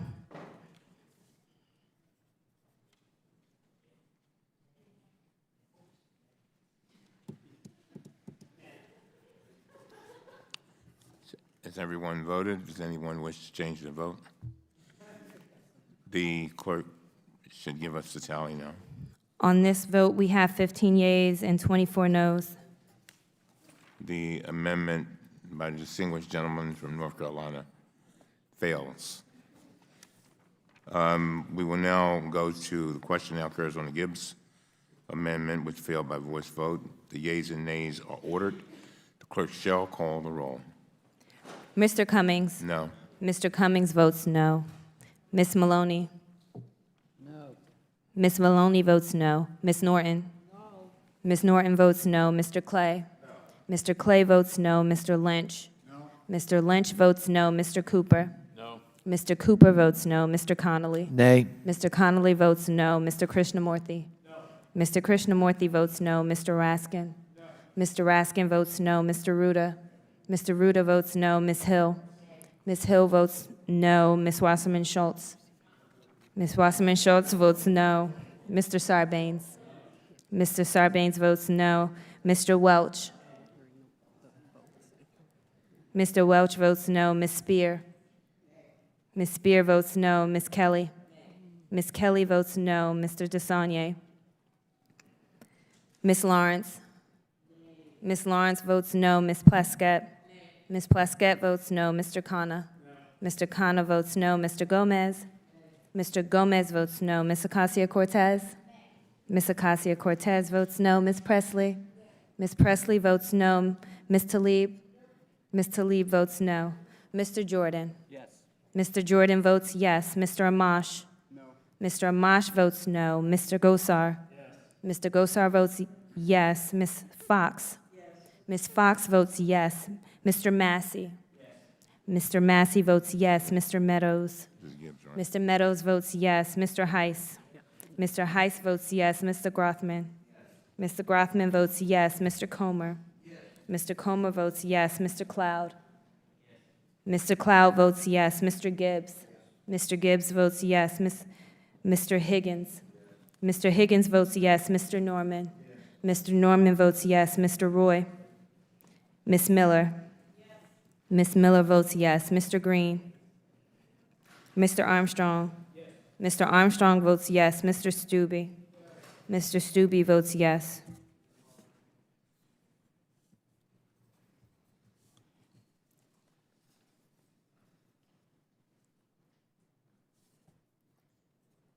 Has everyone voted? Does anyone wish to change the vote? Madam Clerk, please give us the tally. On this vote, we have 15 yeas and 24 noes. The amendment is not adopted. The question now occurs on the Comer Amendment, which failed by voice vote. Yeas and nays are ordered. The clerk shall call the roll. Mr. Cummings? No. Mr. Cummings votes no. Ms. Maloney? No. Ms. Maloney votes no. Ms. Norton? No. Ms. Norton votes no. Mr. Clay? No. Mr. Clay votes no. Mr. Lynch? No. Mr. Lynch votes no. Mr. Cooper? No. Mr. Cooper votes no. Mr. Connolly? Nay. Mr. Connolly votes no. Mr. Krishnamurthy? Nay. Mr. Krishnamurthy votes no. Mr. Raskin? Mr. Raskin votes no. Mr. Ruda? Mr. Ruda votes no. Ms. Hill? Ms. Hill votes no. Ms. Wasserman Schultz? Ms. Wasserman Schultz votes no. Mr. Sarbanes? Mr. Sarbanes votes no. Mr. Welch? Mr. Welch votes no. Ms. Spear? Ms. Spear votes no. Ms. Kelly? Ms. Kelly votes no. Mr. DeSaulnier? Ms. Lawrence? Ms. Lawrence votes no. Ms. Plaskett? Ms. Plaskett votes no. Mr. Khanna? Mr. Khanna votes no. Mr. Gomez? Mr. Gomez votes no. Ms. Ocasio-Cortez? Ms. Ocasio-Cortez votes no. Ms. Presley? Ms. Presley votes no. Ms. Tlaib? Ms. Tlaib votes no. Mr. Jordan? Yes. Mr. Jordan votes yes. Mr. Amash? No. Mr. Amash votes no. Mr. Gosar? Yes. Mr. Gosar votes yes. Ms. Fox? Yes. Ms. Fox votes yes. Mr. Massey? Yes. Mr. Massey votes yes. Mr. Meadows? Mr. Meadows votes yes. Mr. Heiss? Mr. Heiss votes yes. Mr. Grothman? Yes. Mr. Grothman votes yes. Mr. Comer? Yes. Mr. Comer votes yes. Mr. Cloud? Yes. Mr. Cloud votes yes. Mr. Gibbs? Yes. Mr. Gibbs votes yes. Mr. Higgins? Yes. Mr. Higgins votes yes. Mr. Norman? Yes. Mr. Norman votes yes. Mr. Roy? Ms. Miller? Yes. Ms. Miller votes yes. Mr. Green? Mr. Armstrong? Yes. Mr. Armstrong votes yes. Mr. Stubbe? Yes. Mr. Stubbe votes yes.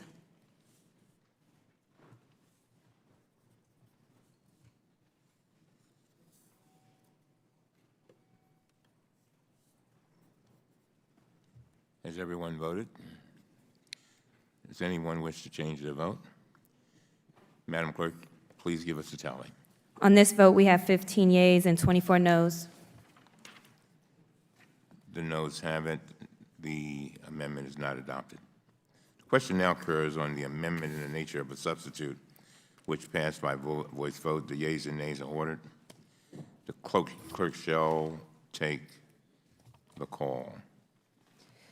Mr. Cummings? A point of order. I'm assuming that we're, Voice, yeah. as amended, You want to do this voice? but this is an amendment in the nature of a substitute as amended? Yes. He asked for Okay. after we voiced, so we can do voice on this. Yeah, and then, You're just going to do one vote? You're going to do one vote? Yeah, Is that it? okay. So you're making your request for the roll call? No, just. Just one vote, he said, okay? Okay. Question now occurs on reporting the report to the House, which is put de novo. The yeas and nays are ordered. The clerk shall call the roll. Right? Mr. Cummings? Yes. Mr. Cummings votes yes. Ms. Maloney? Yes. Ms. Maloney votes yes. Mr. Norton? Ms. Norton? Yes. Ms. Norton votes yes. Mr. Clay? Mr. Lynch? Yes. Mr. Lynch votes yes. Mr. Cooper? Yes. Mr. Cooper votes yes. Mr. Connolly? Aye. Mr. Connolly votes yes. Mr. Krishnamurthy? Mr. Krishnamurthy votes yes. Mr. Raskin? Mr. Raskin votes yes. Mr. Ruda? Mr. Ruda votes yes. Ms. Hill? Ms. Hill votes yes. Ms. Wasserman Schultz? Ms. Wasserman Schultz votes yes. Mr. Sarbanes? Mr. Sarbanes votes yes. Mr. Welch?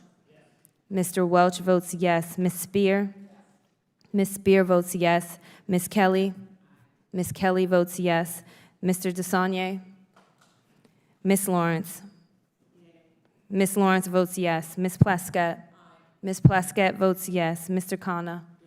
Mr. Khanna votes yes. Mr. Gomez. Ms. Ocasio-Cortez. Ms. Ocasio-Cortez votes yes. Ms. Presley. Ms. Presley votes yes. Ms. Tlaib. Ms. Tlaib votes yes. Mr. Jordan. Mr. Jordan votes no. Mr. Amash. Mr. Amash votes yes. Mr. Gosar. Mr. Gosar votes no. Ms. Fox. Ms. Fox votes no. Mr. Massey. Mr. Massey votes no. Mr. Meadows. Mr. Meadows votes no. Mr. Heiss. Mr. Heiss votes no. Mr. Grothman. Mr. Grothman votes no. Mr. Comer. Mr. Comer votes no. Mr. Cloud. Mr. Cloud votes no. Mr. Gibbs. Mr. Gibbs votes no. Mr. Higgins. Mr. Higgins votes no. Mr. Norman. Mr. Norman votes no. Mr. Roy. Ms. Miller. Ms. Miller votes no. Mr. Green. Mr. Armstrong. Mr. Armstrong votes no. Mr. Stubbe. Mr. Stubbe votes no. Mr. Gomez, you're not recorded. Mr. Gomez votes yes.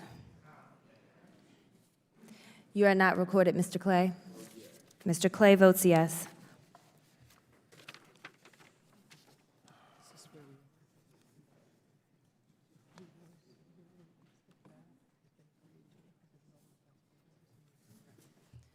Has everybody voted? Anyone wish to change their vote? The clerk shall give us the tally. On this vote, we have 24 yeas and 15 noes. Pursuant to this vote, the Committee on Oversight and Reform hereby adopts this report recommending that the Attorney General William Barr and Commerce Secretary Wilbur Ross be held in contempt of the Congress of the United States of America for defying duly authorized subpoenas from this committee and refusing to produce documents required by those subpoenas relating to the 2020 census. We will move the report to the full House. On this vote, the motion to reconsider is laid upon the table. Staff is authorized to make any technical and conforming changes. There being no further business. Are we saying unanimous consent that the motion to reconsider is laid upon the table? Yes. Well, I object. You go ahead. Chairman, request time to file additional views? Yes, of course.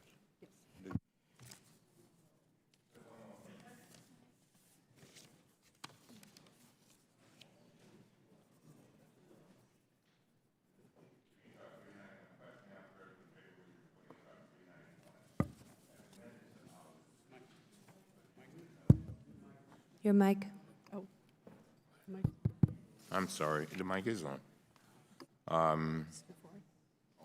The yeas and nays are ordered. Clerk should call the roll. Mr. Cummings. Yea.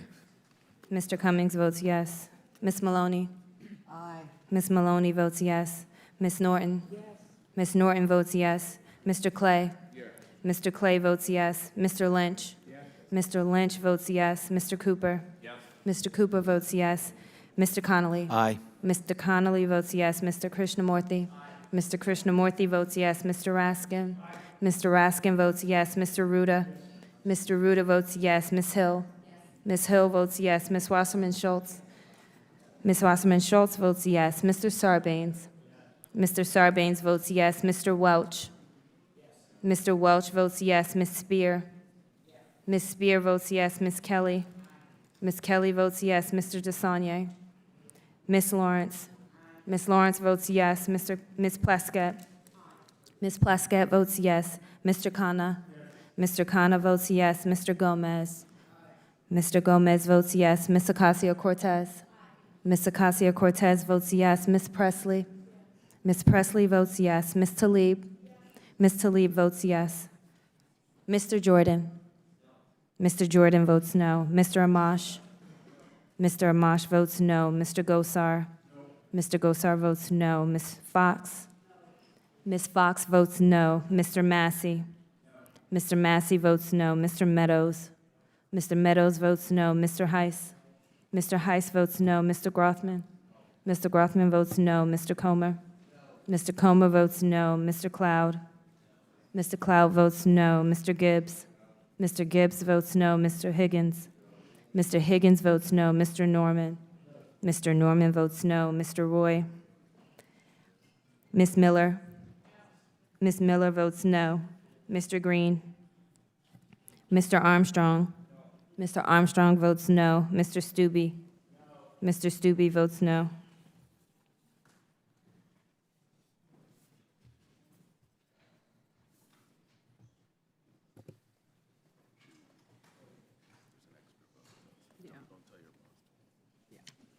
Has everyone recorded their vote? Is anyone wish to change their vote?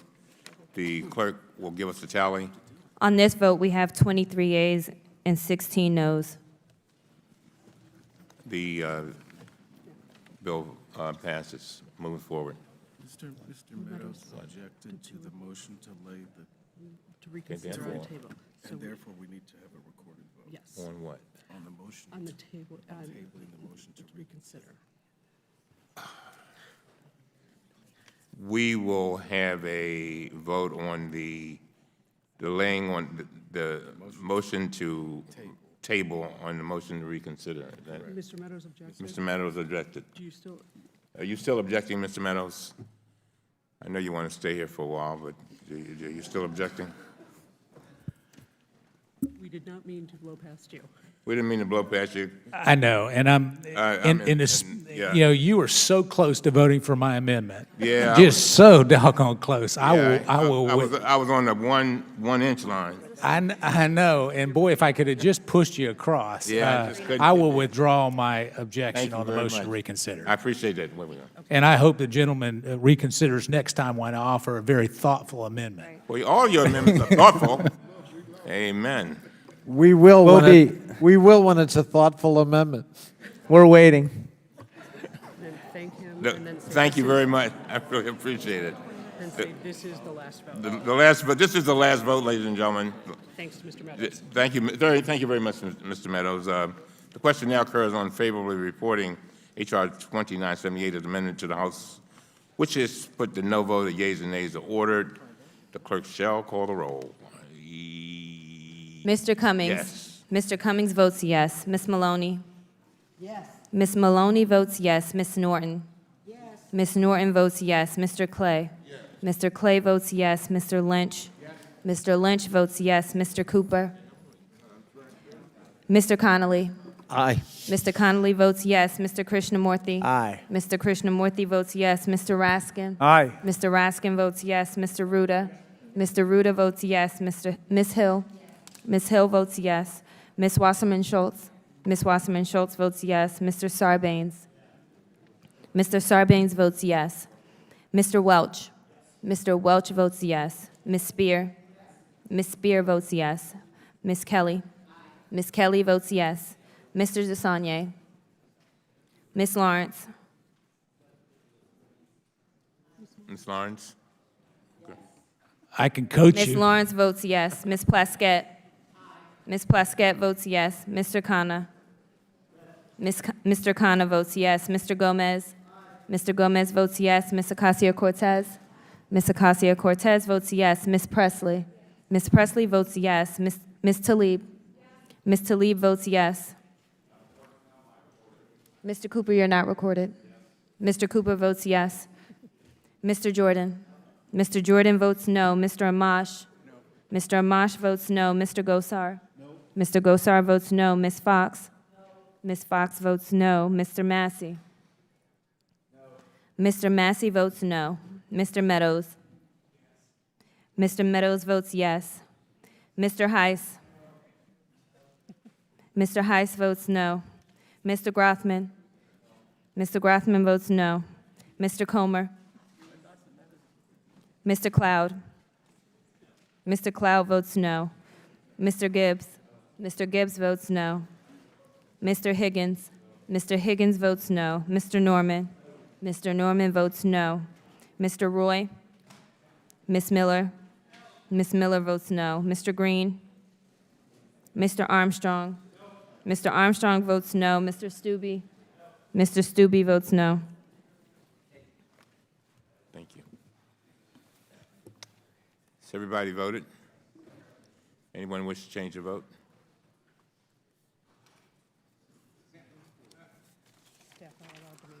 That's it?